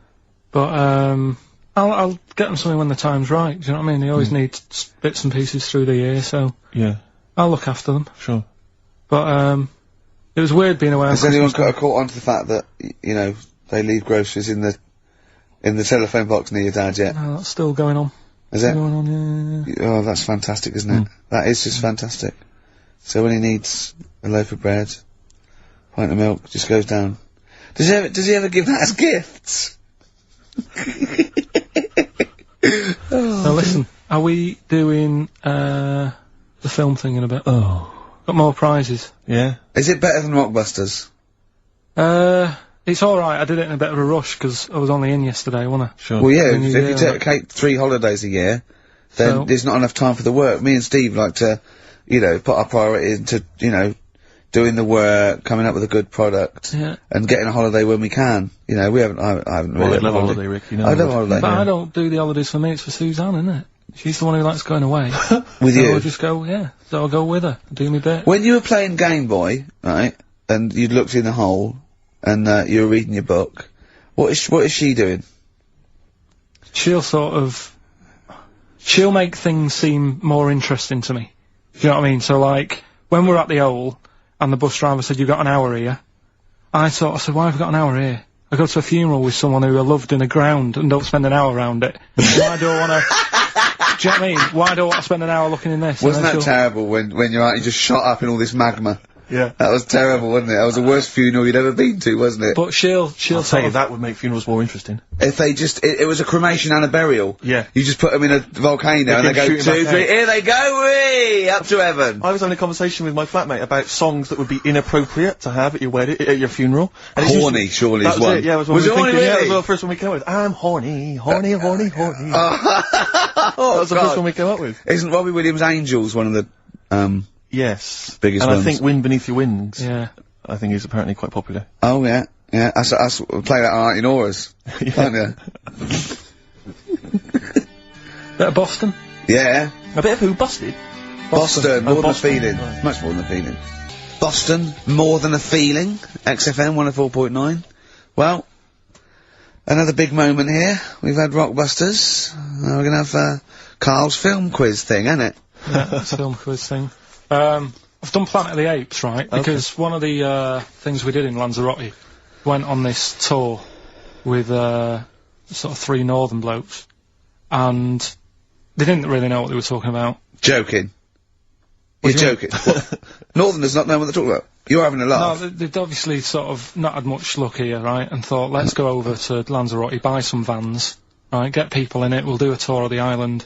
And whenever someone asks the question like, what year did the volcano happen? They go, oh, we'll take you to the visitor centres. You can read about it there. So they never actually answered anything, right? So they were useless. But one of the things that they told us was that Planet of the Apes was filmed in Lanzagrotty. Right. Okay. Right. That makes sense. A bit of it. Well, does it? Does it make sense? Well, what do you Alright, mean, well maybe does it was, maybe it wasn't. Okay, anyway. No, I mean, if they wanted to show sort of an barren, sort of post-apocalyptic sort of subject, choose where you went on holiday. Yeah. Obviously. Yeah, but when we were there, he took us to this sort of beach, and I said, is this where they did it? And he was like, yeah. I said, what, right there, yeah. And I watched it, and I couldn't see where I was. Yeah, you know that if you watch a film from 1968 and you've been to the same place, you're not going to feature, they're not going to see you in the back walking along the beach. It's a new one, new Planet of the Apes. Oh, the recent Planet of the Apes. Yeah, that's what they said, yeah. Right. Right, so I thought I'd sort of... Now that sounds a little bit more far-fetched.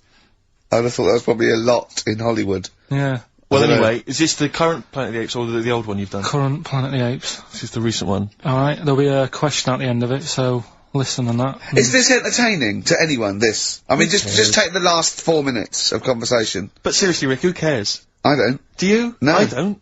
DVD's selling well. Exactly, what do I care? Right, come on then. Alright, so, Planet of the Apes, question at the end of it, listen and win some stuff. Alright? Hey, where am I? What is this place? Hang on a minute, I'll have a look. According to the Lanzagrotty guide, we've been dropped off at the volcano bit. Apparently there's 36 volcanoes here to be seen. I hope you don't mind my saying, but this is a waste of time. What do you mean?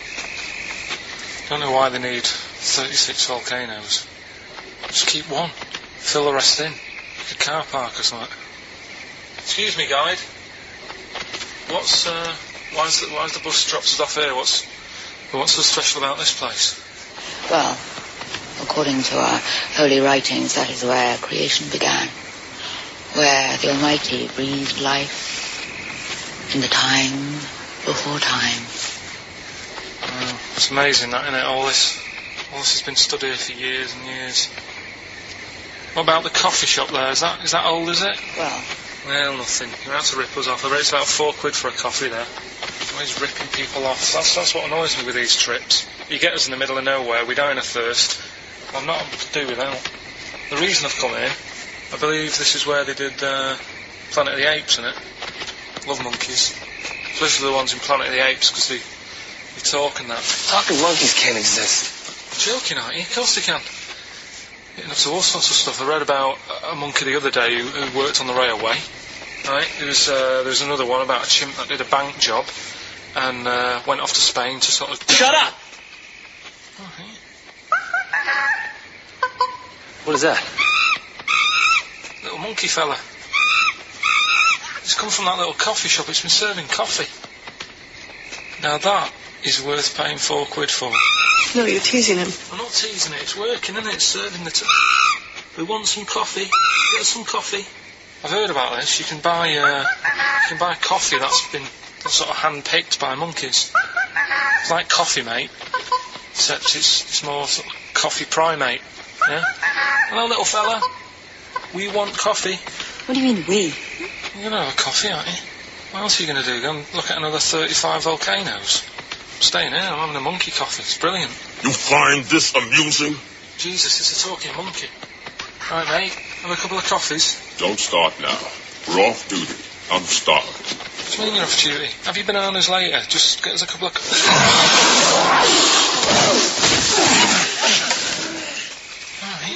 I understand that you're tired and you've probably been on your hands all day. Just forget the coffee. You go and get some lunch. After you've got some coach, you lazy ass. You damn human!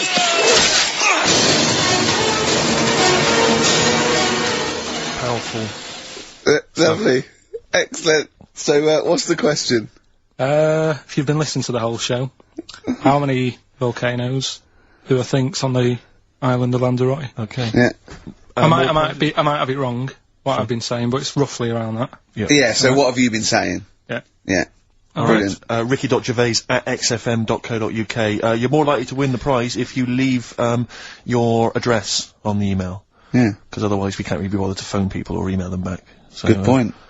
Put your address on there and you could win some crap. In a jiffy bag. Carl's theme tune there, by Placebo. Special Needs. On XFM 104.9. Alright. New Year's resolution, Carl? I don't know. I don't do it. Really. So what about something like, I don't know, start smoking? Do you know, there must be something. No, it's a waste of time, isn't it? Don't bother with that. Right. You see? Me, no, I've never really made any New Year's resolutions. I just be good to people. Just treat everyone as you want to be treated yourself. Give to charity. Hate crime, racism, famine, sexism. I know you're going to keep to all those, except the gift to charity. Me and Carl find that a little bit hard to believe. Never gonna happen. Well, you've always got to break at least one of your New Year's resolutions. Exactly. Yeah, well, I think I'll be nice to Carl. What about learn more? I was thinking that. I want to learn always more. teaching you stuff. I watched, I'll tell you what, Christmas telly was dreadful this year. I don't know if I've hit that age where I think consciously I thought this is worse than usual. Yeah. And I ended up watching Discovery Channel and History Channel again, and I watched 4 episodes in a row of this fantastic documentary, 1418 War, narrated by Dame Judi Dench, and it's brilliant. I just can't get enough of it. I hated history at school, and now I want to know everything. Yeah. And I think that's mine. Learn all the stuff about stuff. I like learning though. I always say that to you. I'm always looking up stuff. When I was on holiday, even though it was sunny outside and they had big holes to look at if I wanted to, I stayed in and watched Discovery there and was watching stuff about scorpions and that. Yeah, what did you learn? Well, nothing, because it was all in Spanish. But I just watched it. What I found out, right? What I found... Scorpion, what I don't understand is, with scorpions, right, they have like this sort of weapons, don't they? They have the poison and stuff, right? Yeah. Which can kill a man. Yeah. But there was a couple of little animals and that were its sort of enemy. Yeah. And it stung them, and it didn't kill them. So what's the point? Well, firstly, not all scorpions kill a man. Some of them, This one did, you said. Yeah, well, they range from, like, bee stings to so much venom it can take down a horse on things like spiders and snakes and scorpions. So it depends. But a scorpion that will kill a man would kill a rabbit. So I don't know what you're talking about. No, there was a snake that it stuck its thing into, and some sort of beaver, and they were just, like, running about. There's nothing funny about that, so why are we laughing? Well, the snake wasn't running about, was it? Well, it was slithering about a bit. Yeah. What was the beaver doing when the snake... It just sort of, I think it ate it in the end. What? Ate what? Ate the scorpion. Just wandered off. Well, it wasn't a beaver. Oh, there you go. There's no You've learned that. way it was a beaver. Alright, an otter. It was This is what you pieced together from a show in Spanish. I'm just saying though, how come it can't kill something that small, yet there's someone on holiday that's no sort of danger to that scorpion. We're not going to harm it, right? And yet it can kill a man. So you say, but I don't believe it. Shut up, mate. Seriously, this is gobbledygook. Taught you something again, though. That's what I'm No, saying. what have you taught us, though? What is that? What is the fact that's come out of that? A scorpion can kill a man, but the beaver was dancing with a snake, then it ate it. You do that That's all not the time, a fact. though. You That's put not a everything fact. down. New Year's Eve I taught him something, right, about dead people. No. You know, it is to taught me. I was saying you're talking shite. He says they found out your soul weighs an ounce. Your soul? Yeah. Your soul weighs an ounce. Right, who found this out? I read it. Your arsehole weighs an ounce. Yeah. There's no such thing. A soul weighs an ounce. You're talking drivel. Alright. Have you got any monkey news? So what did they do? They weighed someone who was alive, and they will wait for you to die, then weigh you again. There was someone Now who- you've lost an ounce. Yeah, it must be your soul shooting off to heaven. It was someone who was really ill, and they said, we can't do anything for you here, but we've got a bit of an idea that we want to do. We've been wanting to do this. Stuck him on some scales. He said, right, you weigh 9 pounds and an ounce or whatever, because he was wasting away. He died. 9 pounds. Right? Fine, well that's proof we needed. Talking shite. Monkey news, we might as well leave it. No, come on, No, come on, tell monkey news. No, it's nothing, that great, really. Is it worth playing the jingle? Quickly? Go on then. Oh, chimpanzee that monkey news! Right, it's about a monkey. 2004, It's about this woman monkey who was born in 1834. Right? Half monkey, half woman. No. Not true. It happened, apparently it was Impossible. it was in the Daily Mail. Right? Okay. The Victorian ape woman was her name. Yeah, I christened this thing Victorian Ape Woman. Well, we thought Sandra. No, I'm calling it Victorian Ape Woman. She was about 4 foot. No, didn't happen. She had lovely thick black hair on her head, and on the back of her legs, and on her arms. Yeah. Alright. So stockings. Let's have a look. And she didn't need a bustle because of a huge ape-like arse sticking out the back of her dress. She was good at reading and sewing. Well, good, because they didn't have opposable thumbs, so, she could speak 3 languages. Yes. She was Human, monkey, and monkey-human. 20 offers of marriage. Does that annoy you, Steve? Absolute twaddle. Alright, well, Like, more rubbish than your soul weighing an ounce. Let's leave A it there. Victorian monkey Let's leave it there, woman. then. See you next week with some more twaddle. I was worried we wouldn't have the old magic in 2004, but we're still talking shit. Merry New Year. Snow Patrol and Run on XFM 104.9. I'm Ricky Gervais. With me is Stephen Merchant and Karl Pilkington. So that's 3 for 1. I don't know. All right. Exciting. News. Breaking news is that there's only 2 more weeks of us before we have to go away on a little extended break again. So, can't give any more details yet. We don't know when we can come back because, we don't know what we're doing. We're going to, America. We're doing the Golden Globes, and then we're going to watch the Office pilot being filmed. Yes. And then we got bits. I'm doing a bit of a tour, so it'll be sort of the summer times probably. Yeah. Yeah. I'm saying it like they care. Oh, they don't give a damn. Do you know what I mean? I sometimes think that because you think, oh, you don't want to let down the people. You want to keep it consistent. You want to give. But really, I know I like doing this more than anyone listening. Definitely. Do you know what I mean? Definitely. I love coming in, I love squeezing Carl's head. Yeah. I love playing some records. You know, I like sort of sitting in the room with you. I know you love it. Oh. I can't wait. I can't think of anything else I'd rather be doing on a Saturday. Yeah. So, we got our Saturdays back though. Yeah, that'd be great. I mean, my alarm went off today and I was a bit tired because we had a couple of drinks last night, didn't we? Last night, yeah. We had, you know, we're party animals. I've been looking for an office this week, as you know. And it's so stressful. Just walking around, just talking to agents and, right, okay. So, my method is this, right? I walk round the area that I want to be an office in, because I don't want to hear anything else. I don't want to, you know what I mean? So I walk round, to be fair, it is about a square 500 yards. Yeah. Right? It's sort Your of house is in the centre. yeah. I walk, and, so I walk round and look at placards. I go, that's a nice office, and I phone them up. There's loads of different people I'm dealing with, right? And they went, oh, we got one in so-and-so street. I think it was 5th Street or something like that. I went, oh yeah, I went along to, I'll see you there in 20 minutes. I got there, you were there if you remember. I looked round and I said to Steve, it looks alright, there's no pawn shops or anything like that, right? And Steve went, well, it is next to a brothel. And I looked, and there on the next thing, like, you know, model, 1st floor, Susie, 03, and I phoned him and I said, do you know what? Don't bother coming here. No, I said, no, I said, because it's next to a brothel. He went, yeah. I went, right, okay. Just for future reference, I don't want an office literally next to a brothel, right? When I go to work, I don't want to walk past prostitutes. Call me old-fashioned. Yeah, right? as you go into work, there's a prostitute. Yeah. Morning. Oh, she's got a cappuccino. Yeah, Starbucks, yeah. Business good? Yeah, it's a bit slow at the moment, but it picks up later this evening, does it really? Good. And, I said to him, I've got so my New Year's resolution is being like a little fascist when it comes to business. And I said, also future reference, no crack dens and no wild animals in the porch. And, I just can't believe it. There's always something wrong. We went to one, right? It got there, right? And, a woman said, oh, I'm new here. She didn't know what keys she was using. And she went, it's the 3rd floor. And she went, there's no point, we won't both get in the lift. I went, right, will you get a desk in the lift? Right, she went, I've got a chair in the lift before. Brilliant. So, just find me an office, Rathbone Place, sort of Percy Street, Charlotte Street, Dean Street. Yeah. Yeah.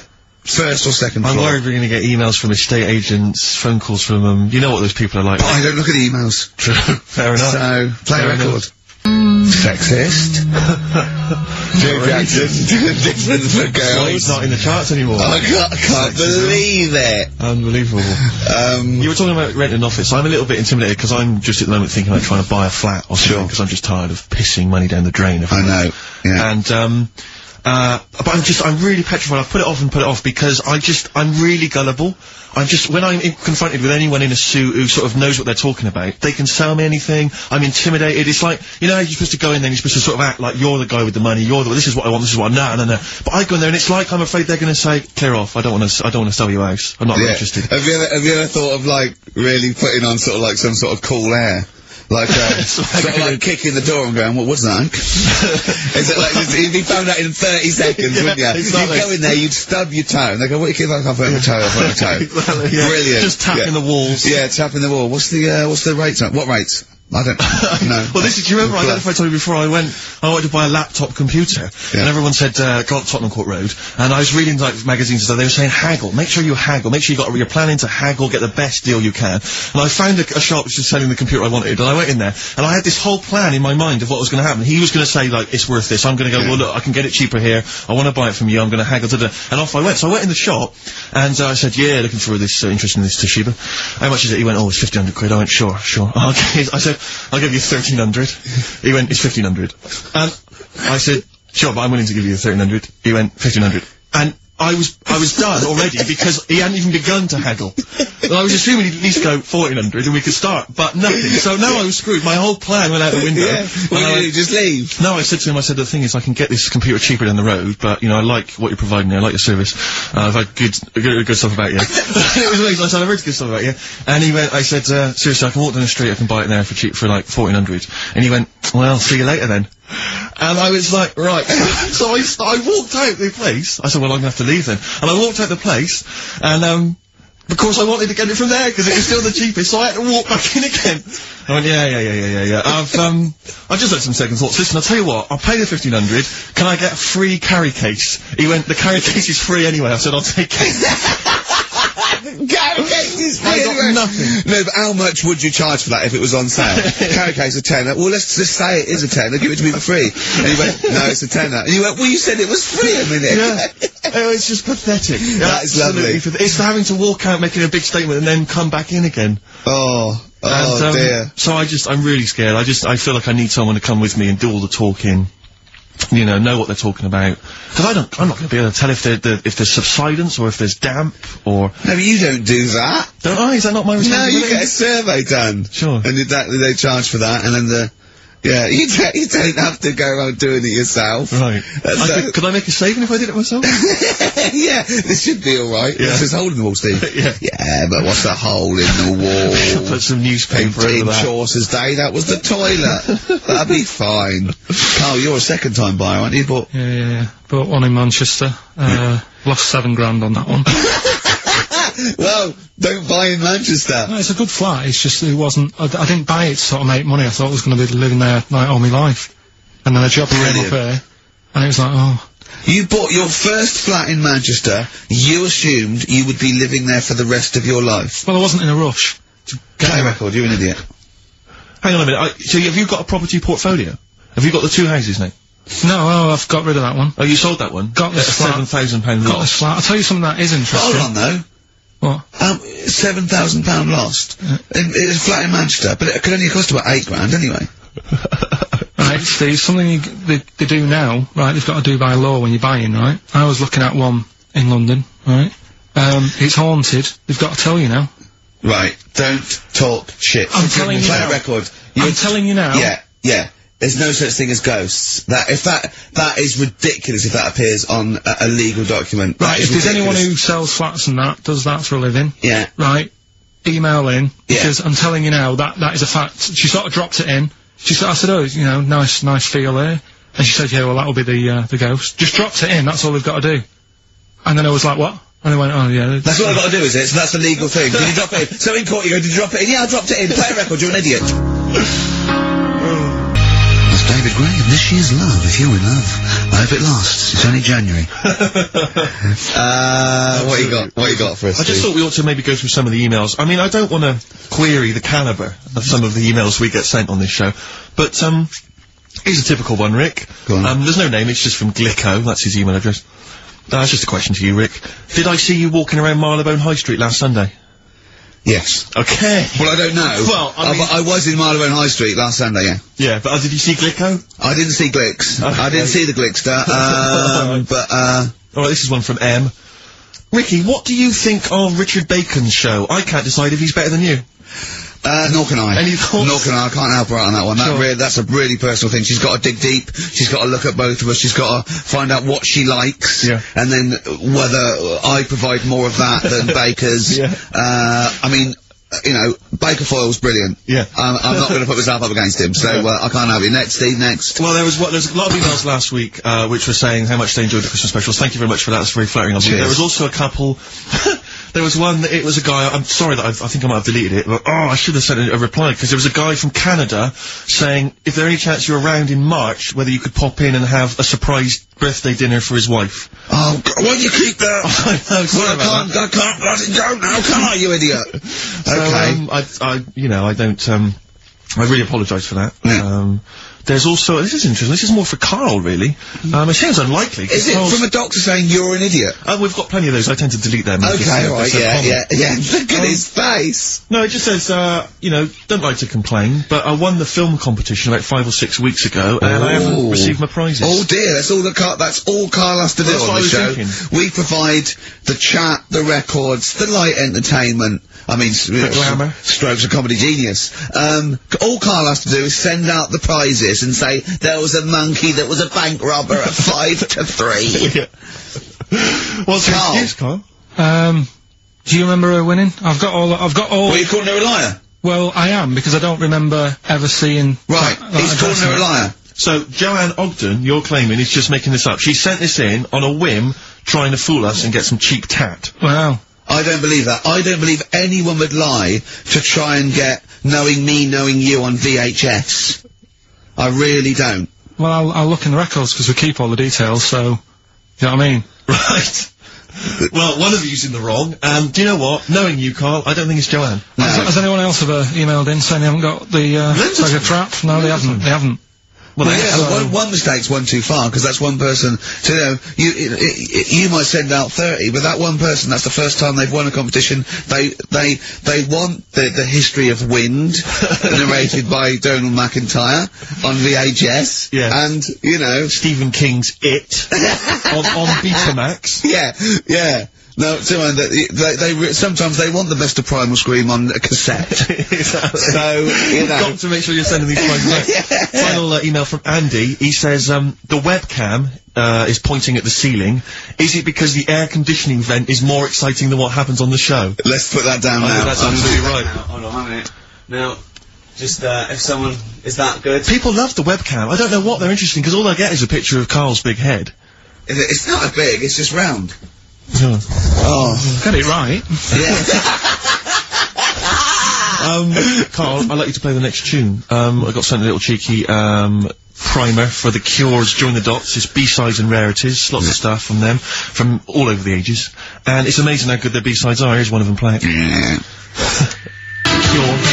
And that's called A Man Inside My Mouth, which was the B-side to Close to Me. There's nothing amusing about that, Rex. I don't know why you're laughing. Wow. It's called A Man Inside My Mouth. Yeah, I know. And that's fine. Yeah, it's like, the little man inside your head. Yeah. If a man wants to be inside anyone's mouth, that's good, good up to him.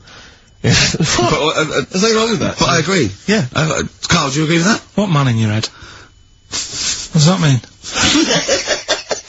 It's brilliant, isn't it? Extraordinary. He doesn't even understand schoolboy carry-on innuendo. I know the fact that the play on words is too fouling. What does it mean on slightly erection?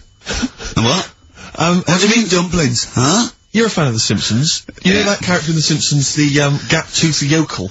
Yeah. If I look at Karl when he's deflect, Cletus. Yeah. It's the kind of cliche comic book thing of having a mouth wide open to suggest formlessness. Oh. It's amazing. Or an accommodating come on. Yes. Absolutely. Karl. That little man inside your head, it's what, people use it as your conscience, don't they? Alright. Have you ever heard that before? Yeah. No? No. No? Okay. I was, Rick, I was watching Moonraker. It was on, I think it was last week. Yeah. I don't know how familiar you are with the James Bond films. I don't think I've ever watched a Bond film from beginning to end. Yeah. I've never watched one on DVD, and I've never gone to cinema to watch one, and I'm not usually in on Easter Saturday. Exactly. Honestly. The thing about James Bond, when I was younger, I thought he was amazing. I just thought he was the ultimate cool, sophisticated hero. Do you know what I mean? My dream as a kid, like when I say kid, I mean a teenager, was to come home, which invariably he did. He'd come back to his hotel suite, he'd open the door, there'd be a trail of clothes, and he'd follow it, he'd go into the bedroom, there'd be a beautiful woman in the bed, You'd have said, clean up, what are you doing? You're messy. I'm gonna have to get my mum to clean all this up now. Mom, she's got a bad back. There's a nudie lady in my bed. And as I say, I used to think he was really cool and sophisticated, and it's only of late that I've sort of revisited these films, and I'll tell you what, it's his jokes. Oh! He is the most infuriating man ever. Absolutely. I mean, I don't know why people in the films consider him so... I mean, I think the reason that women in the films are always being seduced by him is because, if you notice, they've normally got English as a second language. Right. So they don't understand. So when he's making those jokes... So they don't know when he goes, just keeping the British end up. Yeah, I'm just attempting re-entry. Yeah. If I was a British woman, she'd be going, what? Yeah, don't say that. That sounds awful, and it's a terrible it's poem, so Roger. lewd, what am I? Yeah, what am I? Yeah. And they just laugh. They just laugh coquettishly and then, you know, unzip their dress normally. But some of the guys, there was one where he's being chased by a guy in a moped or something, and the guy plummets off a cliff and smashes through a van which is full of feathers, and he plummets to his death, and Bond just says, all those feathers, and he still couldn't fly. What are you talking about? What do you mean it's not a joke? It's just words. There's one where in Moonraker, he punches this guy, he's having a fight, he punches him through a plate glass window, and he lands on a piano, and Bond goes, play it again, Sam. And there's the one, I remember there's the one in one of the early films where he throws a guy in the bath and electrocutes him by throwing in a thing, and then he goes absolutely shocking. But I'm just thinking, you just killed a man. I know. You're a psychopath. Yeah. And it's just so excruciating. If someone was doing those kind of jokes in the office, you would hate them. Do you know what I mean? You wouldn't want to talk to them. They'd be a bore. I know. Yeah. Everything's a little one-liner. I know, and everything's a pun. Yeah. But I'll tell you what, he's a bloody good secret agent, Steve. That's true. So, you know, they're not hired for their, you know, wit and, stand-up ability. Exactly. So, you know, it swings and roundabouts. Yeah. I doubt Johnny Vegas could, save the world. That's true enough, yeah. So, think on. Different people, different needs. Kings of Leon. California Waiting on XFM 104.9. Do you know what, Steve? We get emails and, you know, we got our posters up around this show and, people enjoy it. But I don't think we get the credit we deserve for picking the music. It's true. Because we're totally unplaylisted, and I don't know if people know about this, that mine and Steve's sort of first passion before comedy is probably music. We're really, we love playing each other sort of records and that. And maybe when we come back, we should do a show where there is no pressure to, you know, like, Carl doesn't press the buttons for us, pre-record it, where we just swap each other's sort of ideas for music. It'd be like, the Ricky Gervais compilation tape. Well, sort of like, we're not talking John Peel, where we try and find obscure Belgian jungle and do demos. You know, everything from, you know, Kings of Leon, Lou Reed, you know, maybe a bit of 80s stuff that people have forgotten about. Beautiful songs. So what do you think? I'd love to do that, Rick. I mean, genuinely, there's nothing more exciting to me than introducing to someone a song which they then go on and they love, and they listen, maybe they buy the album, But that's something to think about, maybe for later. Yeah. Well, it's like you say, the pressure to kind of come up with some, you know, high caliber chat between each record, it takes the toll. But, yeah, and that's, you know, it's a passion of ours and we'd love to, but now, it's Rockbusters. Can I just say something now, before we do Rockbusters? A lot of people they come up to me, they say, Steve, we like the show. When are you gonna get rid of Rockbusters? It brings it down. I'm not joking. I'm not joking. There is lots of people. Come on, let Carl speak. Come off it. Come off it. What? I know people who say, you're never gonna stop that, are you? So, one of us is lying again. Well, not really. You know, I'm talking about people who've listened to the show. You're talking about Suzanne, your girlfriend. Oh, Martin. He'll be at home now with a pad, getting ready to play. But I should just... Mark Freeman did encourage Carl on a couple of occasions. He even tried to get him through with the answer egg when we were doing that naming animal round. Yes. So, but I should just say that people think that somehow Ricky and I are endorsing Rockbusters, that somehow by allowing it on the show, somehow we think it's good or we appreciate it. And I need to point out that it's more like when a child comes back from school and they've done a painting. Yeah. It's crap. Yeah. But of course you've got to stick it on the fridge. It's bigger than the house. You've got to stick it on the fridge because otherwise the kids can get upset. In this next episode, you've got to remember the cat is bigger than the house. Exactly. Okay. It doesn't look like anything. The humans don't have bodies, their legs come straight from their head. Yeah, Mummy and Daddy. Please welcome to the stage, Karl Pilkington's Rockbusters. Right. Right, so, cryptic clues, initials, cryptic. And you work it out and you email in and that. Yeah. First one. Yeah. Don't be stealing my tools. Take your sister's. Alright, and the initials NK. Don't be stealing my tools. Take my sister's. Yeah, so that's like the cryptic clue, and the initials of the artist or band is NK. Alright? Second one. Buy it if you want, not bothered. Think about it. Come back. Right? Come back if you want. Start again, Carl! That's halfway through! Right, start that second one again! Right, well, you can buy... isn't it? Well, the first one was, bite. Well, no, this one was, yeah, well, write it down, bite. Right, do it. If it's a cryptic clue, all the letters count. Do it. Buy it if you want, I'm not that bothered. You know, think about it, come back, check some other places out first before you know. That was a crossword clue!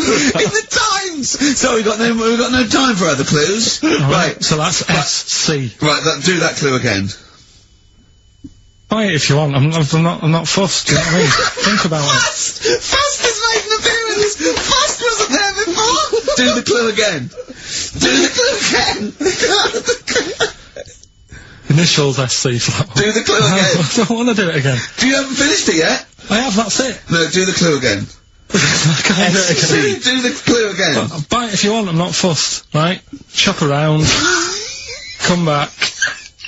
It's up to you. I'm not pushing you into anything. It's up to you, wasn't there? SC for that one, right? And the final one, that's good, I can play 10-pin bowling again. Okay, and what's the clue? Right. That's O. O. Alright, so, okay, now I assume that, I'm not going to bother to look, but I assume there's a jiffy bag of tax which people can win. Alright, well, great, good luck. Ricky.Gervais at xfm.co.uk is the email address. Thorns? No, buy it if you want. I'm not fussing, come back, have a look round. I'm open Wednesdays, by the way. Shut up, Thorns. See you later. The Thorns and No Blue Sky, off their album, of last year, which is probably my favourite album of the year. I've started getting into that sort of like music, more serious thing, in case we do it. I mean, I don't know, from that comment, maybe we should do some preparation. Pre-record it. Yeah. So we can sort of like cut all the ums and ahs and like me sort of like eating a sandwich while it's on, singing along, tapping a little bit. Yeah. I won't lay down like this either. We'll get me a chair that I can sort of be upright so I can enunciate. You weren't in there, were you, when Karl was singing along to Oliver's Army? No. It was a joy. Checkpoint Charlie. Oliver's Army. No idea.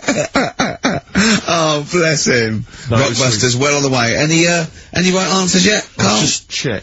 Let me see, we got, one email. One email? No. No, because they probably don't make sense. Yeah, no responses whatsoever. There's some on the text and that. Really? 83 XFM if you want to do it on the old, Speak up, Karl. You're not just on the radio, Steve, no, we're on the radio, we're live. Just letting you know, do it on the text if you want. Send it in on the text. And well, what is it? Say it! 83 XFM. Right. Right? What's the email address again? Ricky.Gervais at xfm.co.uk. Are you tired today, Karl? Are you just bored, or...? No, I'm alright, I'm good. Yeah? Yeah. Steve? Yeah, well, no, I just wanted to mention to you, I went to, the pub near my house recently. I found out that there was a pool hall. Oh, yeah. Like a pool club there, and I love pool. I like to think of myself as looking a little bit like Paul Newman in The Hustler when I'm shooting pool. Yeah. And, I went down there, and I went with my flatmate, and, it's quite a seedy pub, in many respects. There's a lot of weird people in there, like alcoholics, and... Why'd they go there? Strange, isn't it? Weird, isn't it? Yeah. Go on. And, very, very odd people.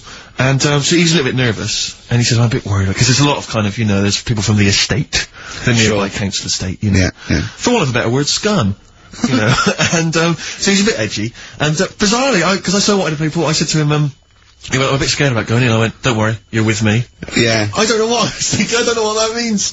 They're going to think, oh, wait a minute, the 6-foot guy with the lanky guy with the glasses. Yeah. I'm not going to mess with him. You go there, they take your glasses off and you go, I've lost. Exactly. That's it, I'm out of here. This is why I've never got into a fight, because if my glasses are gone, I'm screwed. That's the first thing you're really short-sighted, aren't you? I'd be absolutely done for. And are you nervous are you sort of like nervous without them? Whenever you see like a kind of action film or whatever, or maybe like a horror film, the nerd loses glasses and he's travelling around on the floor. Is that you? Is it? Coming behind him. That's me. Really? Yeah, done for. Absolutely done for. What did you do when you were at school? When you had to play tennis or football or rugby or something? Kept them on. That's dangerous. Well, of course it is. That's why I was never, as good at rugby as I probably could have been. Because of course you can. How can you play rugby with glasses on? I'm in the scrub going, careful! Your boots! Hello! Yeah. Never mind me nads. Exactly. Watch my glasses. But, so I went in there, because I used to, I used to do judo when I was very young. Well, that's impossible. But this is ludicrous. That must go falling off. Oh, of course. What about gaffer tape? Just sort of like round. Yeah. Well, I bought something like a kind of a sports strap to keep them on, and it just pushed them right into my eyes. I could barely see. I was always blinded. But I swear, when I used to go to judo, I'm sure that the other kids were being taught, right, just knock Steve's glasses off. Knock his glasses off, you can get him. So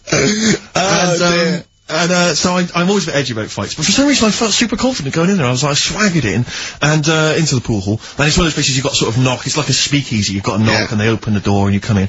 And, I'm in there, and, one of those things you slide, like a little lever, because they slide over. You knock, you put your face there, you just knocked your glasses off. And, so I went in there, and, in a way, my flatmate was justified in being a little bit edgy, because, the conversation we could overhear, the table next to us, we were playing pool, the guy next to us was going, yeah, of course, the bloody police. Spent Boxing Day in the Nick. Absolute nightmare. You're getting nervous. So I was getting a little bit edgy, because I didn't know, but then I thought, you know, they don't mess with their own. We're almost like gangsters ourselves, because we're there in the lion's den, do you know what I mean? We'll probably be fine. So then, there's just an old guy serving at the bar, you know, in his 50s, and some guys go over to the jukebox, some young kids, they're just hanging out in the pool hall, they're pretty cool. They put some money in the jukebox, and in first track, Coldplay. Fine, I'm thinking that's nice, I'm playing pool. Second track, hardcore German techno. and they put in about 50 quid's worth, it seemed, because it just went on. Really thumping, kind of like GABA stuff. Old guy at the bar, just nodding his head, cleaning the glass. Yeah. So into this... Piano player, furious. Exactly. Into this comes, like, what appear to be a family of holidaymakers with kids. So they've entered this, like, seedy pool hall.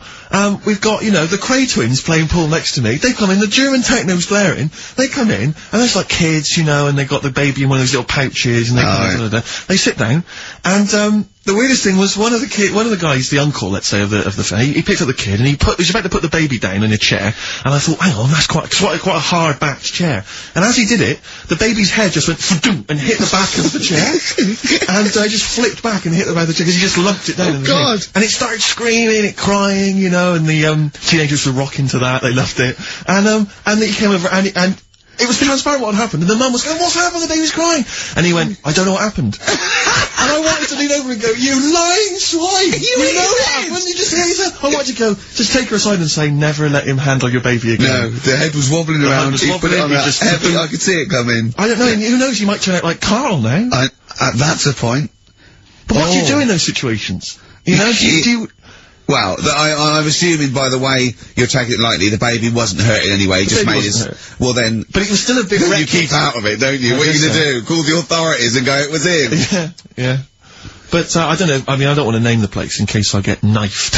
I imagine you trying to swagger it when you overheard him drop the neck. I imagine you know, yeah, pigs. Sorry? Yeah, I ate the pigs as well. No, I'm a lawyer. I was down there. Oh yeah. Sure. Oh dear. But, I'll be going back there. I feel like I'm... That's it. I mean, I've told you before, Steve, stay away from working class people and bad men in trainers. Because, you know, you hang around with ne'er-do-wells, and you're gonna get your glasses knocked off. That's true. Jet. Rollover DJ on XFM 104.9. Carl, you promised me that you were gonna reintroduce Educating Ricky. Yeah, we can do that. Have you got it? Have you got something that will, that's something that I won't know that's correct, and that will interest me? Yeah, there's loads of stuff. Is it anything to do with monkeys? No, we've got monkey news. We've got monkey news coming up, of course we have. Monkey news, people, and they're now over to, XFM for monkey news with Karl Pilkington. No, we won't do that yet, we're not doing that yet. Educating Ricky is... Yeah. Well, let's do it. We did it ages ago. Educating Ricky. Oh, that's interesting, and it's correct. Hang on a minute, though. What I do is, I tease you, don't I, with headlines. Oh, go on then. And then, you have to sort of go, that one sounds good. Go on then, what are the I want to know more about that, educate me. Yeah. Right? Okay. You've got, well... Jeez. That Nelly died. That Nelly died, alright. Okay, could be about an elephant. Yeah. Go on. You've got that, you've got, well, I've got well. Take well as read. So they all start with well. Okay. Knob body has been that lucky before. Brilliant, alright. Okay. You've got, get a lobe of this court case. Right, okay. I'm going for nobody has been that lucky before. Right, it's a story about this kid who was born, right? Was he? Yeah, he was popped out, like, and the dad and the mum saw the baby, and it was like, oh, that's a good-looking little kid. Sure. And they were proud and that. And then, they're surprised it's a good-looking little kid, it's theirs. Yeah. Like, it could have been a frog, and they'd have gone, oh, he's got your eyes. And then, the doctor goes, yeah, it is, but, look at that. What? He said, it's a boy, and, hasn't got a knob. I love the doctor saying that. I love this GP. Right. Oh, this midwife saying that. Oh, I love little boy. Yeah, but no knob, baby. Mr. and Mrs. I mean, think. Right. No, but I'm speeding it up a bit. Alright, come on, so the baby's right, so the baby's like that, and the doctor says that, and the woman's like, oh, it's our first as well, and stuff, right? She's really gutted. What's the second gonna be like? So, Go ahead. Just a knob. Doctor says, yeah. You call it Carl. Right, go on. So the doctor says, well, I'll leave it with you for a bit, get used to the idea, right? As opposed to throwing it away. So he wanders off. Yeah. He comes back with a smile on his face, right? Found the knob. So the mum and dad are like, what are you smiling about? He says, you're not going to believe this. Baby's just been born. It's got 2. Right? You can have one of them. And they did a little operation. Where did you get this information from? That's in a book. What book? Is it the same as the book that you carry round with you? No. With the woman with 3 legs, the juggler with 9 arms, and the bloke who found shagging a chicken under a rock. Is it in that book? Weird though, isn't it? Well, it's not true. It is true. What, in the same hospital, there was a baby born without a knob. Luckily, it's Karl. It happened. You swear to God you're not making The doctor came back smiling, because you won't believe it. There's a baby there with an excess of a knob. It happened, honestly. I'm not, all these things are not made up, the educating stuff. That's why I do it, innit? Teaching you stuff, always teaching you stuff. Alright, if anyone can confirm the baby with no knob, they're gonna confirm it, because they're gonna go to the same dubious website that Karl got it from. I always try to be level-headed and reasonable in these situations. You always ignore it. Guatemala or Mexico. Rodriguez there was born without a knob. Luckily, baby next door and was got 2 knobs. What a load of shite. Play a record. There's still more to come. Oh. I'm looking forward to it. Was it Nelly? Nelly dead. It Nelly died. Nelly died.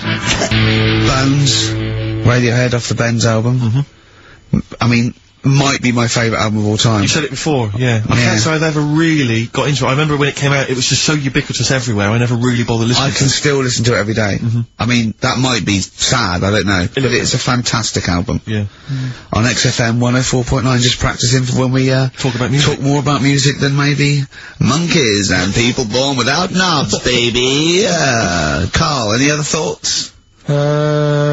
Well, I'm not gonna tell you any more educating stuff yet. You're gonna tease me with that, are you? Leave you with, it Nelly died. Yeah. And get a load of this court case, right? But I want you thinking about... Yeah, thinking about it, yeah, just getting my red juices ready. Things like that. Yeah, like an aperitif, yeah, sure. But, I've just educated you. Yeah. Right? And I watched The Office Christmas stuff on, last Sunday. Did you enjoy it? I think it was good. Good. I think it was good. Thank you very much. It was one of my favourites. The second one was good. Yeah, okay, the second one, there's more the paybacks in the second one, the first one's more set up. Yeah. So, you know, I'd have thought people would like the second one more. Yeah. So that's nice. That's a nice critique, thank you, Karl. But there was something in it you did about cavemen. Cavemen? You said something about, it was a fact about caveman, and you sort of only half did it. You didn't give the full information, like... What? Like I do in that. You just... Where was it? What bit was it? It was the bit when you were talking about getting a woman, I think, or you were talking about breasts or... Oh, the one when I said people the reason women have cleavage is it reminds men of buttocks, because when we were cavemen we used to do you from behind. Yeah. Yeah. At the blind date, yeah. Is that a joke, or...? Well, I was hoping it was funny. We would... Oh, you mean, no, I don't know. Yeah, I think I did. I think cleavage is meant to represent, in a sort of Desmond Morris pop sort of anthropology type way. I think I've seen that before, that cleavage represents buttocks, and I imagine, you know, cavemen probably did do it from behind. I don't know what you want to know, Carl, really. It's in a sitcom, it wasn't a documentary. It looked like one. Yeah. Brilliantly directed to look like one, I'll give you that. No, but what you're saying, so blokes like... Yeah, I think cleavage is represented like buttocks, because obviously buttocks were much more of a sexual organ. Evolutionary speaking, breasts were to actually bring up, to suckle young, but, and were a sign of sexual maturity, so you're ready to mate. But whereas, Carl, I'm not an anthropologist, mate, I'm struggling here, what do you need to know? But yeah, I imagine that the cleavage reminds you of an arse. Right, well, if it's all about arse, why don't gays like a little bit of tit? No, do you know what I mean? You've done me! So the question put to us today on XFM 104.9, please call me is, if it's all about arse, then why don't gays like a little bit of tit? I was worried if it's all about arse, why don't gays like tit? If it's all about arse, why don't gays like tit? Just call in with your... Thanks very much for tuning in. This has been Children's TV. If it's all about arse, why don't gays like tit? It's still been an hour and a quarter before we got round to gays, so it's good to see late in the appearance. If it's all about arse, why don't gays like a bit of tit? Is the question. What a brilliant question. Well, if you're an anthropologist or a psychologist, a doctor, a gay, please call in. If it's all about arse, this is the question. I'm not convinced by this whole, cleavage looks like an arse, that's no, not Steve, nor am I. It's a bit of mock anthropology. I didn't think it would be under scrutiny. I think it's more likely that the reason men find cleavage attractive is because they know there's a lovely pair of Bristols down there. Yeah, so look at cleavage, here we are. If that's what's on show... Exactly, imagine what's down below. If that's in the front window, right, yeah, what's you got to go in the shop? Oh, dear! The Coral, Bill Mackay, on XFM 104.9. If it's all about arses, Steve, why don't gays like a bit of tit? I think there might be a lecture on that at the Royal Institute tonight, I'm not sure. Stephen Hawking. Yeah, I think he's giving a lecture. Brilliant. Tell you something else, though, that's about cavemen and that. Yeah. Right? Not really, go on. Do you know, I love the idea of a little gay fella. He's pulled a bird, all he's done is focused on the cleavage, and he's gone, that's a lovely arse. Right? He's got a back, why pulls the dress down, no! Where's the arse? I've been gone, there's boobs! Boobs, I hate them! They're my worst! No! Right, sorry, Carl. cavemen and that? Yeah. Back to it. Doesn't drop a beat, does he? Do you know, like, when you get a bit scared, and the hairs on your back and that sort of go up? Well, I haven't got a particularly hairy back, but go on. No, but on your neck or whatever, yeah. On your head. Do you know... Not in your case, but sure. Do you know where that comes from? Do you know why that happens? Why it happens? Yeah. To look more fierce. Yeah. Probably residue of, like, the erectile tissue with the, you know, would make you look apes, and that would make you look slightly bigger, your outline bigger. Is that the answer? Yeah, just cavemen in front of dinosaurs and that, they sort of went, oh. And then... Well, it wasn't cavemen in front of dinosaurs, was it? Because cavemen weren't alive when dinosaurs were alive. There was a couple knocking about. Right, okay, fair enough. There was a crossover point, surely. Not dinosaurs like you're thinking 15 million.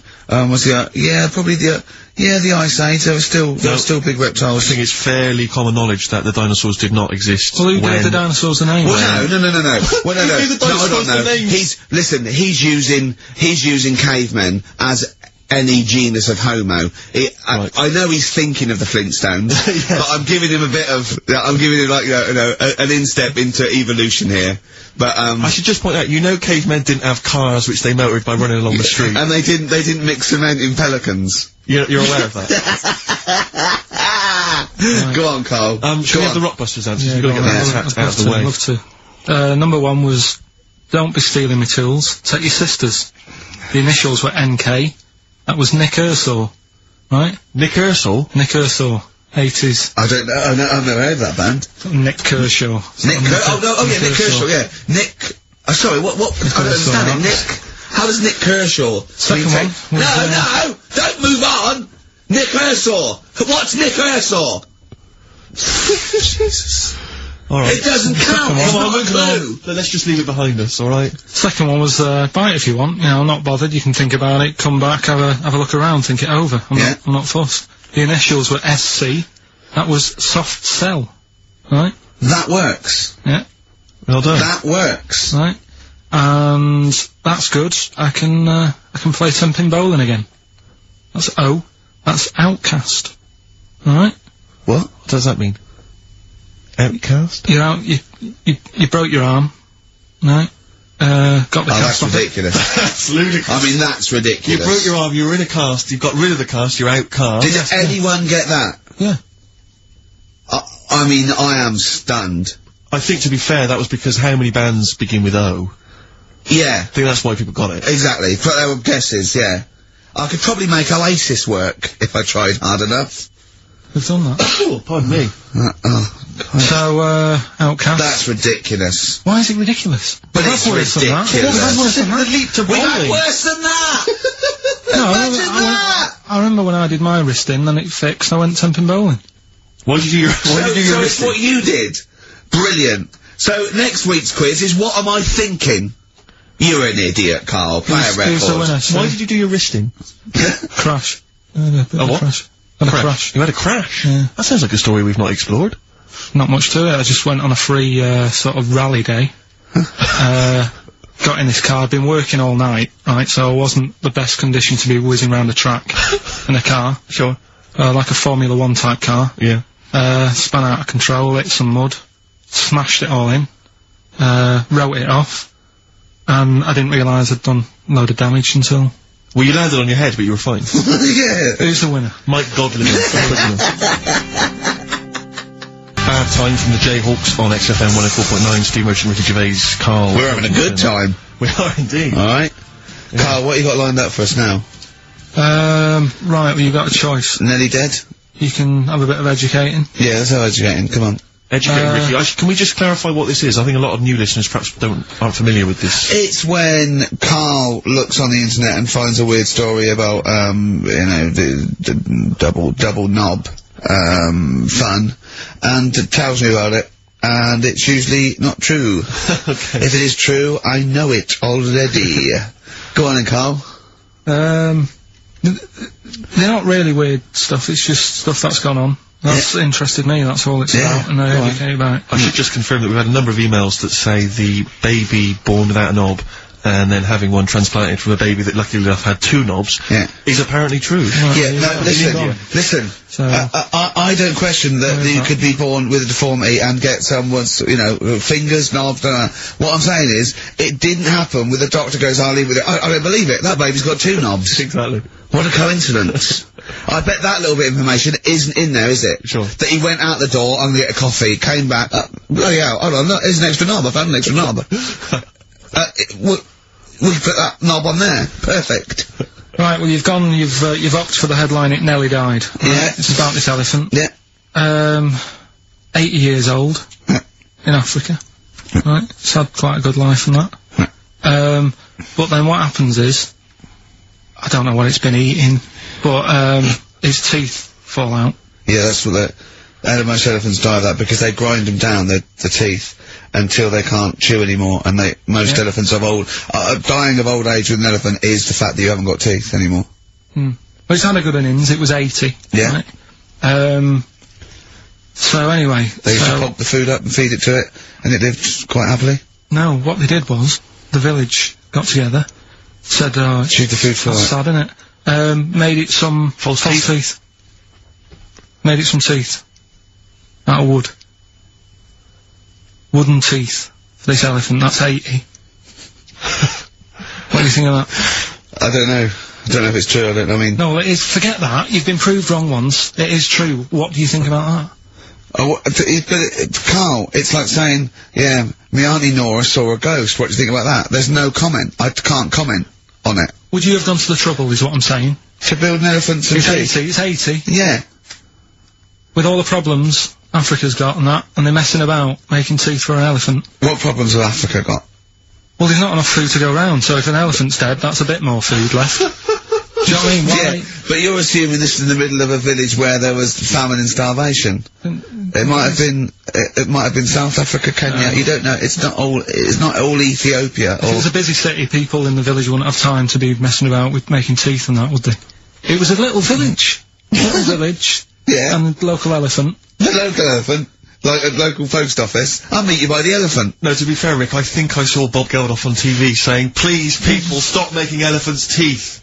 They are eating all the food, we're sending it over there. F the number, where's the teeth? I don't know, it's possible. Send us the I mean, teeth. it's possible. It's possible that they've made this elephant some dentures. It is possible.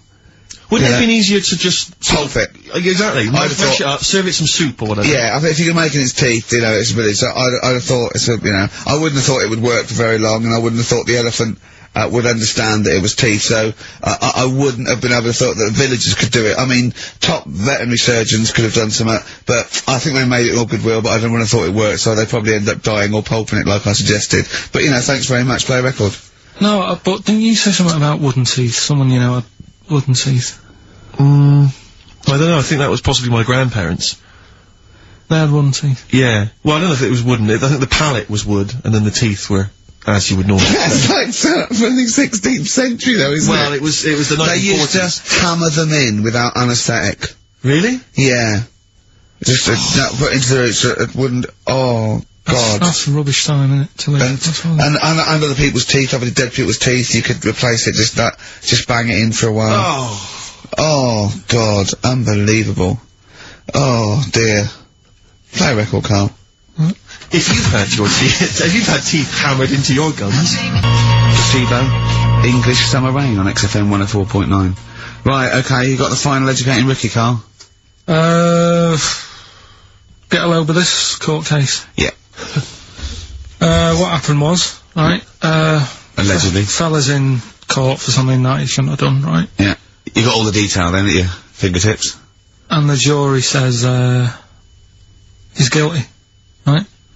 And the judge went, what, he's not guilty, off you go then, right?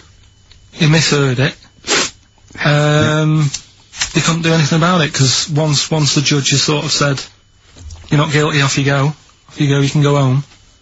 And the jury were like, what are you doing? They said he's guilty. And he's like... What do you think of the Thorns album? I'm quite a big fan, Rick. Yeah, I like that sort of old country sound. I think I know. I like that compilation you made me. That was that sort of thing. Really good. The Jayhawks. Thanks for that, by the way. There was the hanging one, wasn't there? There was the hanging one that happened. Are you still there? What bands have you been checking out recently? Any new things? Just exploring all kinds of stuff. Obviously, you know, I like dipping back into the old stuff. I'll tell you I've been appreciating a lot recently, Rick. Billy Bragg. Oh, brilliant, yeah. Great guy. Isn't he playing He's playing in March, yeah. You might want to try and hear about the hanging one when the fella was... Sorry, mate, go on. When the fella was hung. Well hung? He was hung, and, hung? Sorry, was hung? He was hung by a rope. So, isn't that... No, I think it wasn't he, a Chinese emperor? And wasn't he hung? Yeah. Sorry, he was hung. Some fella who'd done something, they hung him. It's not a word anymore, he was hung. Well, don't be doing that again, because you said squoze wasn't a word, and then I shown you a menu today that someone sent, and it said fresh orange. Yeah. Squoze. In inverted commas, and next to it was the word colour, spelt C-O-L-O-R. So, presumably either the American menu, right, in which case, there's loads of American words that we don't use, or... it's just a badly typed piece of work. Anyway, there was a bloke that was hung. He was hung and that, but he didn't die. Hung on that, he was definitely a Chinese. Hung on that, yeah. I remember him now, yeah. He didn't die, and they said, oh, just hang on a minute whilst we change the rope and that, and he stood there waiting, changed the rope. They, tried to, you know, do it again, and, didn't work. It didn't work, right. So, they got another rope, right? Didn't work. And then they had to let him go, because it's like there's a well-known saying or something from this thing, Yeah. Have you seen, do you like, Oh My Car's On by, Tim Burton's new single? I don't know that I'm Oh, it's brilliant. Can we play it a bit later? Yeah, can we play it? Let's play a record now and, we'll, talk more a bit later. Yeah. Hey, can you, Carl, would you shut up? Oh My Car's On. Tim Burgess. Brilliant. XFM 104.9. Right. Well, we're running out of time here. Yeah. We had Carl in a little film, but I think we've only got time for Monkey News, you know? Yeah. What are you thinking, Carl? Yeah, if you want to do that. Yeah, let's do Monkey News. Alright. Play the jingle. Oh, chimpanzee that Monkey News. Right, there's this monkey, right? Oh, yeah. I think his name was number 6 or number 7 or something, right? In this lab, right? Yeah. And, anyway, it's in there. With, like, you know, the rabbits and little mice and stuff like that. And, The rabbit smoking. the nurse, right? The nurse, not the nurse, the woman who works in the lab, what would you call her? The nurse? Depends what turns out her job was. If she was a lab assistant, you call her a lab assistant. Alright. I mean, they probably call her by her name. Alright, lab assistant, right? Kirsty. So she's... I think it's probably Kirsty. Right, Kirsty Morris. Well, she's in there, right? Yeah. And she don't work with many people and that. She's mainly on her own with, you know, just putting lipstick on rabbits and stuff like that, right? Chimpanzee? So, Chimpanzee. He's putting on lipstick, chimpanzee. She's got hairy legs. He gets pally, right, with this woman. Yeah. Because, you know, he gets to a point when she sees him every day. It's the way he tries to string out like it's a narrative love story. The chimp put his hand out and grabbed her, and then you're thinking that he made a move on her. So, right, come on, he's allowed out. Oh, it's not a story, is it? He's allowed out the cage and what have you. Anyway, so, he's wandering about, and as time goes on, he's watching what she's doing more and more, right? So, he notices, like, the code on the door, right? Whatever, 247 or whatever, Yeah. he goes, right, I've clocked that, I've got that, I'll remember that, right? And then he goes, right, there's a lot of lipstick and that knocking about, a lot of makeup. Right, okay. No, there's no way. No! Because, Steve, you know what's gonna happen. I know what's gonna happen. So he's there. It's ridiculous. And he's going, well, if it's there, you know what I mean? So while she's messing about with the rabbit, he gets there, he's in front of the mirror, putting a little bit of lippy on. Right? I know! It's gone too far! No, it's gone too far, Steve. Your mic's off, Rick. He's finishing the story. Turn mine off as well. It's looking pretty good. I didn't mention the mascara! It's looking alright, right? So it knows the code on the door, 247, right? So, when she's sort of messing about with the rabbit, right, he goes, right, so it knows the code on the door, 247, right? So, when she's sort of messing about with the rabbit, right, he goes, right, here's my chance. He's looking good, 247, out the door, Dutch man's there, he's like, alright, Kirsty, right? Talk shit! I Feel Free from Cream, that's pretty much the last track, isn't it, guys, I imagine, on XFM 104.9? Well, I mean, yeah, I've got nothing to say after that ridiculous story. I mean, that's worse than the bank robbery to me. Yeah. That he clocks out, and the bloke on the desk. Alright, Kirsty. Oh, you're 2 foot shorter and hairy. She wasn't a looker anyway. She wasn't a looker anyway! Brilliant.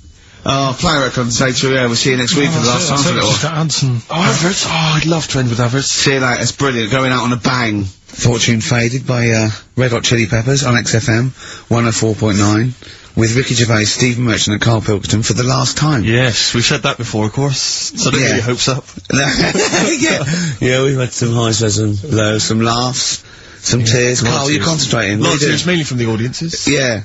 Now, before we get into that, before we get into talking about maybe some of the hijinks we've had, looking back, looking forward as well. Yeah.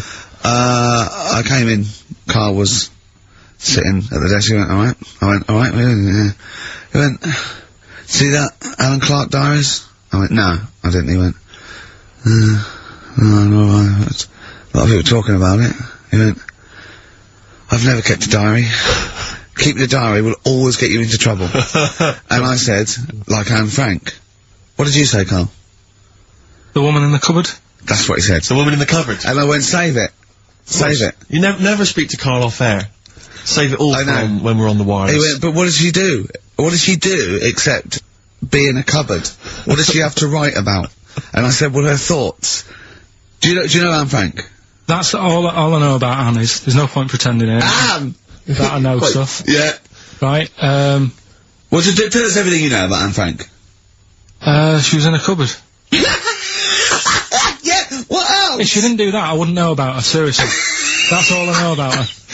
Yeah. So what did she do? But how do you think we know about her cupboard because of her book, don't we? But hang on, what, in the bigger scheme of things, why was she in a cupboard?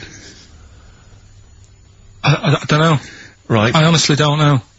You don't know anything else about Anne Frank beyond the fact that, to quote you, she was in a cupboard. Well, what's she done then? You tell me, why should I know more about her? Firstly, I don't think she was in a cupboard. She wasn't in a cupboard. She was in an attic. Alright. Yeah. So what was she doing? She was hiding from the Nazis. She was hiding from the Nazis. But isn't that the first place they'd look? Sort of... work from the top down. Carl, they weren't specifically looking for Anne Frank. They weren't going, where is she? Where's Franker? If she gets that book out, we are in a deep shit. We've got to stop the book. They were just looking generally. She was, I think she was 13, 14, she was hiding, she was Jewish and she was hiding, lived in Amsterdam, didn't she? Yeah, as much of her family were having to hide, being helped by, you know, friends, non-Jewish. In a cupboard. The cupboards, you know. And how long did she sort of hide up there for? Until she was caught. Long enough to write a book. So she even got caught after all that? What do you mean, so she even got caught? We're talking about one of the great, you know, humanist tragedies of our times, and you're going, she couldn't even stay hidden. What do you mean, did she get caught? No, I'm just saying, like, you know, it's not a great tip then, is it? Do you know what I mean? She didn't do it well. She didn't hide until they escaped it. Her diaries are not a manual on how to hide from people. It's not how to win at I don't know anything about her, and we might be going down some ground that's a bit dodgy. I don't know enough about it. Maybe it's best just leaving it. All I was saying is diaries, you know, what do you do them for? Have you kept one, Steve? Never kept a diary, no. Right. I can understand your fear that it might get discovered, someone might read it, find out all about your inner secrets. Of course, the good thing about you is you tell everyone what you think about them. Yeah. Yeah, but... Yeah, no one's gonna find a diary and go, oh god. I can't believe it, Carl doesn't like my haircut. Yeah. Carl thinks I look like Dave Hill from Slade. Yeah, I told you that, didn't I? Yeah, I told you that. Do you think they'll last though, diaries and that? No, because they were a bit of a time killer, weren't they? It was something to do at the end of the day, whereas now there's iPods and that. Do you know what I mean? It's fantastic! The iPod of Anne Frank. Yeah. No, new from Sony, that'd be great, wouldn't it? All her greatest hits. Who could forget? Oh, well, dear. leave that then. I didn't know it was that deep, I thought it was just like a, you know... You thought it was like, didn't you? Adrian Mole type thing. Yeah, what are we doing? Thorns, from my favourite album of last year, that. And, I can't remember. We'll be doing a bit of that, playing some of our favourite songs. We've, got a couple of requests. In fact, yeah, one of them was celebrity requests, Matt Lucas from, Little Britain is listening in. Oh, yeah. So, is it your last show? I said, yeah. I said, do you want me to play a record? Yes, what's your favourite group? Guess Matt Lucas's favourite group. Now remember, him and David are the new darlings of comedy. Yeah. They're cool, they're trendy, everyone loves Little Britain. They're comedy geniuses, they're only gonna get bigger. What's his favourite group of all time? That is tricky. Level 42. No. Carl, have a guess. Well, there's gonna be something weird in it if you're saying this. Well. So, how old's the band? They're probably about as old as him. How old's he? No. Oh, Carl, have a guess. ABBA. No, it's, why did you say ABBA? They're good, aren't they? No, it's the Proclaimers. The Proclaimers? Yeah. Really? Yeah. And I know he's listening, but, you know. I mean, there's nothing wrong with the Proclaimers, I just can't imagine anyone getting that excited about them. I bet that's why he likes you, because you hang out with him, don't you? I do hang out with him. He thinks it's like the closest thing he knows one of the Proclaimers. Wait till he meets my twin brother. Yeah, yeah, he's gonna have a field day, isn't he? Believe it. Yeah. So I was honest, I said, I can't play the Proclaimers, but we're playing another. Where did they come? Because I don't really remember the Proclaimers particularly from when I was young. Well, let me give you a little blast. I give a little but in two-part harmony. Of course. That was the main thing. They were very popular for a while, weren't they? I think they had, sort of 3 big hits in sort of like 1980. When was it? Yeah. Oh, I forget. 80s. Scottish. They did sing in Scottish accents, which I thought was quite refreshing. They didn't do the fake American thing. No, that was good. Yeah. But again, I just can't imagine sort of being in that. When would I be in the mood to put on a Proclaimers record? When you've run out of Crankies stuff, I suppose. I guess so, yeah. If you played all your Crankies records, and the know, Muppets album. Yeah, pop on the Proclaimers. Now, we were talking before the break about Anne Frank in her cupboard. Yes. Now, I'm still a little bit concerned that Carl's not quite got his head around Anne Frank's diary. Yeah. It's not like a children's book. It's not like The Lion, Anne Frank and the Wardrobe. No. She doesn't go into a fantasy land when she goes into the attic. I'm just glad that old Mother Hubbard didn't help the Nazis. Sure. Because that's the first place she'd look. Yeah. Isn't it? The Nazis go, we've got old Mother Hubbard. She thinks she knows where she is. Yeah. She'd have gone straight there. I think with Hubbard, it's like, if I just briefly, you mentioned Hubbard. Now Hubbard goes to the cupboard to get, I can't remember exactly. Her poor dog a bone. She goes to get the dog a bone. But when she got there, the cupboard was bare. The poor dog had none. Is there more to that than cause that's all I remember. Is there further verses? Does she finally get a bone? Does she go on an adventure? Oh, what, you mean, the second verse is, then she looked in the fridge and realised that's where she kept the bones, and so the dog was laughing. Exactly. No, there isn't another verse. That's all of it. I think so. Oh, but no, went to the cupboard to get a bottle of bone. When she got there, the cupboard was bare, and so the poor dog had none. No, I think that's the end of it. I think it's a moral. I think it's a moral that, What's the moral? Well, if you got a dog, keep some bones in the cupboard. Right. Because I always, even as a kid, I remember thinking that it's quite a tragic sort of picture they paint. I imagine maybe she's lost her... It's short, isn't it? It is short. It's over, isn't it?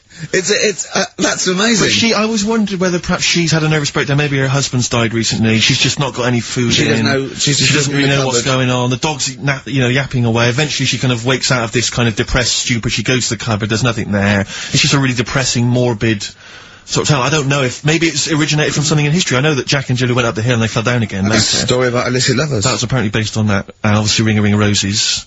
It dates back to plague times. So I don't know about Hubbard. Humpty Dumpty. Not so sure about this. Well, this is something I remember as a kid thinking, at what point was it decided that Humpty Dumpty was a giant Eggman?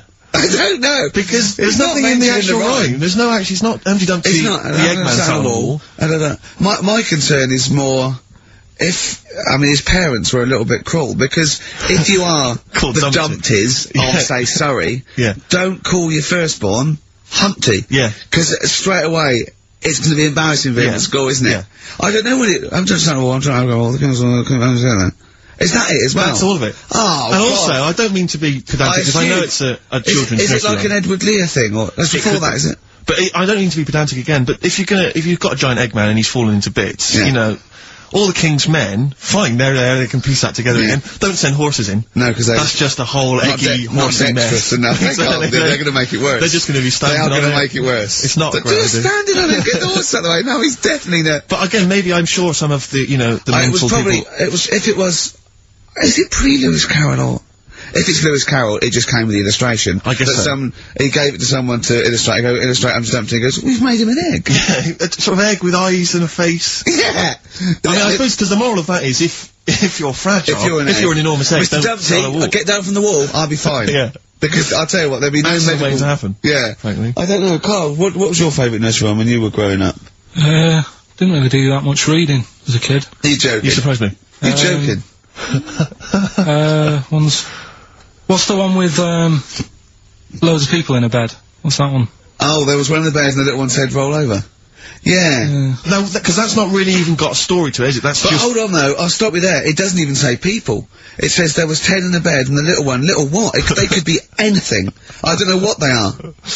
Roll over, and they all rolled over and one fell out. There was 9 in the bed and the little one said, roll over. Now where is the little one in the bed? I don't know, but worse than that, what has he got over the other 9? That he can demand they roll out the bed. And why is no one getting back in? Yeah, they're just lying on the floor. We're here now. Yeah. I don't know.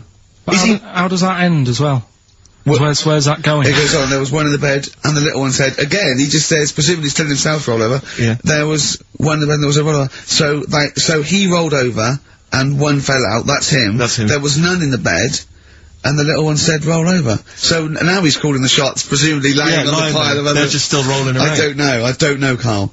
we got to look into this. If anyone knows why Dumpty was an egg, if Hubbard eventually found a dog a bone, and what was the little one doing? What did the little one think he was doing, for God's sake? When I saw my dad last year, he was telling me about a fella who's got some clothes you can see through.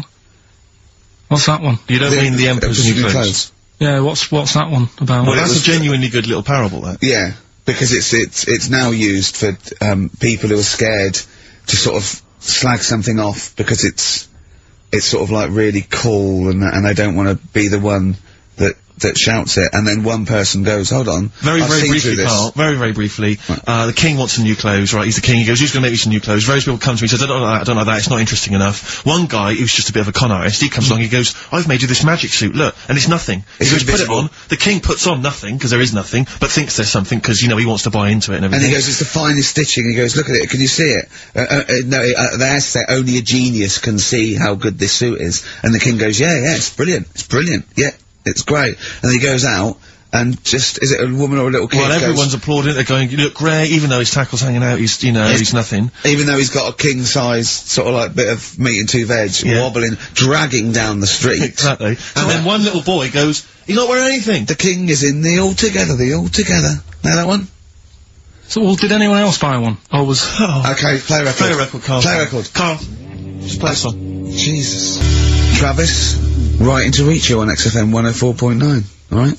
Couple of emails here, try and respond to our requests for nursery rhyme related information. Oh, go on. Nikki Williams says that she was at infant school and she had a nursery rhyme book, and in the book, and this may just be the illustrations, but apparently the 10 in the bed in there were small baby monkeys, which you'll be loving, Carl. But again, I suspect that might just be the illustration. I remember I had a book of nursery rhymes when I was little, and my brother, he was older than me, I was about 5, so he was about 16. And I remember him and his mate just absolutely cracking up, because it said, up Jack got and home did trot as fast as he could caper. He went to bed and bandaged his knob, N-O-B, with vinegar and brown paper. I've since found out that knob is like the old English for head, but I didn't know why they were laughing. Of course. They were just cracking up. This was, whenever one of my mate's brothers came around, he said, where's your nursery rhyme book? And he'd read it to him. Yeah. And it was the funniest thing in the world. The brown paper and vinegar was a popular method, because didn't Jack and Jill use that? They used something similar. No, that was Jack and Jill. That was Jack and Jill. Yeah, that's Jack when he broke his crown, which obviously, that means his head as well, doesn't it? Yeah. So he's fractured his skull on a sort of like an outcrop of rock. Yeah. And then, Does that still use the brown paper and vinegar? I don't think it is. I don't know, maybe in Manchester they're still using that, I'm not sure. Yeah. Tracy and John Burton say that they, reckon Humpty Dumpty was actually a cannon that used to sit on the walls of the castle, in Colchester, where they lived. That makes sense. Yeah. That would make a lot more sense. Alright, great for all the kings couldn't put them together again. So, they broke the cannon, or it meant it exploded. Maybe the cannon fell apart. Because people used to get blown up by cannons, just doing it wrong, didn't they? Sure. Which is hoist by your own petard. Right. Where that comes from. Right. Coming back and blowing up in your face. So that makes slightly more sense, because you would want to send for the King's Men, then. Yeah, and the horses. I think the horses just came along anyway. Well, that was quicker. Sure. The quick King's Men, it took them about 3 minutes, with the horses there in about a minute. So, but I mean, if it blew up, there's nothing I could do. Yeah. So we got to the bottom of that. See, the educational, Carl. See, this is real education. You know what I mean? It's got a bit heavy though, doesn't it? What, Humpty Dumpty? Yeah, it has got a little bit heavy. Let's dumb it down a little bit. What do you want to do? Mary quite contrary? We're doing Rockbusters in a bit. Hang on a minute. What? Before you even get to Rockbusters, oh, man alive, there are loads more verses to Old Mother Hubbard. Are there? I'm gonna digest these while we play the ads, and I'll see if there's any salient information I can give you afterwards. Brilliant! Delays. Long time coming on XFM 104.9. With Ricky Gervais, Stephen Merchant and Karl Pilkington for the last time. XFM 104.9. Sad. We've established that Hubbard went to the cupboard, Rick. Yeah. Get the dog a bone, the cupboard was empty. Yeah. As we all know. And so the dog didn't have any. End of story, so the dog didn't have any. Well, no, wait. Go on. It turns out there's what appears to be something like 15 other verses. Not really. Unbelievable. I'm not gonna go through all of them, Rick. Right, any information? Well, basically I can tell you straight away that the dog initially had none. Yeah. She went to the baker's to buy him some bread. When she came back, the poor dog was dead. Right, you're pretty upset about that. Yeah. She went to the joiner's to buy him a coffin. When she came back, the poor dog was laughing. I don't know what he's up to. Right. She took a clean dish to get him some tripe, but when she came back, he was smoking a pipe. I mean... So the dog was winding her up then at the beginning, being dead. I mean, he's pushing his luck. But especially if she's already depressed. But do you know what, if I was that dog, right, and I live with old Mother Hubbard, right, all that faffing around, I'd be going, I know there's no bones in the cupboard. Exactly. Right? What do you mean you're going to get me some bread? I'm a dog. Yeah. I'm not interested in bread. Get me some hamburgers. Yeah. So, I think I'd start winding her up. She went to the Our House to get him some beer. When she came back, the dog sat in a chair. See, I just said the dog had turned queer. Yeah. Make it rhyme beliefs, and also get a little, he's smoking a pipe, he's having a laugh. I'm beginning to wonder He's bent. I'm beginning to wonder if this is based on fact, though, in any way, because she went to the grocer's to buy him some fruit. When she came back, he was playing the flute. He's gay! No, it is the flute, it's not, now this, I didn't even know there was a goat involved. No! She went to the tailor's to buy him a coat. When she came back, he was riding the goat. Yeah, there you go. Dirty little, what? She went to the Hatter's to buy him a hat. When she came back, he was feeding the cat. I mean... I can't believe it. So I'm thinking the pipe's a crack pipe. Hang on a minute. I think the gay thing's beginning to stand up. Go on. She went to the barber's to buy him a wig. When she came back... He was having a frig? He was dancing a jig. He's dancing a jig. You're dancing a jig. He's dancing a jig, smoking a pipe, shagging a goat. This is a bit of left field one, though. She went to the cobbler's to buy him some shoes. Why does he need shoes? I bet they're high heels. Wait a second, though. She went to the cobbler's to buy him some shoes. When she came back, you're never going to believe this. What? He was reading the news. Brilliant! She went to the seamstress to buy him some linen. Again, don't know why. When she came back, the dog was a-spinning. Yeah. She went to the hosier's to buy him some hose. When she came back, he was dressed in his clothes. Yeah! Why did she want to This is the big payoff that we've been building to. Right. The dame made a curtsy, the dog made a bow, the dame said, your servant, the dog said, bow wow. Right. I mean... Okay. I'm gonna probably do a few more verses during the next during song. the course of the show? Yeah. Listen, before we move on, I should just say that we've had various people saying what was in the bed and what was the final line of the bed thing. Why do they care? It's extraordinary, isn't it? We've talked about politics in the past, great music, we played great songs. Yeah, we've got Monkey News coming up talking about politics. But Danny's said that apparently it ends with one in the bed, little one said good night. Because he was all happy, he had the bed to himself, and there's nine of his mates piled on the floor. Rick, but Ava counters that by saying, actually, one in the bed, the little one said, come back, because he felt lonely. So... We're never gonna get to the bottom of this. I don't know, Rick. This is the same as the Kennedy thing. There's loads of different opinions. Conspiracy theories. I know, we don't know what's going on. But Jimmy Webb, big go. Jimmy Webb, Galveston. Fantastic version on XFM. 104.9. You know what, Steve? I know, people are going to miss the talk about little Chinese fellas, little gay fellas, little monkey fellas, and all that. Yeah. But I think they're going to miss some great tunes as well. I'd hope so. She went to the jeweller's to buy him a clock. But when she got back... What was he sucking? A chalk ice. A chalk ice, fine. So... Fine, respectable. Yeah. Yeah, I sort of feel like, one thing we've never done, Rick, is we've never pandered to people, but as it's the last show, we've got to give the audience what they want. Rockbusters? Well, yeah, and I was going to say things they don't want as well. And, well, just basically to keep a smile on Carl's face. Yeah. I say a smile, a sort of, not quite a scowl. Yeah, he never really smiles. So, yeah, it's just really as a chance for him to have a go. It's like, you indulge an annoying child. The only time Carl laughs is for no apparent reason. Yeah. What do you think, like... What do you mean? Well, sometimes you'll go... and I know you'll be thinking of what a monkey could do. Yeah, it's like people who've had electroshock therapy. Yeah! Oh, it's such a tied down biting on something. Yeah. Biting on a big leather pad. Let me just tell you briefly what the prizes are. It's that, a number. That looks like a piece of shit. Let me tell you, mate. Let me tell you. There's a number of mediocre CDs and DVDs. That is real But talent. mainly, what about this? It's the Lord of the Rings Collector's Edition. Oh. Of the movies, you're thinking? No, it's the Radio 4 adaptation. It's only 14 hours long, Rick. Oh, that is. Throw that away. So, pop that in the bin. That is just. Either pop it in the bin or send it to some poor bastard who wins this quiz. Exactly. If you're willing to take part in the quiz, you deserve 14 hours of your life wasted with that Tolkien tripe. So, right. Yeah, what are the clues then, Carl? Right, as always, just, you know, cryptic clues and that. Initials of a band or an artist, work it out, win the stuff. Yeah. Email only. Yeah, ricky.gervais@xfm.co.uk. First clue is as follows. The Jamaican fella wrote a review for... It's the good old Jamaican fella. Jamaican fella. It's the last show and the little Jamaican fella's made an appearance. This normally suggests that you need to think of the answer in a Jamaican accent. Yeah. Or not. Yeah, or not. Yeah, so any hang accent. on. Or an accent. Or pronounce the word slightly differently. Yeah, okay. Yeah, go on. The Jamaican fella wrote a review for Phoenix Nights. Alright? Yeah. DC is on the initials. DC? D for Derek? Yeah, okay. DC. The Jamaican fella wrote a review for Phoenix Nights. That's the first one. Second one. 3 of them. Second one is, we should all vote for Paul Daniels, David Blaine, Copperfield, The Great Soprendo, Tommy Cooper, and Darren Brown. We should all vote for them. Why is that? What was... I've just got the first one. ES. ES? Right? ES. Okay. And the last one, Steve, what did your dad do? Huh? Steve, what did my dad do? What did your dad do? Is that the question, or are you asking me? Well, Ricky, what did your did do? It can work on anyone. What did your dad do?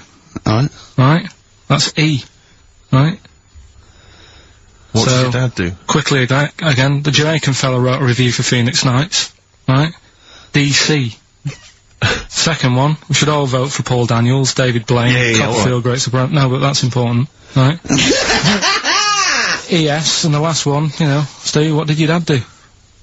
Right? Okay. The initial E. Ricky.gervais@xfm.co.uk. We don't want to speak to you, please don't phone up. Remember, you could win some Lord of the Rings tripe. There's no more on XFM. Last Rockbusters ever, thank Christ. Thanks no more in their version of I'm Easy on XFM 104.9 with Gervais, Steve Merchant, Karl Pilkington. Rick, for the last time. We've only really got 3 topics of discussion on this show. I think you agree with that. Little Chinese fellas. Little Chinese fellas. Monkeys. Monkeys. And the gays. The gay people. Yeah. We're hoping to cover all those subjects today. Monkey News is coming later. I'm sure we can find something to discuss about gay people. We've done gays, we've done a few gays. I suppose you talked about the dog. Yeah, big time.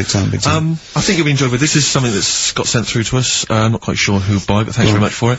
It's a story that was in the press recently. I'm not going to give you the headline. I think it gives away too much. I think, Carl, you'll be particularly interested in it.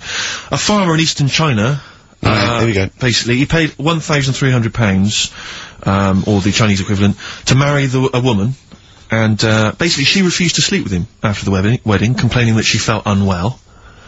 6 days after the ceremony, she tried to run away, but the farmer followed her. He found her in some neighbouring town. They grappled together. The bogus bride's false breasts fell off. And he's hard. It wasn't his hard after his old tricks. It wasn't his hard. Trying to do another show in Chinese this time. But it was a man. Oh, and, no. Apparently, it was an arranged marriage. I don't know who sorted that out. Did he get his money back? I think I think men are cheaper than women, to marry in China, I think. But, I mean, you've got to be pretty simple not to realise that the person you're marrying's a bloke, surely. Well, no, if he didn't have a little look, what was, you know, in the back of the store, he just saw the shop window, sort of lovely little Chinese lady there. Yeah. Right? You know. The lovely hair, real breasts. Well, there's lumps where the breasts should be. Yeah. I can only assume they are breasts. Yeah. Right? I'm not, you see women walking around going, what, are they breasts, or are they, stealing sort of grapefruits? No, but wouldn't there have been a lot, I mean, wouldn't there be quite a sort of long initiation period when they first get introduced and so on? Not if he put his money down. He came and they said, well, I want a bird quickly, here's a grand. Sure. Get me one. They're not going to say, do you want real breasts or? They're just gonna assume. Sure. Yeah, he's one. Yeah, There's a little Chinese. But who is lady. he paying? Where is he buying this woman from? For the Chinese lady shop. From the Chinese lady shop. Yeah. Sure. So, Yeah. I think, there's one in Chinatown, I think. Okay. So, Yeah. not really a town. Not exactly a town, more a novelty street. And the roads are very slippery. Very sticky. I tell you what, though. What? I was looking at their menus when I was walking out, and they don't waste anything, do they? Why? Duck's tongue on the menu. Yeah, but it's better when you say it. Alright, duck's tongue. A duck's tongue, really? You sure that wasn't the proprietor? Coldplay, warning sign on XFM, 104.9. Carl, look at that. What is it? What is it? An apple. Right, okay. What am I doing to it? You're messing with it. Yeah, and what's happening to it? It's gone up a bit. Yeah! Would you kiss it for 100 quid? No. How's it going? Would you just kiss No, it? I wouldn't. Why? 100 quid? What are we doing this for? I think I read this same feature on Wogan, I'm not sure. Seriously, Carl, I'm intrigued to know, how much would you have to be just paid kiss to it. kiss Ricky's nipple? Not suck it or lick it or anything like that. Just, like that, just on the nipple. £5 grand. £5 to kiss my nipple? Well, if you do it for 5, you do it for 1. £1,000 cash to kiss my nipple. No, I'm not doing it. You're joking? £1,000 to kiss my nipple?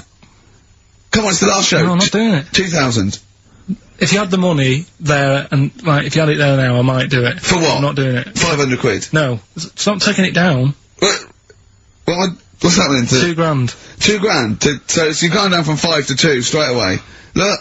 Steve, what's going on? I seriously think I'd like to see you kiss his nipple Well, for it's not 2,000 going to happen, is it? So, If Steve wants it and I want it, that's not 2 to gonna 1. happen. It's not going to happen. I thought it was a democracy, this show. You're not educating Ricky or what? Email in if you'd like to see, or rather hear, Carl bother. kiss Ricky's nipple for Don't bother, because it's £2,000. not going to happen. Come on, Carl. Right. It's not like he's Jono's nipple. It's next. Okay. Would you well, kiss this for, right, 25 okay, quid? wrong, but now what are you doing? What are you doing, educating Ricky? Do you want to set that Why up? were you looking, by the way? Why were you looking at that? You didn't have to look at that. We're doing... Go on. Right, this is when I teach Ricky stuff. Just give him some headlines to sort of tease him into what's gone on this week that you might want to know about. Yeah, go on. Is that important? Yeah. Right, you got that? Headline one. That'll be something to do with ants. So, Where there's a way, where there's a will, there's a way. right, okay, that'll be something about sucking mints. Hook, line, and good thinkers. Okay. So which of those are you choosing? I'll have the, is that important? What, you want to do it now? I was just gonna leave it. Yeah, go let's on, do let's one. give it this one now, yeah, come on. It's Alright. Christmas Eve, open one, come on. You know I don't like anteaters. Why? Okay, so I should just point out to people that as far as Carl is convinced, the stories that he's about to relate are absolutely 100% true. Yeah. You be the judge of whether He's seen you them think on the that's internet, of course they're true, go on. Anteaters, yeah. Why don't you like them? I've told you before, I just don't, sort of... It annoys me that an animal's named after what it eats. You don't need Yeah, it. but it didn't choose it, did it? Yeah, but if there's nothing else that it can be called, it's like, oh, what's it do? I don't know. What's it eating? It's eating ants, right, let's call it an anteater. It's not good enough. But why are you annoyed at it, though, for someone else calling it being lazy? Because it obviously doesn't do anything else. Do you know what I mean? But what do you want to be called? The Chartered Surveyor? Well, whatever, just a proper name. What's the proper name? Well, I'm just saying... But tell me an animal that's a proper name to you. Beaver. That's pretty good. Why is that a proper name? It doesn't matter anyway, I don't understand what they're about. Alright, you and anteaters have got issues. Right, okay. Sometimes I genuinely don't understand what his thought processes are. Go on, right, okay, an ant. You don't like anteaters because they just eat ants and that's what they're named after. Go on. Do you know that an anteater can stick its tongue in and out 160 times in a minute? No, didn't know that. Right. Okay. Okay. Oh, it's rubbish. Thanks. No, but do you think that's good? I don't know what do you mean? Shall I call Norris McWhirter? What do you mean, do I think that's good? What, compared to what? You see, I read it and thought, so what? So it's interesting. Well, we think so what as well. So you still put it down as something interesting to tell me? No, but it's the fact that that is meant to be amazing. I did Who's claiming it's 148. amazing? I did 148 last night in a minute, right? Swear record! Oh, well, hold on. There's my nipple. How many could you do if it meant you had to touch my nipple at the end? £2,000. Burn Baby Burn on XFM 104.9. We do talk twaddle. Oh, God. I mean, I don't know why we haven't got complaint. We haven't got any complaints, have we? No We've had one. No one listening. No, it must be that, because Kilroy, he's probably got a big show, and it's all over the place, Yeah. you know. Mind you, you know, I'd be annoyed if he'd have said that about me. Yeah. But he's got to be careful who he annoys, because he will end up having to move him to Salmon Rushdie. Do you know what I mean? Is Salmon, is he still on the run?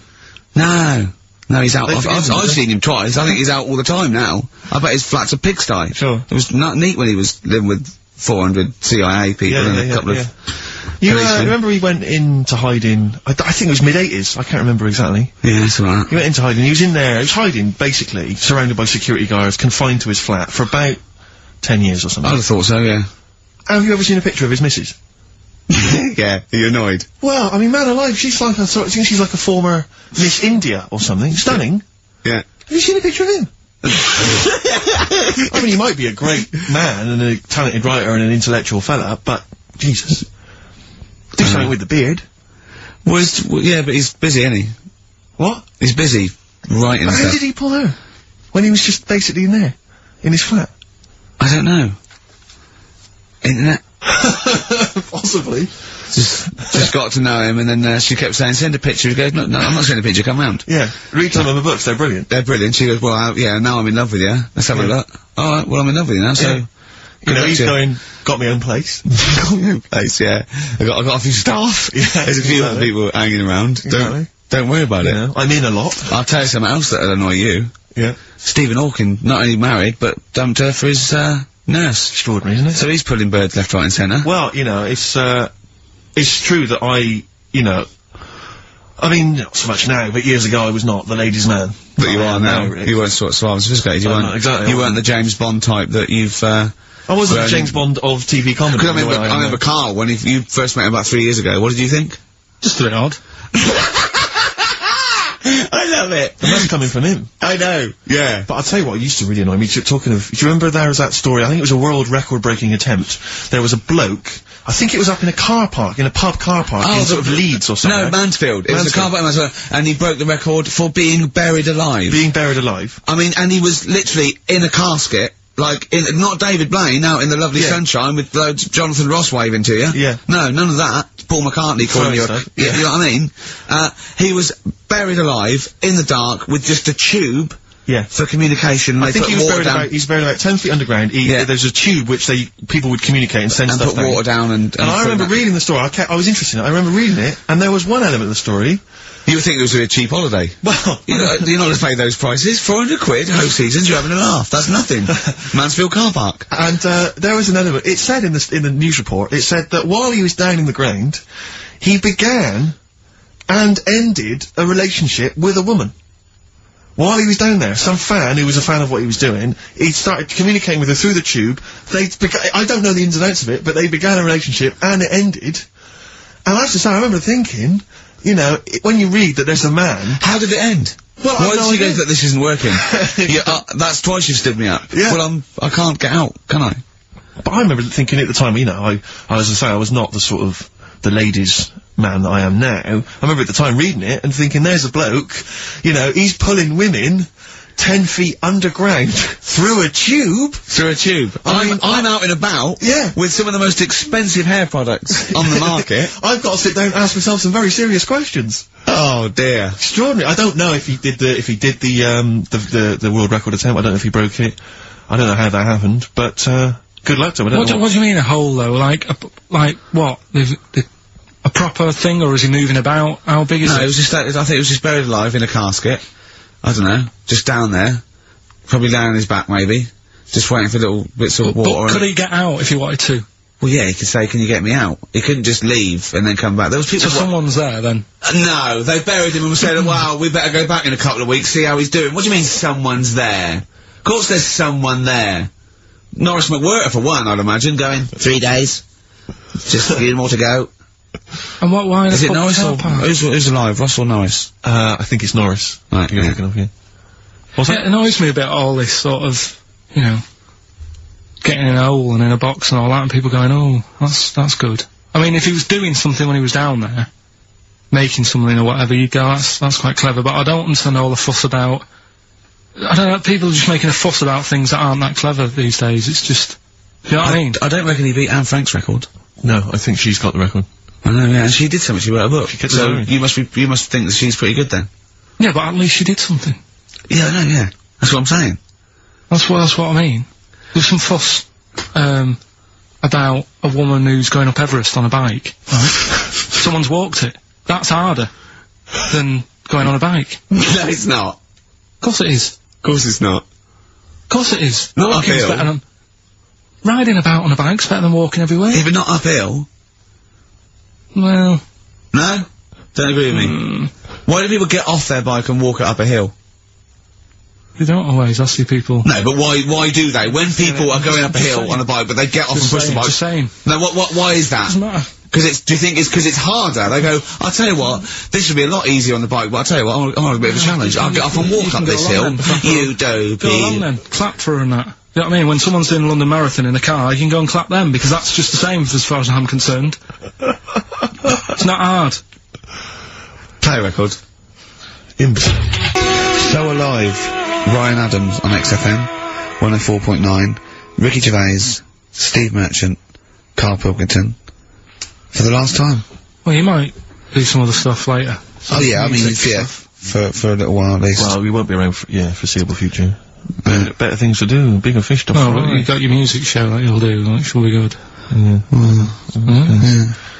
As if the other radio stations are more interesting. I think we've just got enough energy left for the last 35 minutes. Yeah. We've given them a lot, Steve. We've given them a lot. We've come in here, week in, week out, every Saturday. Never late. We've always given them, 30%. Really put 30% of energy. Yeah. Now, how did that start? People going, you've got to give 110%. Yeah. It's just my heart sinks, and I go, 100%. I say, you've got to give 110%. I can't. I'll tell you what, I probably won't even give 100, because you never know, but I'll give as close to 100 as I can stand. Yeah. And that's all I'm saying to a drill sergeant. Yeah. I'll tell you what, I'm going to give nearly 100. And that's, that's more than most, I think you'll find. Maybe if you appear on Celebrity Fact Club. Well, I don't think I need to, do I? Well. Carl, do you think I need to go on that? When you had your nipple out. It was pointing downwards, was it? A little bit. Even though it was erect, it was pointing toward my knees. Can I just, point out that we've had more requests for Carl to kiss your nipple than we have answers to Rockbusters. Ain't gonna happen. Well, it's the last show, Carl. You've got to give the punters what they want. In the webcam, and just a little peck on the nip. A little Carl, peck. that is just out of order. The show must go on. You've got to give people what they want. I'm doing it. Why? Why not?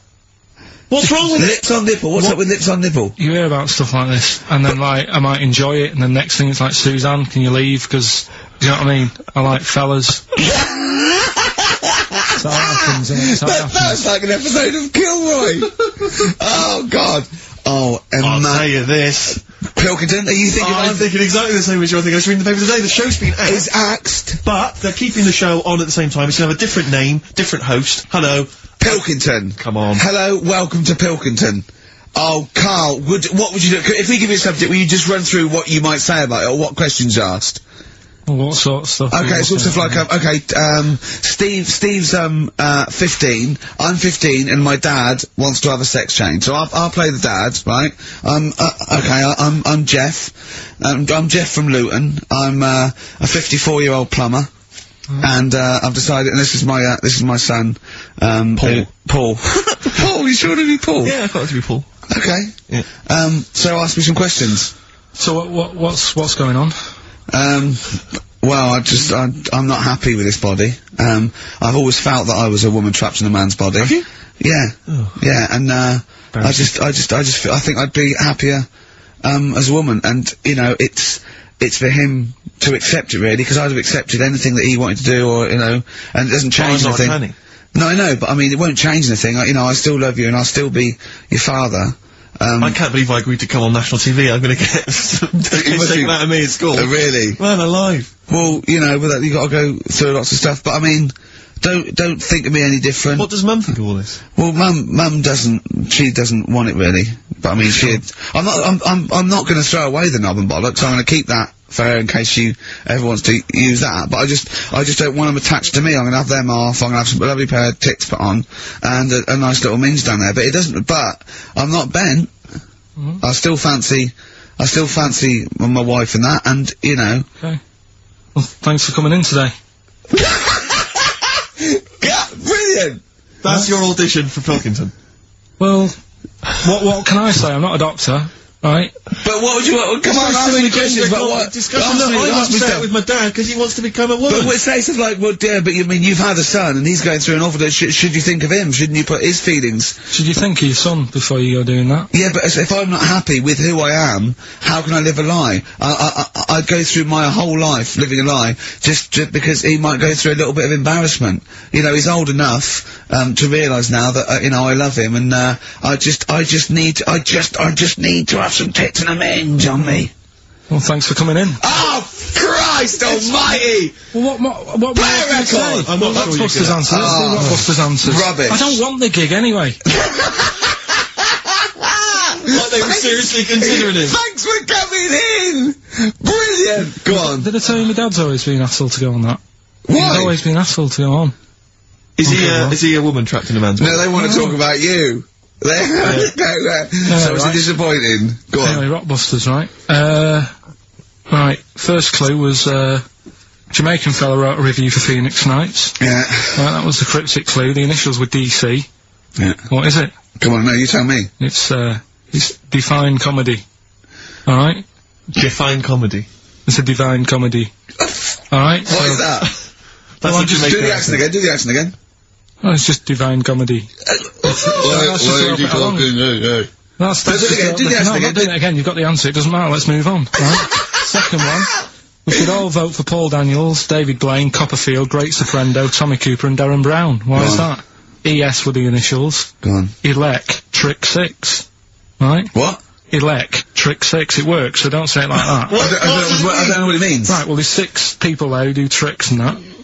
Right, I'm saying we should vote for them, so you elect them. Yeah, but he said elect. Yeah, Electric 6. No, elect though. Elect's not a word, is it? And the last one, I think elect's a word, elect. Steve. You don't mean Alec, do you? It's not Alec Park. You're not trying to do Alec Park, the one. Third one. Steve, what did your dad do? I don't know. That was E. Could work for anyone, it didn't have to be Steve, right? That was, Erasure. Right? Erasure. Erasure? No, it doesn't work either. It doesn't work either. No, it doesn't work. Doesn't work. Who's the winner? None of them work. None of them work. Another pile of crap. For the mind of little stupid. I'll give the prizes dopey to little. I'm going to give the prizes to Martin Williams from Flintshire. I don't know where Flintshire is. He says that he's promised to listen to the Lord of the Rings, and by listen he means sell them on eBay. Yeah. So, thanks for coming in. Stupid. The end of Rockbusters from the stupid little shitty brain. I'm going to say it of Pilkington. Possibly my favourite song of all time, after the Gold Rush by Neil Young, and that's for Carl's lookalike Boyd, who's actually on Justin Lee Collins' show after us. About 5. He's not really a lookalike. He is. Yeah. He's got a bald head. Look like Gandhi. When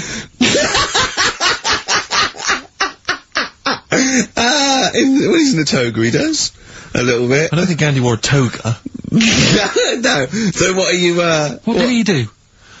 Oh, dear. Well, he just sat around, to be honest, Carl. Didn't want to get involved. Didn't do much. Just said, don't have a go, just be careful. Yeah. Don't go mental, don't start fighting, let's all calm down a little bit. He's the one in the pub that goes, okay, stop this, stop mucking around. We were educating Ricky earlier, Carl. I wonder if we should resume that, as the clock is ticking away. Alright, you've got 2 bits of info that you could be, leaving the building with today, right? You've got, where there's a will, there's a way. Yeah, I have that one. They've brought out this drug or, sort of tablet or something. Yeah, you looked into it then, yeah, go on. Carefully researched. Yeah, brilliant. Yeah. which means, like, an 8-year-old woman can have a kid. What do you think of that? No, it doesn't. What are you talking about? You can inject a woman with something, 80-year-old, and it means, you know, she's got more time on her hands now and that. It's better to have a kid.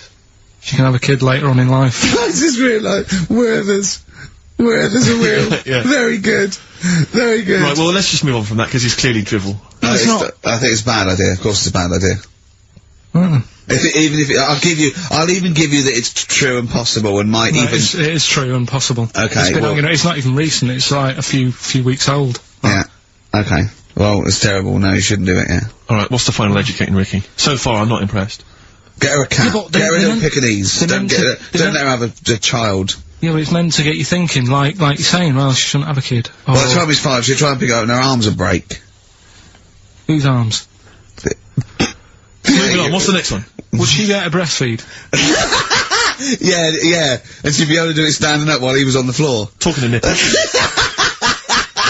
Come on. There's a lovely juicy pair over there. Okay, I think this is the last show. People should actually phone in and speak to Karl and try and convince him. Forget that. Yeah, what's the number, Steve? Forget that, we haven't got time. Yeah, I hate to answer it. We'll do it during the record. Phone in if you want to speak to Karl, if you know the number. Call in, try and convince Karl to kiss a little nipple. Don't want to. Yeah. Right, what we're doing, are we, What's the last educating Ricky? Come on. Hook, line and good thinkers. Brilliant, okay, Yeah, sounds good. Go on, what is it? They've found a lot of fish with 2 heads. What do you think of that? Well, dunno. What do you mean they found a lot of fish with 2 heads? Who else? They've been messing about, basically, these scientists and stuff, and they've said, look at this we can do. And they're making loads of fish with 2 heads.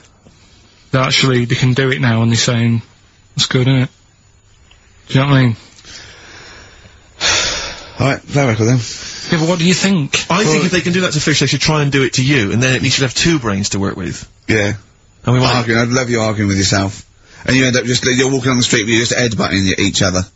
Just cracking heads in the middle. Squeezing fun you'd have, Rick. I wouldn't know what to do. I'd bang them together. It'd be like one of those knackers you used to have on the playground on the string. I'd just whack them together. I hit your head on the window, didn't I, to see what the noise meant today, didn't I?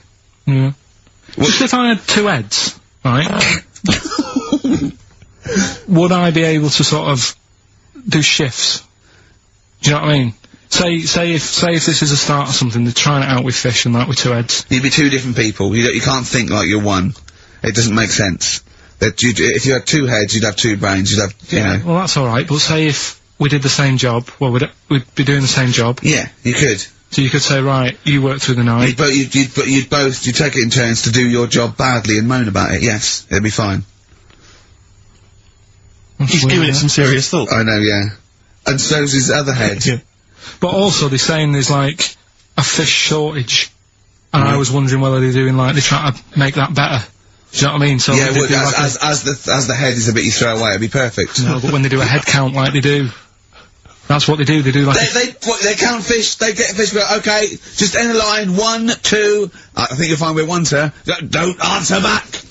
Rick, I should just point out that I feel... Don't answer back! Come on, I think Karl, has offered nothing there. I think those educating Rickies were appalling. And the only thing that would redeem the show is if you kiss the nipples. Kiss the nipple phone in if you want to speak to Karl. If you know the number, call in and try and persuade Karl while this record's on. Well, answer the phone, Phones are still going mad. Answer one. Just put someone out. Kings of Leon, California waiting. He was rude. He's so rude to people. They phone up and they say, "Oh, kiss his nipple." And he goes, "Yeah, right." And he hangs up on them. Answer the phone. Put them on air. Answer the phone and be nice to whoever it is. Be nice to them at least. Putting people on the air.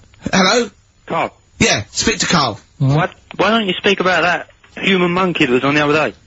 Old news, man. How long have you been listening? Listen, can we forget the monkeys? What do you think of his nipples? Alright then, just kiss his nipple then for... I'm not going to kiss his nipple. I'd do it for 500 quid easy. Would you?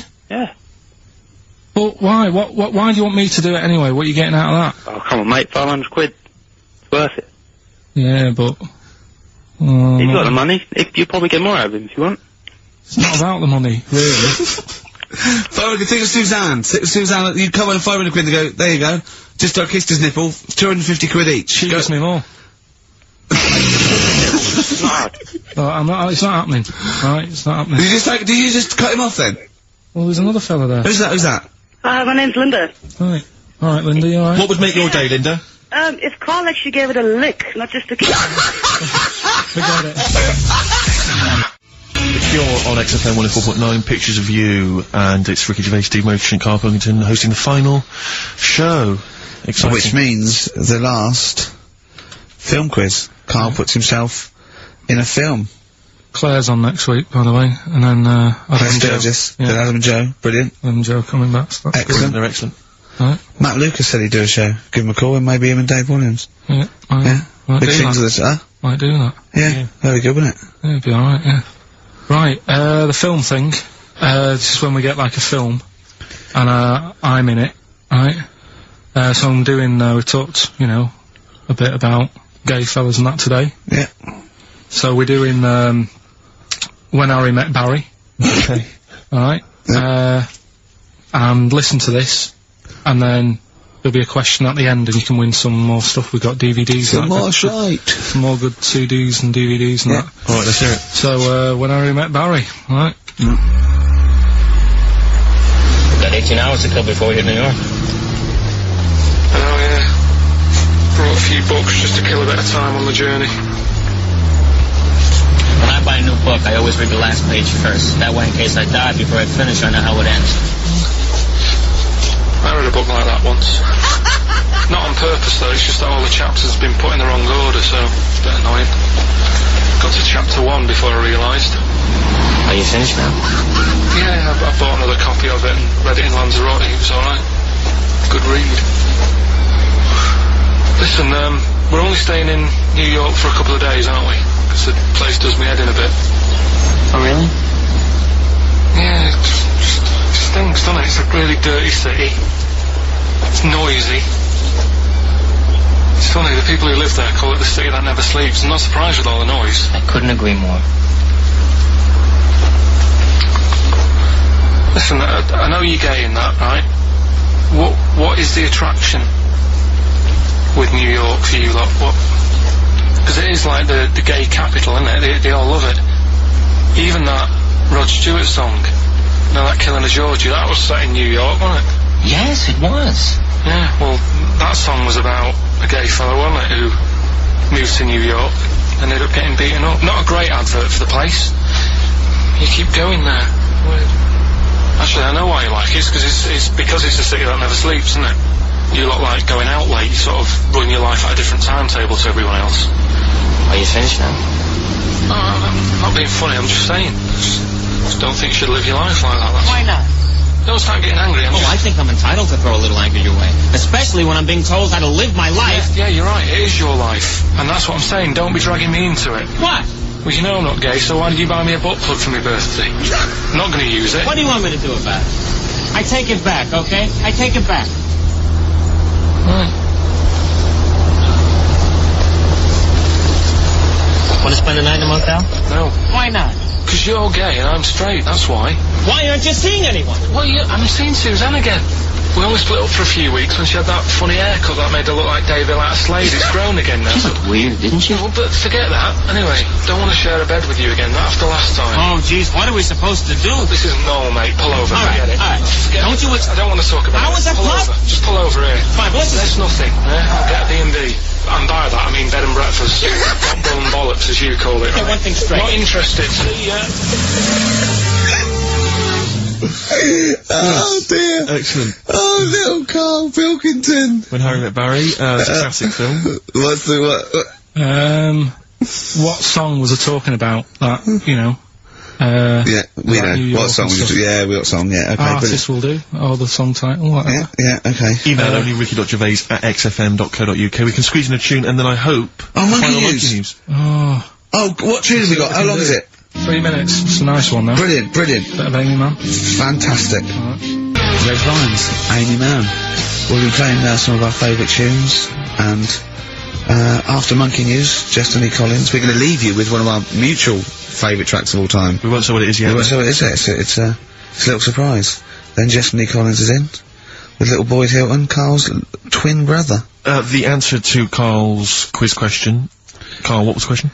It was, what was the song that I was talking about in that, Harry Met Barry. Yeah. With Billy Crystal, The King of Georgie. Yeah, Rod Stewart, Rod Stewart, and Stephen Farron from Essex wins another, DVDs and stuff. Tat. Right. Alright, well, this is the final one. Play the jingle. Oh, chimpanzee, that monkey news, ya. Right, well, this monkey news story, right, it's about, this fella, a couple of fellas in Texas, sort of running a farm. Yeah. Right. They definitely fellas. Well, how tall are they? Can we just let okay, they aren't human beings. These two are human beings. Time's against us. They're running this farm and that. And, anyway, so they're outside getting the cattle. And, he turns round, right? It's just that cow's... Couple of monkeys walking about. So he knows what's going on, right? So anyway, so, it's in Texas. They don't know what to do with the monkeys. There isn't a zoo. It's fairly barren there, isn't it? You know what I mean? Not much going about. So the other fella who runs the farm with him said, look, we need a bit of an hand. Right? So, said, let's teach them some stuff, and the monkeys were happy with that, because they were lost anyway, right? So they had They were bumming around, they were looking for work. They'd hired a motorhome, they'd got out of their way. Maybe it's like the Hulk, they were like Bruce Banner wandering around going, I need some work. You won't get angry, will you? So anyway, right, so they taught these monkeys how to ride a horse, right? So they've both got a... Sorry, you're sure Charlton Heston's not going to pop up? You're sure you weren't watching a video last night and thought it was a documentary? They've both got a horse each, right? They've been given, like, a little lasso and all that business. Don't talk shit, Carl. So, anyway, it's going well, and it carried on for about 2 years, this, right? It's like, you know, rounding up the cattle every night and all that. Yeah. So, the two fellas are chatting, going, it's worked out well, hasn't it? Right, if there's a hostile takeover, and they sort of like buy up 51% of the shares or something... So they said, for this to continue, the monkeys are getting old a bit now, we need a little woman monkey in here to sort of get some kids going for, like, the future farm people, Forward right? planning, yeah. So they get a little woman monkey. They decided to only hire monkeys from now then. Why not? It's working. Why mess with something when it's not broke, right? So they get the little woman monkey in, they have kids and all that business, right? But the problem was, right, when they first got the woman monkey in, it was like, well, which one's gonna have the woman? Right? So, they started sort of fighting a bit and what have you. But because they'd seen the owners of the farm with, like, guns and stuff... Don't tell me the baby monkeys didn't want to go into the family business, one went off to be a lawyer. They had a bit of a shoot-off. Shut up! They got two monkeys, right? And don't stop! Because they'd seen the owners with guns and what have you. No, that sounds... So they had a bit of a shoot-off. Yeah. That's how they sorted it out. And who won? I think it was George. The one called George. Right. So I think they had 17 kids. The farm's still running. So that's like the last little monkey news there. Good little happy ending to that one. If you were to rub your nipple against his lips while I held him down. Right, come off it now. Come on. No, I'm not doing Bruce Springsteen, Thunder Road, last track on XFM's Ricky Steve. You can check this all out on the webcam. I got fingers. Get his arm out of the way. Get the arm out of the way. This happened on Scum.